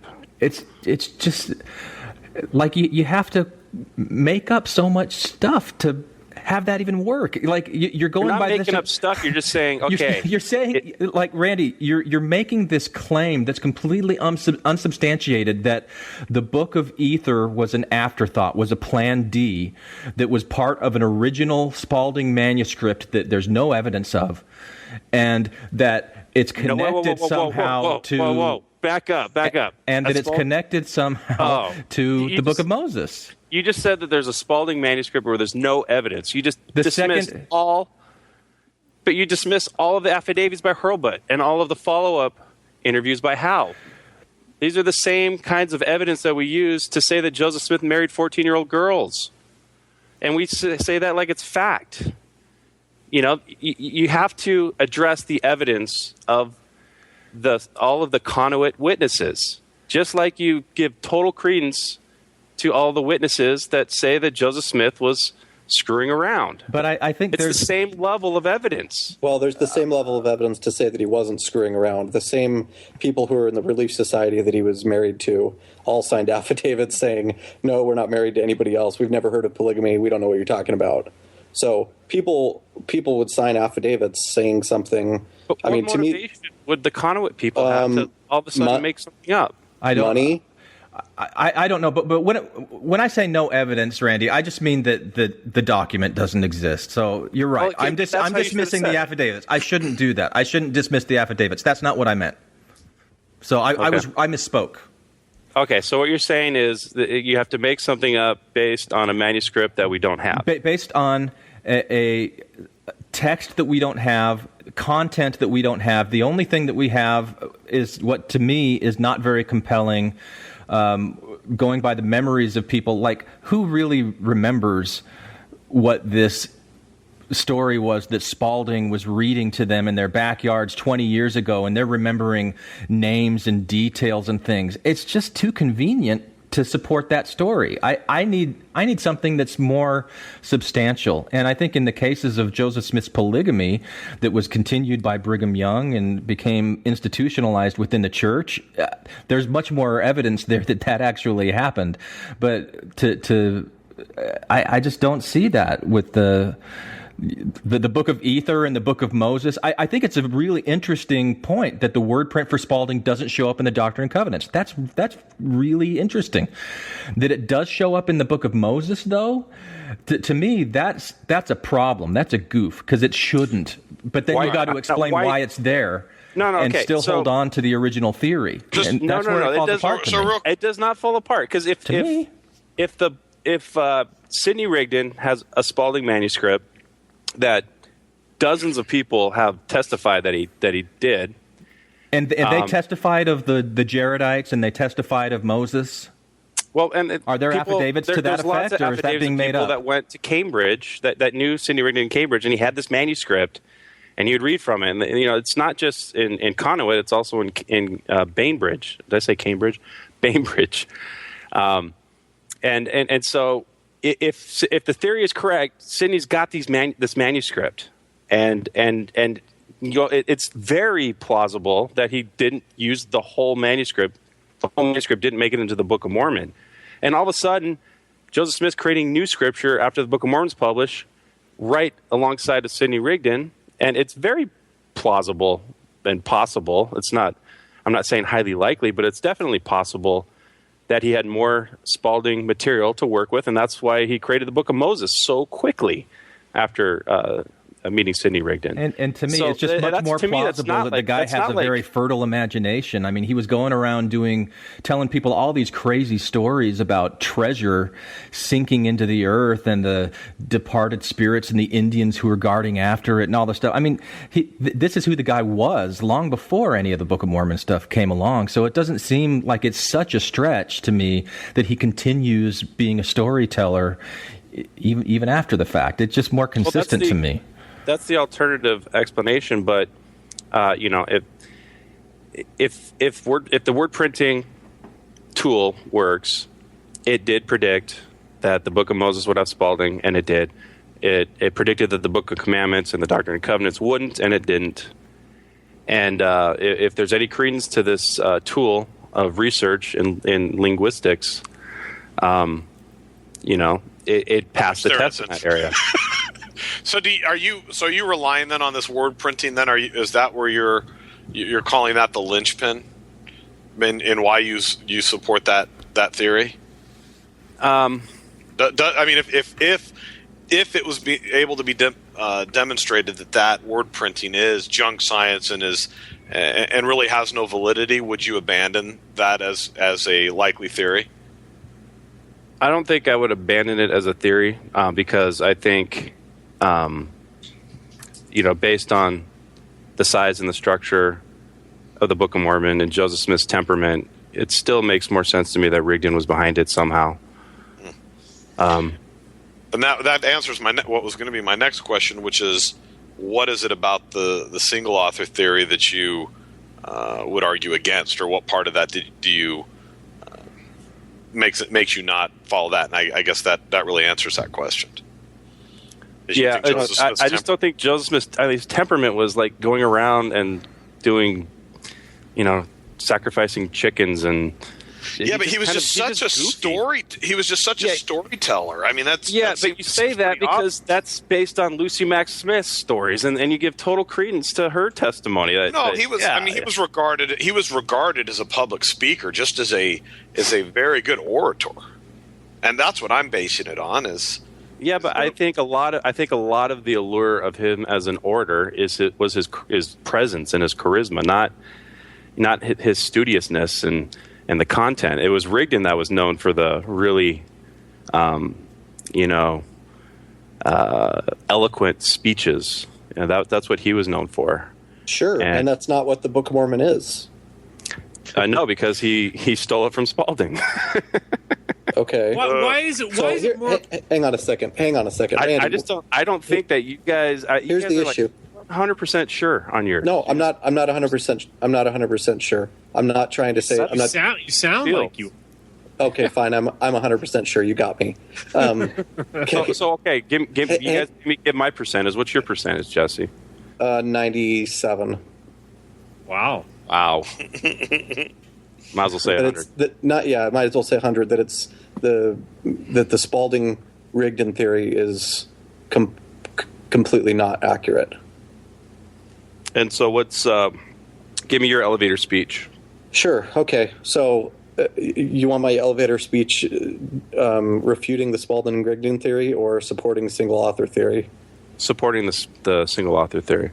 Okay. If you look at the pattern of what Joseph Smith did throughout his life, before the Book of Mormon, during the Book of Mormon, after the Book of Mormon is a product of many that were released that were all, to me, very similar. Okay, so the things that he was doing before the Book of Mormon, spinning these tales, coming up with wild stories, getting people to believe him based on these extravagant tales, to me, that's all part and parcel of the same thing. Okay, now when he started dictating the Book of Mormon, to me, when I read the Book of Mormon, I've obviously read it a bunch of times. It doesn't sound at all to me like there's multiple authors. It sounds to me like the whole thing is the same author. If I read a book by one author and then I go and read a book by another author, I mean, it's very obvious that authors have those styles, and it's not something that it's not something that I could quantify because that's not my area of science, but reading the Book of Mormon and then going and reading the Doctrine and Covenants, to me it just sounds like it's from the same person. Reading First Nephi and reading Alma sounds to me like it's from the same person. So would you include, Jesse, would you include like the Old Testament and New Testament, if we're going to do the whole canon? I think they sound very different, yeah. But I mean, we know that those are different authors, but they sound the same to you? No, I think they sound different. I think the Old Testament and the New Testament sound different from each other, or they sound different from Joseph Smith's writings? Both. Okay. Okay, for example, and maybe this is biased, but like I think in reading maybe this is biased by literature like Bart Ehrman books or something, but if you go back and read the Gospels, it's pretty clear that Matthew, Mark, Luke, the different gospel writers had different motivations, or they had different perspectives. Okay, but like the whole pattern of Joseph Smith dictating something, he was never a writer. I don't think he wrote the Book of Mormon, and that's one of the problems I think are with this whole theory is we're talking about word print analysis in terms of something that Spalding wrote compared to something that Joseph Smith dictated. You can't compare them because they're not apples to apples.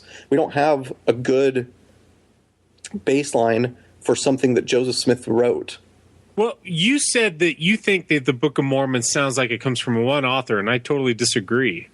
Really? It sounds like it comes from multiple authors to me.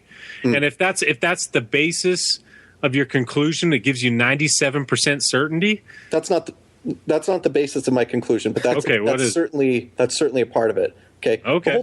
The Spalding-Rigdon theory to me is like yarn on a bulletin board, like in a crazy person movie, right? where you've just Homeland. Yeah, exactly. It's like Homeland. Yeah. So you've got these dots connected, and yeah, it's really interesting, and it's like spooky. Like, wow, ooh, that's weird, and it's not really spooky. It's pretty mundane, actually. It's just Sidney Rigdon needing. He wanted to produce a new Bible. Alexander Campbell wanted to produce a new Bible, and he was excited about it until he heard that Alexander Campbell wanted to omit the Old Testament, and it was very well known that he believed that a new scripture needed to come out, and he couldn't have come out with it because everyone knew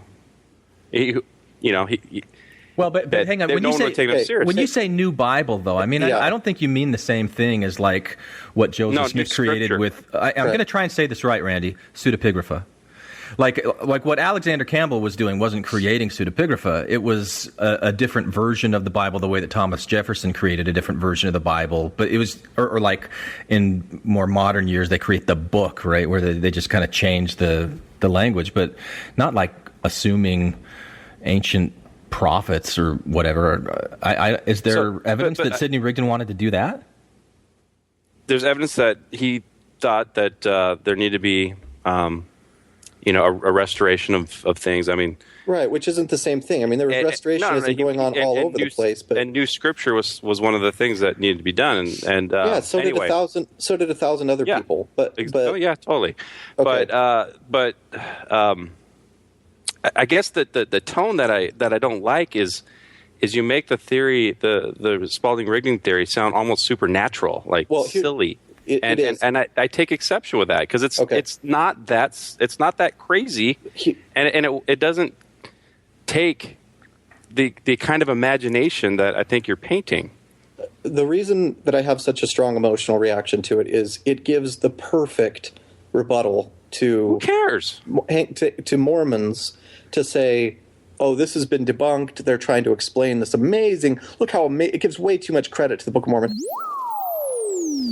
Allow me to interrupt the discussion for a minute with 2 audio clips to demonstrate my point.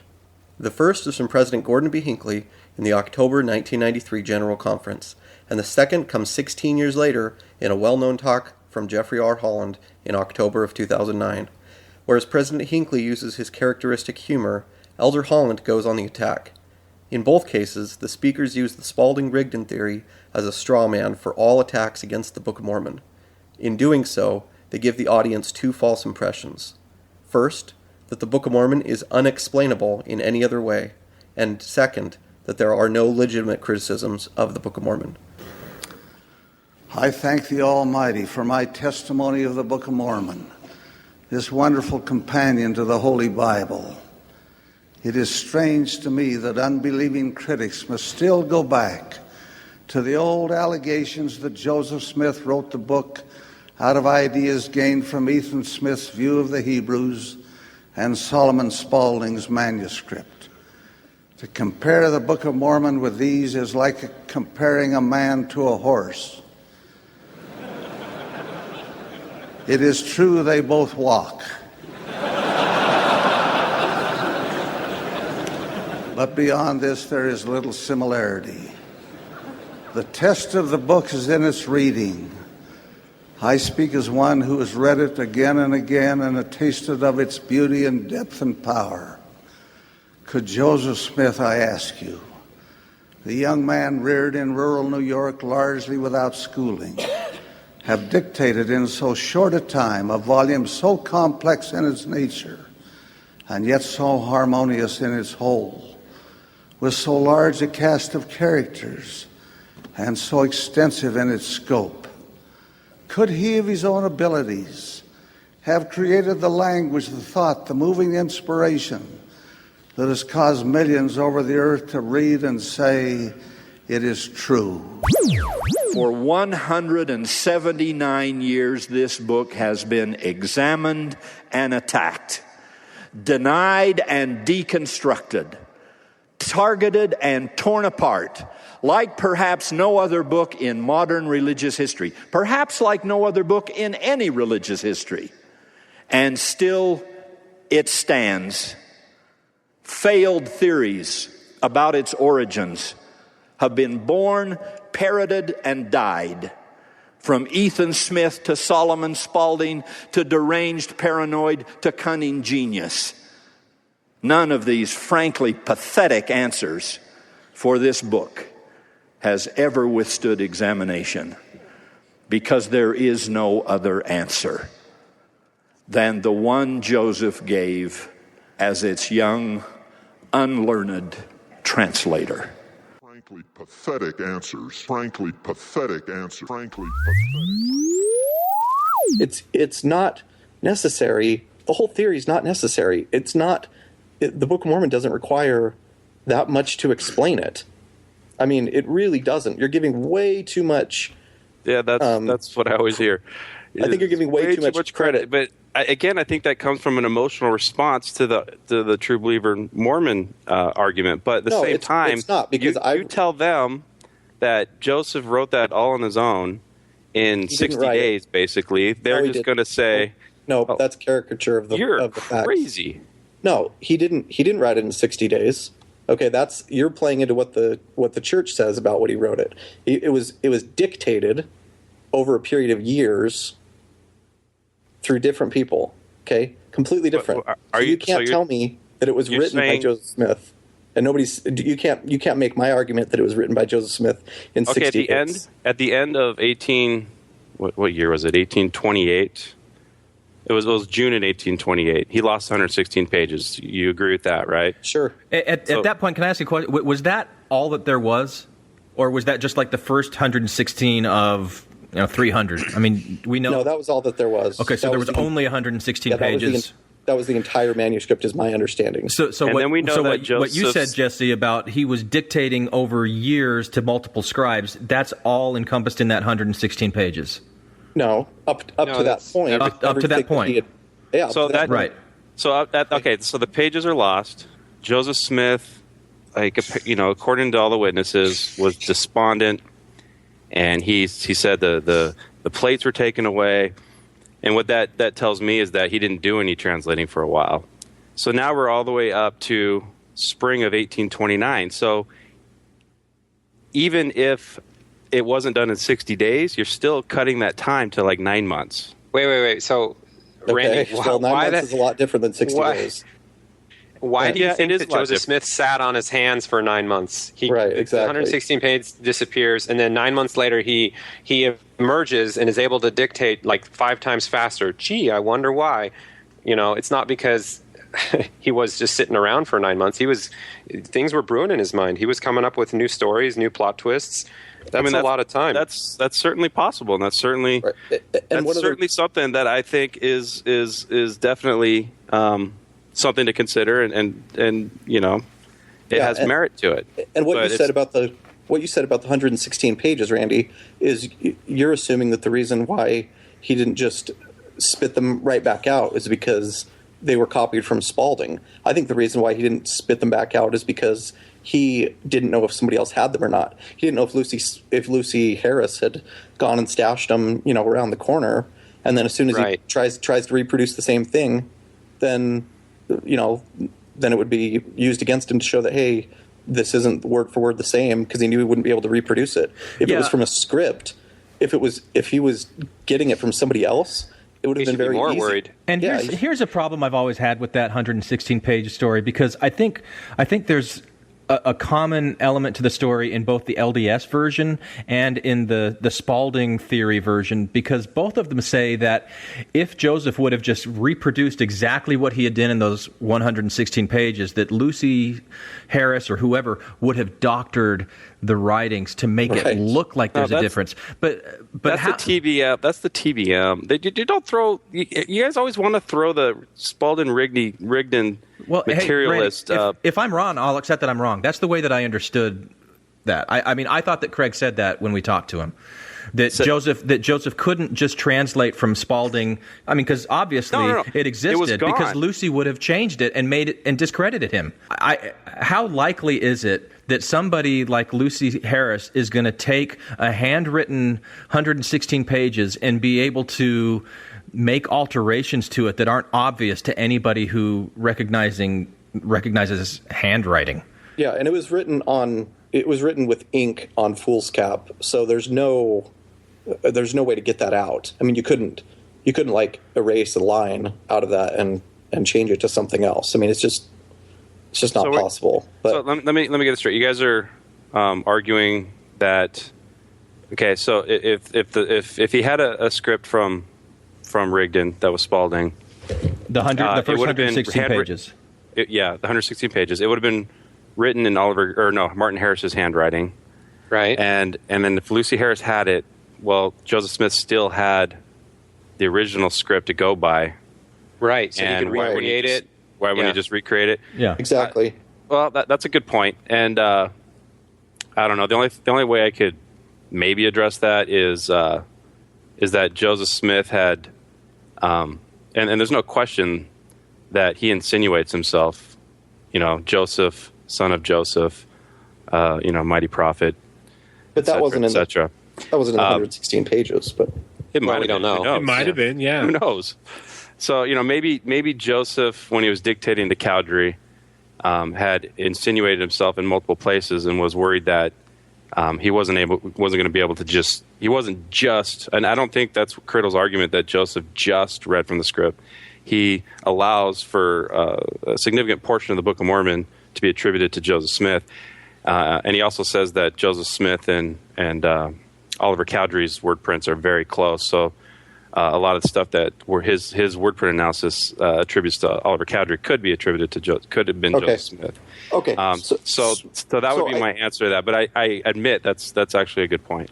Yeah, and I don't find that possibility to be very compelling in terms of an argument. But let's talk about the word. I'm just saying you're saying that there's a couple places where Joseph Smith inserted himself, and if he did and he couldn't remember it completely, I mean, he probably would have known, hey, that's not going to be fatal to the Book of Mormon. He probably could have explained it away. But if he's claiming to everybody that he's translating off gold plates, it needs to be verbatim, because that's what he's claiming. And if he dictates 116 pages that is like 90 or 80% from the script and 20% him putting himself in there, if there's any difference, then Lucy can come out and say, look, they're not exactly the same. So you're changing the Spalding-Rigdon theory to now say, or maybe not changing, but you're saying that under the Spalding-Rigdon theory, as you consider it, that Joseph Smith was maybe inserting 20% of himself throughout the book, on and off. But that's the thing you don't understand, is that Criddle's not saying Joseph Smith didn't. There's multiple chapters that are attributed to Joseph Smith. Chapters or individual sentences here and there? Because if it's chapters, then he would be very easily aware of where to, be careful. It sounds like chapters. I mean, come on. The chapters were created after. The thing was just one stream of consciousness. Well, but a chapter is longer than a sentence. Randy, on Mormon Leaks, does he show, like the word printing, like which sections of the Book of Mormon are Joseph Smith, which sections are Spalding, which sections are Rigdon, or like where you can address that question about is it chapters or is it sentences spattered here and there? Do you know? No, because it's these little slides, and so he puts this gigantic graph. Yeah, I don't. And they have all of these like bars and blips and everything, and it's just it's too the resolution of what you're looking at isn't close enough for. I'm sure Craig could produce something that would break it down. Let me ask you this, Jesse and Glenn. Do you guys really think that the Spalding-Rigdon theory consists of 100% plagiarism? That the theory is 100% plagiarism? Yeah, because you guys the claim is that it's straight from some document, because that's what it sounds like you're getting hung up on. No. I obviously I think like Lehi's dream. I think Joseph Smith inserted that, and then there's sections from the Bible that are just straight copied in there that probably would have made zero sense in Spalding's manuscript. Well, Tom, I mean, the way that I'm answering your question is that there's a pie chart on Mormon Leaks, and I don't remember which episode it is. Maybe it's episode 2 or 3. It's pretty early on, where it's showing the percentage of contribution from each of these authors to the Book of Mormon, and I think the two largest are Spalding and Rigdon, but then there's a pretty significant, I mean, maybe, I don't know, what is it, maybe about a third, Randy, that would be Joseph Smith. And so for that third, it wouldn't be plagiarism, it would be Joseph Smith's contributing, parts of the story. And the Spalding manuscript did not have the Matthew, the Sermon on the Mount. That was something that was just would have been a Rigdon contribution. Yeah. There was actually, the witnesses in Conduit said that there was nothing religious in Spalding's manuscript. All the religious stuff was allegedly added by Rigdon, and maybe some by Joseph Smith and some by Cowdery. And that's part of where I get a rub with the the word print analysis, is because if you're saying that nothing from Spalding's stuff had religion in it, there's not that many sections of the Book of Mormon that are completely devoid of religion. Okay, I mean, there's really not. What about Alma? I mean, of course, there's all these. What about Alma? Alma 32. No. Yeah, you didn't let me finish. Of course, there's these like huge pinnacle chapters like Alma 5 and Alma 9 and Alma 32, and but there's this huge chunk of Alma that is just war story after war story after war story. It wouldn't be hard to add a little religion to Captain Moroni, and maybe the original captain wasn't religious. And I think that's just way too blended, and that would be way too complicated for somebody like Joseph Smith to do. Like, to me, that's an unnecessary level of complication to the way that the Book of Mormon was written. And I've got to say, it's so complicated with the word printing, and I trust Craig Criddle. I trust his mind as a scientist. And, he bases this whole word print thing off of, what was it, the DNA mapping or the clusters and microbial, yeah. I don't understand. I can't get that. So in order for me to accept what he's saying, I just have to defer to him as an authority. And again, my skeptic bells come up and go, am I just being mollified because I don't understand all the details and complexity of word printing? So I kind of have no choice but to put that aside for a minute and look at other things that I can get my head around. And maybe that's why you think it's being dismissive, Randy, but I think like the question that Jesse's raising right now, I would want to go in and look at the word prints and say, how does it overlay on top of these different thematic contributions? But I can't do that. But why is it? I really appreciate your approach, Glenn. Your approach doesn't rub me in such an irritating way as Jesse's dismissive approach. The problem with that approach is, I just want you to love me. Just not. Well, we know that. Love me. Here's my problem with word printing, and I just want to. Okay. I'm trying to articulate this. I understand DNA, and in about 15 minutes, I could teach you all about DNA so that you could do exactly what Glenn is talking about doing. I understand handwriting analysis and can do the same thing where you yourself can look at two comparisons or two different handwritings and compare it and apply some of that. I just don't see that with the word printing. Supposedly the same analysis was done to different texts, and it was found that, and I'll, in the interest of full disclosure, this is fair. They say that they found that Sidney Rigdon, according to the word printing that Criddle used, wrote 34 of the 85 Federalist Papers, that he wrote 30% of the chapters of the Bible. So that's what I was saying. No, but Randy, that's a valid point. That's my whole point, is that this word printing differentiation between every human being isn't as distinct to science as Craig sets it out to be. It could be that in general we're all 30% authors of the frickin' Bible, and that of course means that it's useless to say, look how accurate it is at 89%. Well, if the baseline is that we're all 50% or 30% authors of every book in the world, I mean, how valid is word printing? Right, I don't doubt Craig's sincerity. Just to piggyback off of Glenn's point, I don't doubt his sincerity. I don't doubt that at all. But he's not a scientist on word print analysis. Okay, so this is crossing over into a field that he's not trained in, that he doesn't have background in, and that isn't his area of expertise. Yeah, but so I'm suspicious of him crossing over into another field and trying to claim some authority in it when that's not what he does. If we want to get a professor who wrote the book on word print analysis to talk about this, that might be different. But to me, this is like the equivalent of a BYU professor who, teaches math, writing about ancient Egypt or something. Like it's not the same field, and it doesn't have anything to do with biology. I don't think he's trying to pass himself off as an authority. He's just a guy asking questions and exploring. But when you're saying he writes a paper on it, and he's trying to present himself as... He was a co-author with other linguistics experts, so he was just a co-author. And it got published in a peer-reviewed linguistics journal. These are experts on language, and it was, published. So to me, it's not something that can just be, dismissed and ridiculed. It's something that needs to be questioned, of course. And I'm always, the greatest cautionary tale of a guy going outside his field and going batshit is Linus Pauling, who won a Nobel Prize in his field, and then went outside and started in the end of his career, a Nobel Prize laureate, was like completely forgot all his scientific training and was certain that vitamin C was a panacea.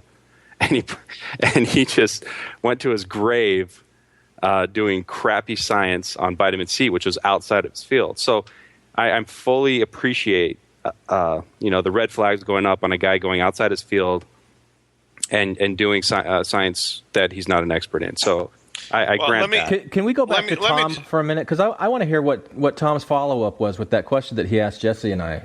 I mean, was there something more you wanted to say about that, Tom? Because you've been so quiet. I just want to hear from you, man. Please, Tom. Yeah, thanks. No, I just think that it's ridiculous. You guys are so on the attack, like barking dogs on this theory. But you guys aren't. But you're not willing to at least explain to me or anybody else why it is that it's so reasonable, why it's so easy to swallow the fact that Joseph Smith just sat down because he's a natural storyteller and he could present the entire Book of Mormon all from his own mind because of his background and blah, blah, blah. I actually find that very difficult to believe. I can tell you, I can explain it. Oh, okay. Go ahead. Okay. Oh, it feels like it, right? Is that your argument? Yeah, that's what I was going to say, actually. No, Tom, people, there's a long history of oral storytelling. There's a long history of people coming up with fictional works and writing and putting them down on paper. But this is a fairly complex book, and there is pretty substantial evidence that there are multiple perspectives and points of view in the book. I don't think so. I disagree. Kind of like Game of Thrones. Every chapter is from a different perspective. Right, exactly. Well, It's so impressive. Here's the thing, Tom, that I thought that John Hamer made a really good point that I had never considered before when I, thinking of Joseph Smith as the sole author, and that's that they were writing it down and they were going back and reading it every day. Yeah. So it's not like he sat down and he just spat forth the Book of Mormon in one sitting without taking a breath, or they were going over it and asking questions. And that was something that John Hamer talked about that I found really compelling. The way that Sidney Rigdon would be a sounding board to Joseph Smith and encouraging the work to go forward, where probably Martin Harris, Randy made the point he just wasn't very bright, so maybe that's why things didn't move as quickly there when he was scribe. No, I find that very compelling. I really do. But I don't understand why, it's, like Randy said, so dismissive of the fact that the Solomon Spaulding's manuscript that might have been in existence for this, why that couldn't at least been a source material, at least something that could have been used as a sounding board. You just hit the nail on the head,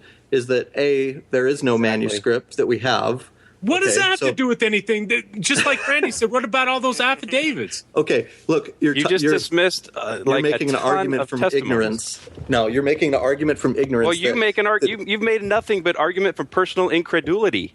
So there. That's not true. Yes, it is. I just can't believe. Can I split the baby? I can't imagine. Yeah, right. When have I said that? Do you want the head or the tail, Bob? Right. So Tom, what was your question again? It was you're wondering how we can be dismissive of the possible contributions of a Spaulding text. Was that it? I'm listening. And Jesse says that he's 97% certain, which just that blows my mind in and of itself, because I'm not anywhere close to 60-70% certain of any of these theories, frankly, because I just like absorbing it. I like pondering about it. I like thinking about it, but it doesn't really matter. But Jesse's his most compelling point so far is that when I read it, it feels like it comes from one author. No, well, I think there's more to what Jesse's saying than that. But I think the path that a Spaulding manuscript would have to travel to get to Joseph Smith to have any significant contribution, it's got to go through Sidney Rigdon, and then Joseph Smith and Sidney Rigdon have to meet in secret years before they claimed that they did, and then Oliver Cowdery has to be in on it, and Parley P. Pratt has to be in on it, and so it just each one of those layers.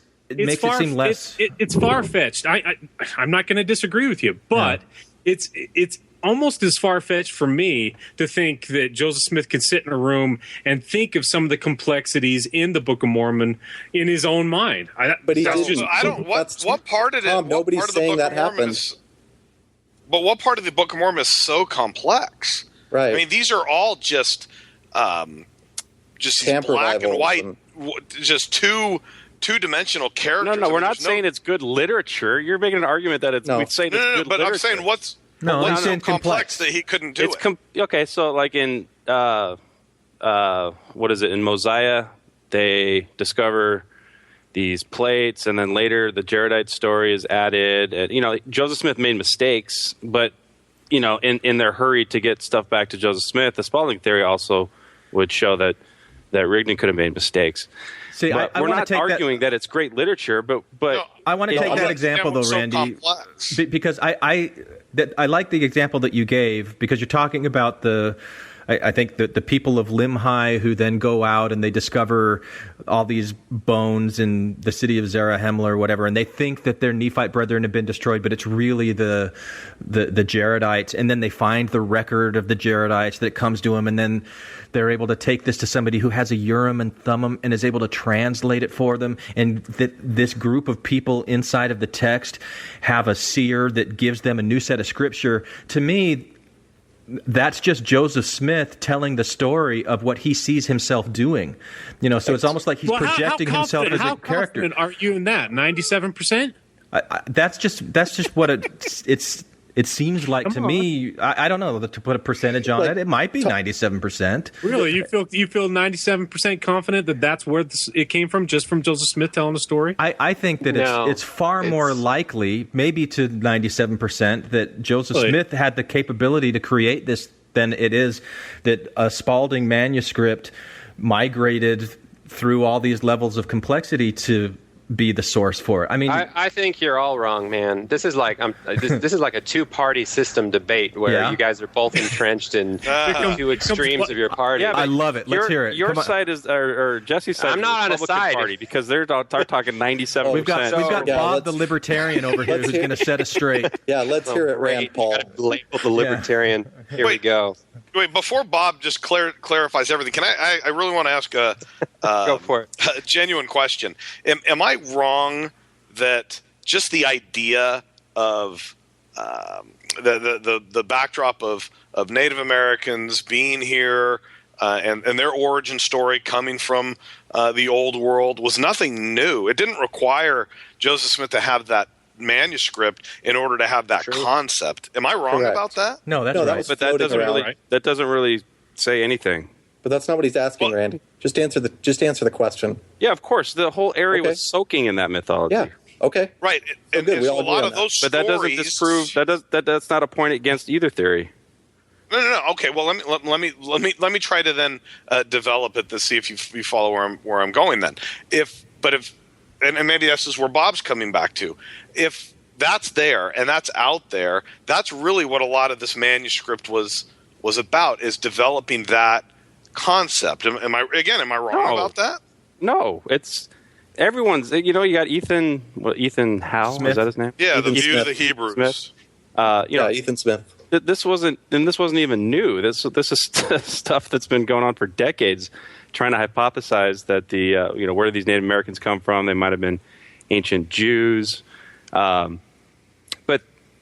both Rigdon, Spalding, and Joseph Smith would have all been swimming in this. So it doesn't really. It's not a point that refutes anything in any direction. Well, I think it addresses the question of why is a Spalding manuscript necessary? Right. Well, that's not what it hinges on. Not even close to hinging on that. What does it hinge on? Part of your premise is that you have to have an explanation. It hinges on having more explanatory power to, the complexity and the style of the book. And there's another thing. What? It just that's why you're. And this it's starting to feel circular, because now what Jesse said was, you have to assume or accept that that there are multiple authors in order to need that theory, and so that's why I say the theory itself becomes circular to me. That you have to presume something or draw some conclusions in order to need this theory to explain them away. Well, but here's another thing, and I think this might be circular as well. I think we've said it, but Spalding has a manuscript that we can go and read.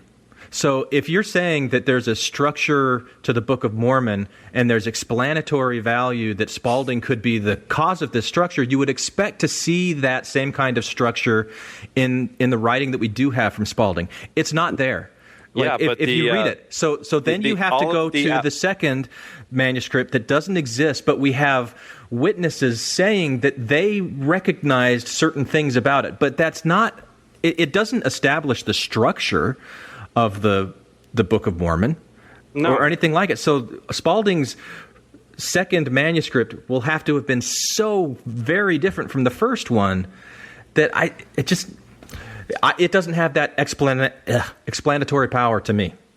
So I think it still just comes back to being a false dichotomy. My issue here is that we're debating single author versus multiple authors, and I think that's the wrong question to ask. All right.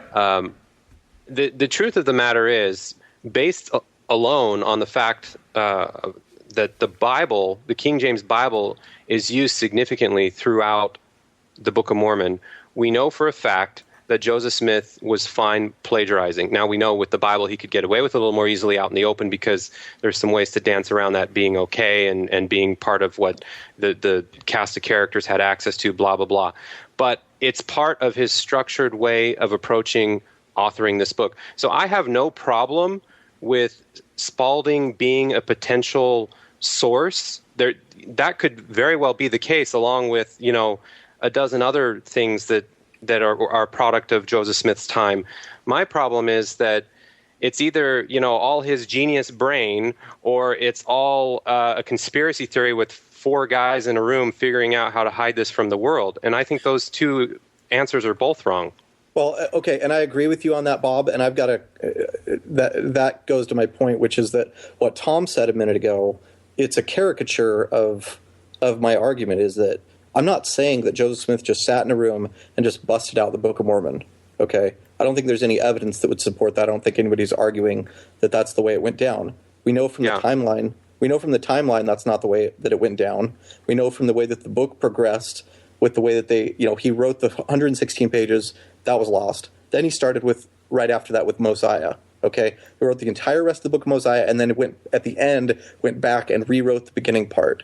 Okay, so and this took years to do it. So nobody's saying that he just sat down and busted it out. But there's huge parts of the Book of Mormon that are, like you said, and my thoughts are pretty much in line with what Grant Palmer said on the subject. Is take out the parts that are plagiarized directly from the Bible, okay? So that's like a 20 to 25% of the book. Then take out, chapters that are things from his own. I think that number's a little high. Okay. You have Isaiah chapters, which is only a part of one book, and then you have only a part of 3rd Nephi. And that is not 20 to 25% of the book. Okay, there's more. There's stuff like all the charity stuff, like his long suffering and kind. Yeah, but that's you're talking direct plagiarism. Yeah. Okay. No, not even just direct plagiarism. 80% plagiarism still counts. Sure. I mean, it's not hard. Okay. Turning in a college paper that's 70% somebody else's and 30% yours, so you get away with it. I mean, it's been done a bazillion times, even in the modern day. It's called spinning. I mean, people do it all the time in writing. Sure. They read something else and then they go and riff on their own version. And but 20 to 25% is a number you're pulling out of your ass. No, I think that's about what Grant Palmer put it at. It's something that Grant Palmer pulled out of his ass. Okay. Well, there's a section that's directly from the Bible. That's the point. Okay. Yeah. And then Camp Revival talk, like to me, Alma 32 or huge parts of Mosiah, or there's anything about the atonement or any of the stuff at the end about Moroni, talking about how evil infant baptism is. I mean, that's all stuff that Joseph Smith would have just heard walking down the street. Those were topics of the day. So I don't have to come up with any – I don't see any reason to reach out to any kind of a conspiracy theory as to where he would be able to get that information from. We know that he was interested in that from, well before he wrote the Book of Mormon. Right. Those are all things that he would have been swimming in. If there's Spalding material floating around and somehow Joseph Smith got a hold of it and that shows up in the Book of Mormon, I don't have anything to dispute that. The problem is there's no Spalding material that we have, and there's no way to say whether or not he used that or not. But I do think that things like, the view of the Hebrews, which we do have, to me there's some pretty big parallels with that. I don't think he would have been foolish enough to plagiarize. Obviously, he didn't plagiarize from it directly, as in word for word. He plagiarized his last name. Right, yeah. But I mean, I have no problem with him taking huge elements of the story from that, this migration and those sorts of things from View of the Hebrews and sticking it into the Book of Mormon. I mean, that seems. Wait a minute. Continue on though. There, Jesse. So you had the Bible plagiarism. You had his own experience, the camp revival, his family history or family stories. Right. Ethan Smith's material that he's spun into, or sort of used the framework of it for the basis of the whole story. Right.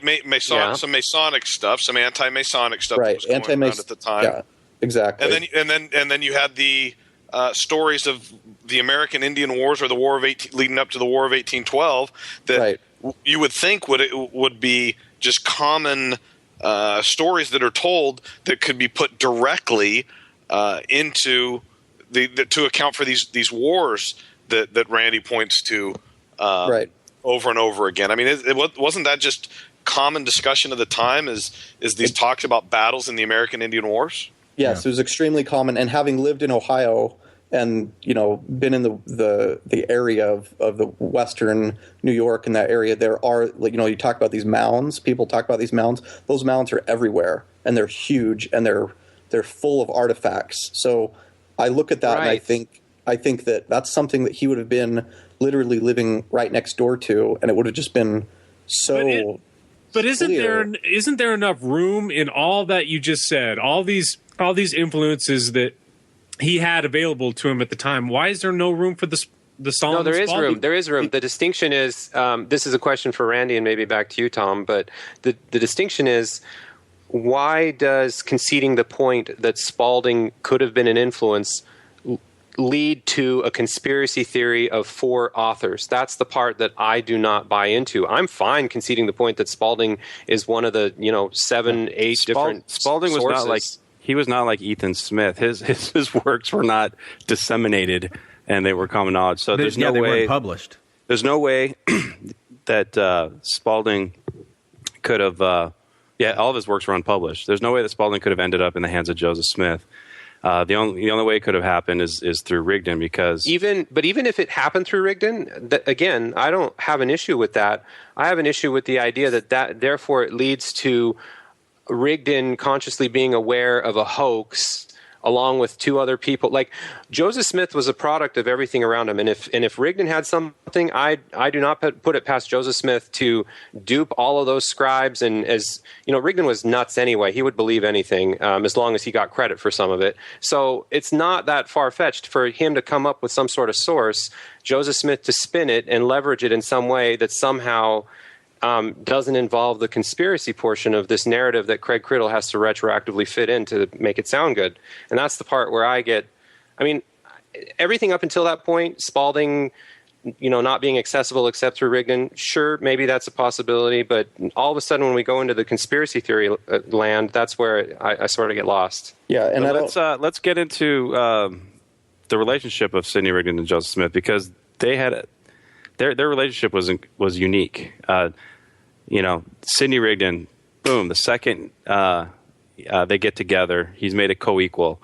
I think David Whitmer said that when they met, he had never seen anyone have more influence on Joseph Smith than Sidney Rigdon. And I'm not saying that they can't be explained with a single author theory, but what I am saying was interesting is that he's made co-equal. Joseph Smith often elevated people quickly, so that's not right. That's not unique. Right before having sex with them in some cases, but co-equal. That was unprecedented. He elevated people to his right hand, just below him, but he immediately made Sidney Rigdon co-equal. When others would betray him, he was vilified them, and if they came back, he would be forgiving. He was forgiving of Orson Hyde after he took his wife. But he, put him to the bottom of the rung. But Sidney, he tried to take over the church in 1832. He was reprimanded by Hiram and Joseph, and then elevated right back to the same status. So, that also would be predicted by the theory that Rigdon had something on Joseph, and Joseph treated him in a way that he did not treat anyone else. Well, but the way that Joseph Smith lived his life, there are a lot of things that Sidney Rigdon could have had over him. Right. Yeah. The other thing is Rigdon was a unique character in that he had a congregation that he brought into the church. I mean, he basically, I think Joseph Smith had to give him that much credence and had to feed his ego in order to get his, 600 strong congregation basically to become the bulk of the Mormon church at the time. It's the whole reason why they moved to Kirtland. So to me, I mean, it makes perfect sense that, hey, Joseph Smith runs into this relatively powerful preacher who seems to be persuadable. Of course, he's going to be fawning all over him and give him power. Initially, but once it became apparent that he could out charisma Rigdon. Like nobody really liked being around Rigdon. Joseph eventually took over the hearts of all the people, but when Rigdon did things that he would not let other people do, he forgave him 100%. Well, and you know, there was that incident, that tarring and feather incident with the Johnson farm that, you know, both Joseph and Sidney Rigdon, and Rigdon never really recovered from that physically. He'd have these epileptic fits mentally. I mean, mentally, physically. I don't think that he was as much of a threat to Joseph at that point. You know, he wasn't as credible. But I mean, it's interesting to look at those. We might do more exploration of, you know, Sidney Rigdon, Oliver Cowdery. I think that was fascinating when Oliver Cowdery was displaced as right-hand man, and then all of a sudden there's this revelation, hey, the Lord's got something for you in Missouri, Jackson County. That's Zion. Go, Oliver. It's important. And that goes back to Randy's point about this was unprecedented. Well, it really wasn't, because Joseph had done the same thing with Oliver Cowdery early on. They were the first elders of the church. And Oliver Cowdery was actually the first one who was ordained. Or remember, Oliver's got something on him too, if the theory is correct. Okay, right. But then I think what's most he did the telling. Same thing with Jesse Goss. He did the same thing with John C. Bennett. I mean, I would say all of those examples were very. If they weren't identical, they were very similar. But they weren't reinstated to full previous status. William W.W. Phelps was, but John C. Bennett, I mean, that was completely different. Yeah, that's totally different. Yeah. I think the best explanation, in my opinion, is that Joseph Smith was like a brilliant con man to the level of conning other con men. Like, he used everything around him to make the reality he wanted, to convince people. We've seen it with the women he slept with. We see it with the people he gave false promises to of power and glory, just over and over and over again, and then punishes them, brings them back, sometimes reinstates at a higher level than another. I don't think that's as relevant. I think the story here is that he was able to do this not necessarily on his own, but as a result of his extreme power of using everything around him without it coming back to haunt him in the way it would anybody else. So my final statement is word print analysis aside. Put that aside. In order to dismiss the Rigdon-Spalding theory, you have to dismiss 2 rounds of investigators interviewing the same people, getting the same story and the same answers. And inexplicably, why would this story even pop up? Why would they even make this accusation when the missionaries came by? So you have to dismiss that's complete bunk, that all of these people, and it wasn't just like 1 or 2 people, it was dozens of people. And then you have there's to... 8. I think there's 8 affidavits. Okay. Then you mean sort of like dismissing the witnesses of the Book of Mormon? No, Sorry. that's completely 100% different. That's a low blow, man. You punched me in the nuts. I said so. I know, you did. So you have to dismiss all those as complete fabrications, and so then you have to also... or just recognizing the fallibility of memory, but go ahead. Yeah, but I just don't understand why they would make that accusation. It wasn't made in any other town where the missionaries were going around reading the Book of Mormon. That we know of. Yeah, okay, let fair him enough. finish, Glenn. Judas Christ.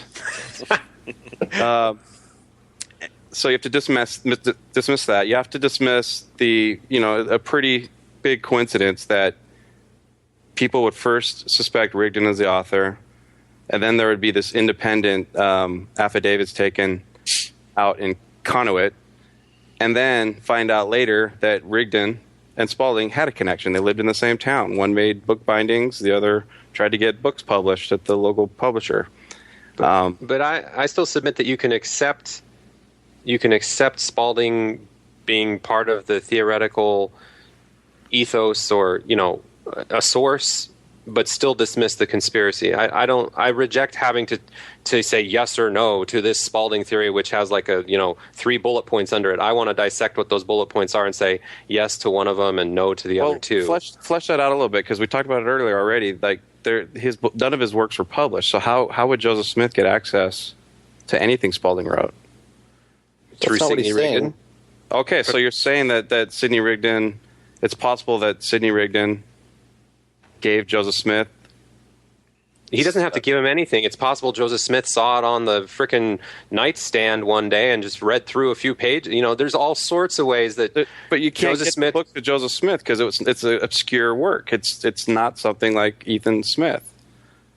No, I'm saying there's lots of plausible explanations for a book that's owned by one person who knows another person to get into the hands or mind in terms of a source of that other person that doesn't involve a conspiracy with the two of them knowingly sitting hours and hours together plagiarizing. I don't put it past Joseph Smith to plagiarize. I just think it's more plausible that it's one of many sources that he looked at on a nightstand or that he's, somehow... But even then, Bob, he would have had to have looked at it before they ever met. So there's some level of conspiracy there that they're hiding the fact before that the official... See, I'm not going to let you finish. Before the official story of how they met. Right, yeah. They would have had to have colluded on this story. And so there's some degree of conspiracy even if he saw it on a proverbial nightstand.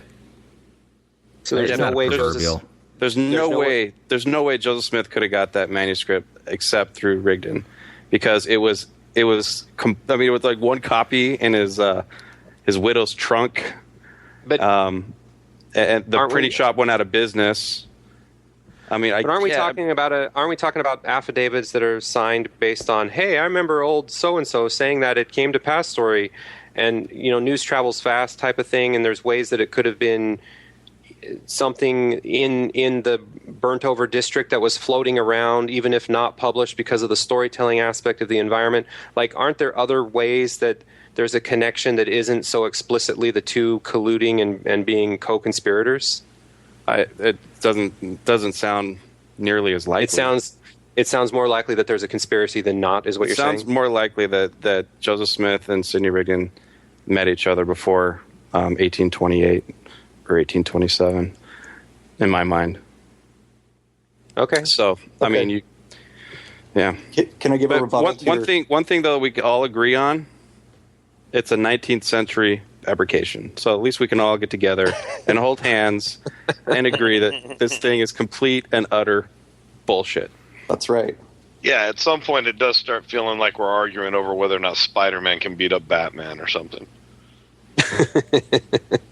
Yeah. I do find these arguments exhausting, and eventually they always, to me, become tedious. I think Spider-Man is clearly better. Yeah. I think pretty much I would have to say that I pretty much side with just about everything that Bob says. So kudos. I guess I'm a libertarian now. But I think the biggest off-putting thing for me for this discussion is just the level of dismissiveness and the level of certainty. That's what was off-putting to me. Okay, Randy, can I give my very emotional, irrational rebuttal to your... No. What you're going to give is you're very certain and very dismissive. No, I'm just kidding. Go ahead. Oh, you can just continue with the ad hominems and say that, but I disagree that my position is required to dismiss the affidavits as fabrications. I don't doubt that the people signed them. I don't doubt that Howe went back there after Hurlbut, but I think, to piggyback off what Glenn said, their memories could have been different. And keep in mind, Hurlbut wasn't upright citizen either. I mean, this guy was known to be a scoundrel.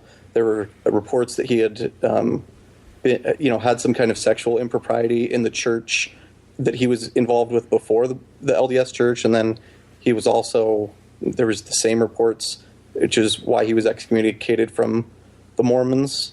And so I think there's a reason there to think that he might have had an axe to grind.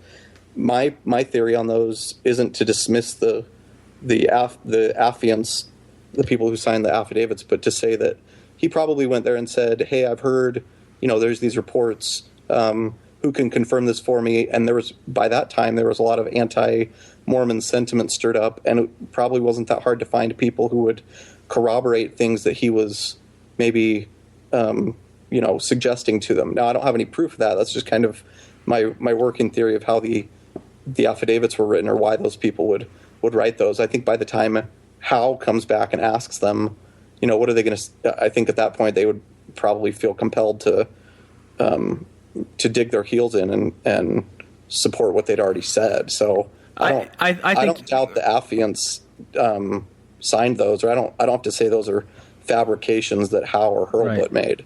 And I think there's a little bit of that too. The way that I responded when I heard that people claimed that Joseph Smith and Sidney Rigdon met in Ohio in 1826, right after Joseph Smith was convicted of being a con man in New York, that earlier spring. How would people in Ohio know who Joseph Smith was at that time to even put him with Sidney Rigdon? It would have to be after the fact, after Joseph had gained some notoriety, and there's an obvious axe to grind against that and a reason to support this idea that they were together. I just don't know how people would have known who he was in 1826. Yeah, that's a good point. And I think, I don't know why Hurlbut would have to go all the way to Conneaut to obviously he had heard. Yeah, that's why he went there. This store, so that's why he went there. But so what you're saying is he was that paid to go you think there. He was paid to go there. He's also paid to get affidavits on the money digging, and of course those are all. But I don't accept the money digging because of Hurlbut's affidavits alone. There's a lot of reasons why I accept that. Right. The affidavits from Palmyra are very different from the ones in Conneaut. The ones in Conneaut, they're talking about a book that we don't have from their memory of something that, had they even read the Book of Mormon? I mean, that's my other question is, what evidence is there that the people who signed the affidavits were even that familiar with it? I'm imagining... Because the story is that... who are the two missionaries? That they've gone through there, but you really think they'd all read the Book of Mormon and could say, "Oh, well, this part." No. The story is that they stood up. This happened everywhere the missionaries went. They would stand up and say, "We've got a record of the ancient inhabitants of this country," and they would start just reading from the Book of Mormon. They did it everywhere. They did it in England. They would just stand up in a square and start reading from the Book of Mormon. Yeah. So I mean, if there were similarities between the Book of Mormon and Solomon Spaulding's second manuscript, they recognized that, but to know it in such level of detail, I don't know. I mean, and there's that many people who've read Solomon Spaulding that would remember that. I find that it's just it seems very thin to me. Yeah. It's hard to believe, but it gives you 97% certainty. No, there's a 3 Tom, but there's a lot more to this than just the affidavits. I mean, I'm not basing it just on that. My bigger point, or my bigger reason, is the narratives here, which is kind of what Glenn was getting at. Is so imagine you're Sidney Rigdon. Okay, you've got you're this up and coming preacher who fancies yourself as maybe a future prophet or something, or you're interested in restoration, and you come across this book, this probably poorly written manuscript from someone in your city. So what's the first thing you do? You turn to some obscure 22-year-old the next state over that nobody's ever heard of, who has a great deal of charisma and is a great storyteller, and also can make things look magical. And how would he know that? What's the explanation for? You can't. I haven't heard anything about connecting Joseph Smith to Sidney Rigdon in 1827. Which is a giant leap across the gorge that the story relies on. Right. So there's no supporting evidence there whatsoever to show that Sidney Rigdon had any kind of contact with Joseph Smith. Just because it's low probability doesn't mean it's impossible, though. I agree. That's the 3%. So let's just do no arguments at all, but just if it hasn't been clear, what is your theory? What's your percentage? We've made such a big deal about this. You know what? I'll start. I'll say Randy's persuaded me probably 5%. So I'm gonna knock it down to 90 to 92%. Oh my gosh. You are so giving. Wow. Okay, then you Tom. What? Which of the theories? Yeah, which of these false dichotomies do you put the strongest probability into? Are you a Republican or a Democrat? Go. It's not a false dichotomy. There either was a theory, there either was a conspiracy, or there wasn't. That's the question. Whether there was a conspiracy or whether there wasn't? Yeah. That's a different question, but sure. it's about, in my mind, it's about as likely that Joseph Smith thought it all up all on his own, that there was a conspiracy, there was a full-fledged conspiracy. I don't know, dude. You know what? I'm just going to throw my hands up. I don't know. I really think it's fascinating and interesting, and I like thinking about it, but I'll tell you what, I'm not anywhere near the level of certainty that Jesse is. So in a way, I'm kind of in awe, kind of. Like, wow. You have little faith. Yeah, I know. I don't have near the level of faith. Not anywhere near the level of faith he has. What about you, Glenn? I don't really put any credence into the Spalding theory. I can't go with it at all. At all? No. You give it 0%. Okay. Yeah. Okay. Wow. You made Jesse look liberal. Yeah. Why is everybody attacking me? Jeez. Yeah. Glenn's over here with the high level of certainty. My only level of certainty is in my own opinion, which could be wrong, but I don't think it is. So. You've never been wrong before. I have been. You're 100% sure. Wow. No, I'm not 100% sure. I just don't. You're 100% sure that it's wrong. You're 100% sure that Rigdon had nothing to do with the Book of Mormon. I am 100% sure that the Spalding theory does not hold any credibility to me. Perfectly said. That is wow. Matt? Yeah, Matt doesn't give a shit. No, I really don't. But I don't think that this Rigdon-Spalding theory, I don't find it persuasive at all. I think the likelihood of it being true is very, very, very small. I'll give it a 3% chance. This is my PTI answer. All these extremists that were in hiding all of a sudden coming out of the woodworks. Yeah.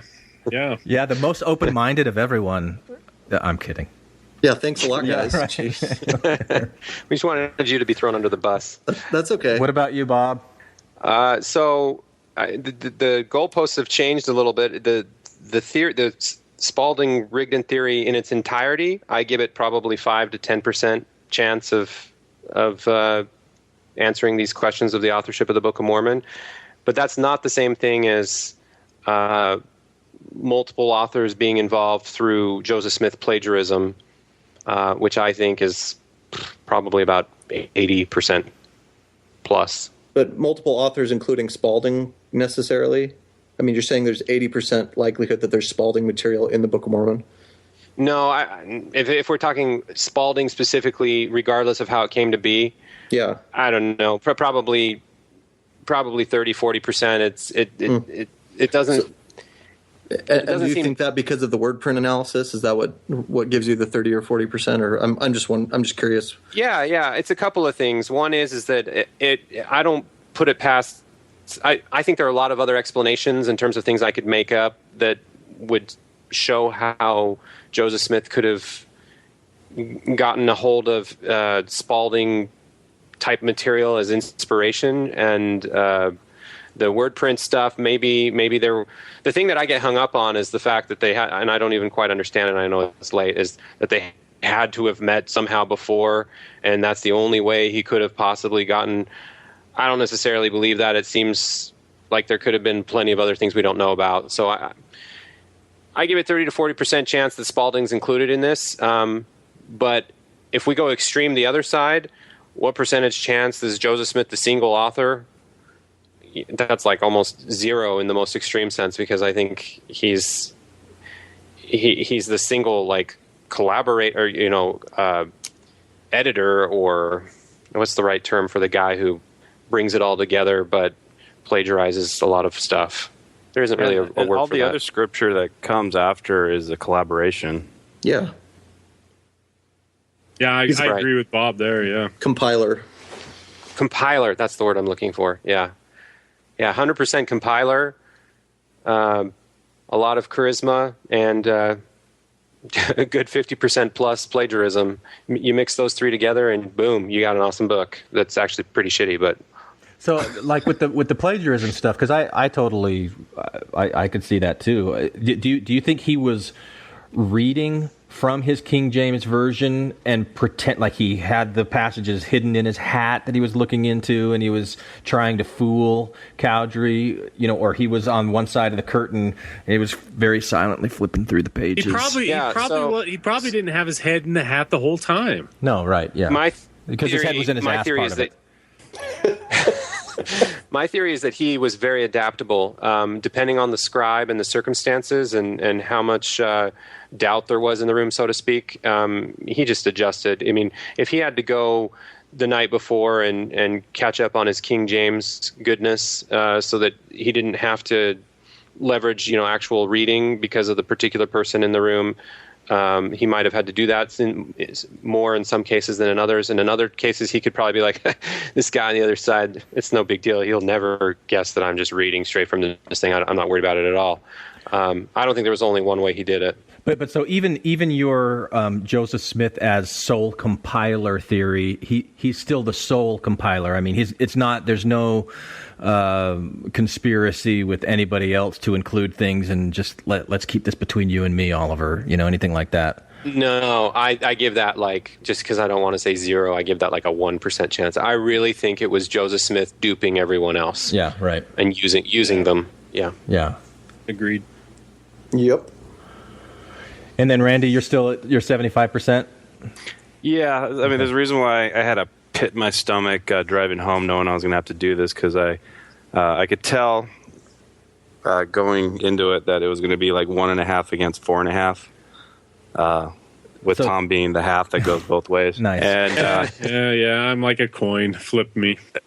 And so I knew it was going to be like everyone ganging up on me, and I just did not look forward to this, and I wasn't disappointed. No, Randy, I have a lot of respect for the research and the thoughts you've put into this, and I think you make some good points, but I mean, it's not personal. It's just, I don't find it compelling at all. So. Yeah, but it would be exhausting to you if you had 4 people coming at 4 different directions, and how many are lawyers? Two of you?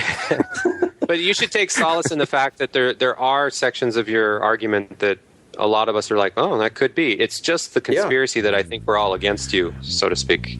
Yeah. It's not the whole thing. Are we about done? This conversation feels like expired milk, dude. Yeah, expired milk. That's why I love Tom. So thanks again, everyone. I'm going to forego my typical closing comments. You already know about our website, infantsonthrones.com. You know about the survey that we still have running. You know how much we love to get iTunes feedback. But we're at over 2 hours now. And apparently, we're starting to curdle. So, anyone for the closing prayer? We're sorry, the number you have dialed is not in service at this time. So, in the spirit of fully aged white dudes that all agree on stuff. This is the type of stuff that active Mormons... There either was a conspiracy or there wasn't. I guess Stop sniffing! I didn't sniff. I didn't sniff. Whoever's sniffing. That one was me. Jesus. Hello, this is Penelope. Ashley. Olga from Moscow. Brittany, Miss Arlington, Texas. Destiny. As woman, I know only way to be on podcast is be man. And I'm recording this in my party line voice. As a woman, this is my best chance of getting on the podcast. You can comment on this episode on the website, infantsonthrones.com. And if you really like what you hear, give the quorum a 5-star rating and write a short review on iTunes so that we can all live in a more peaceful world and a better tomorrow like I did. Oh, did I ever? Anyone for the closing prayer?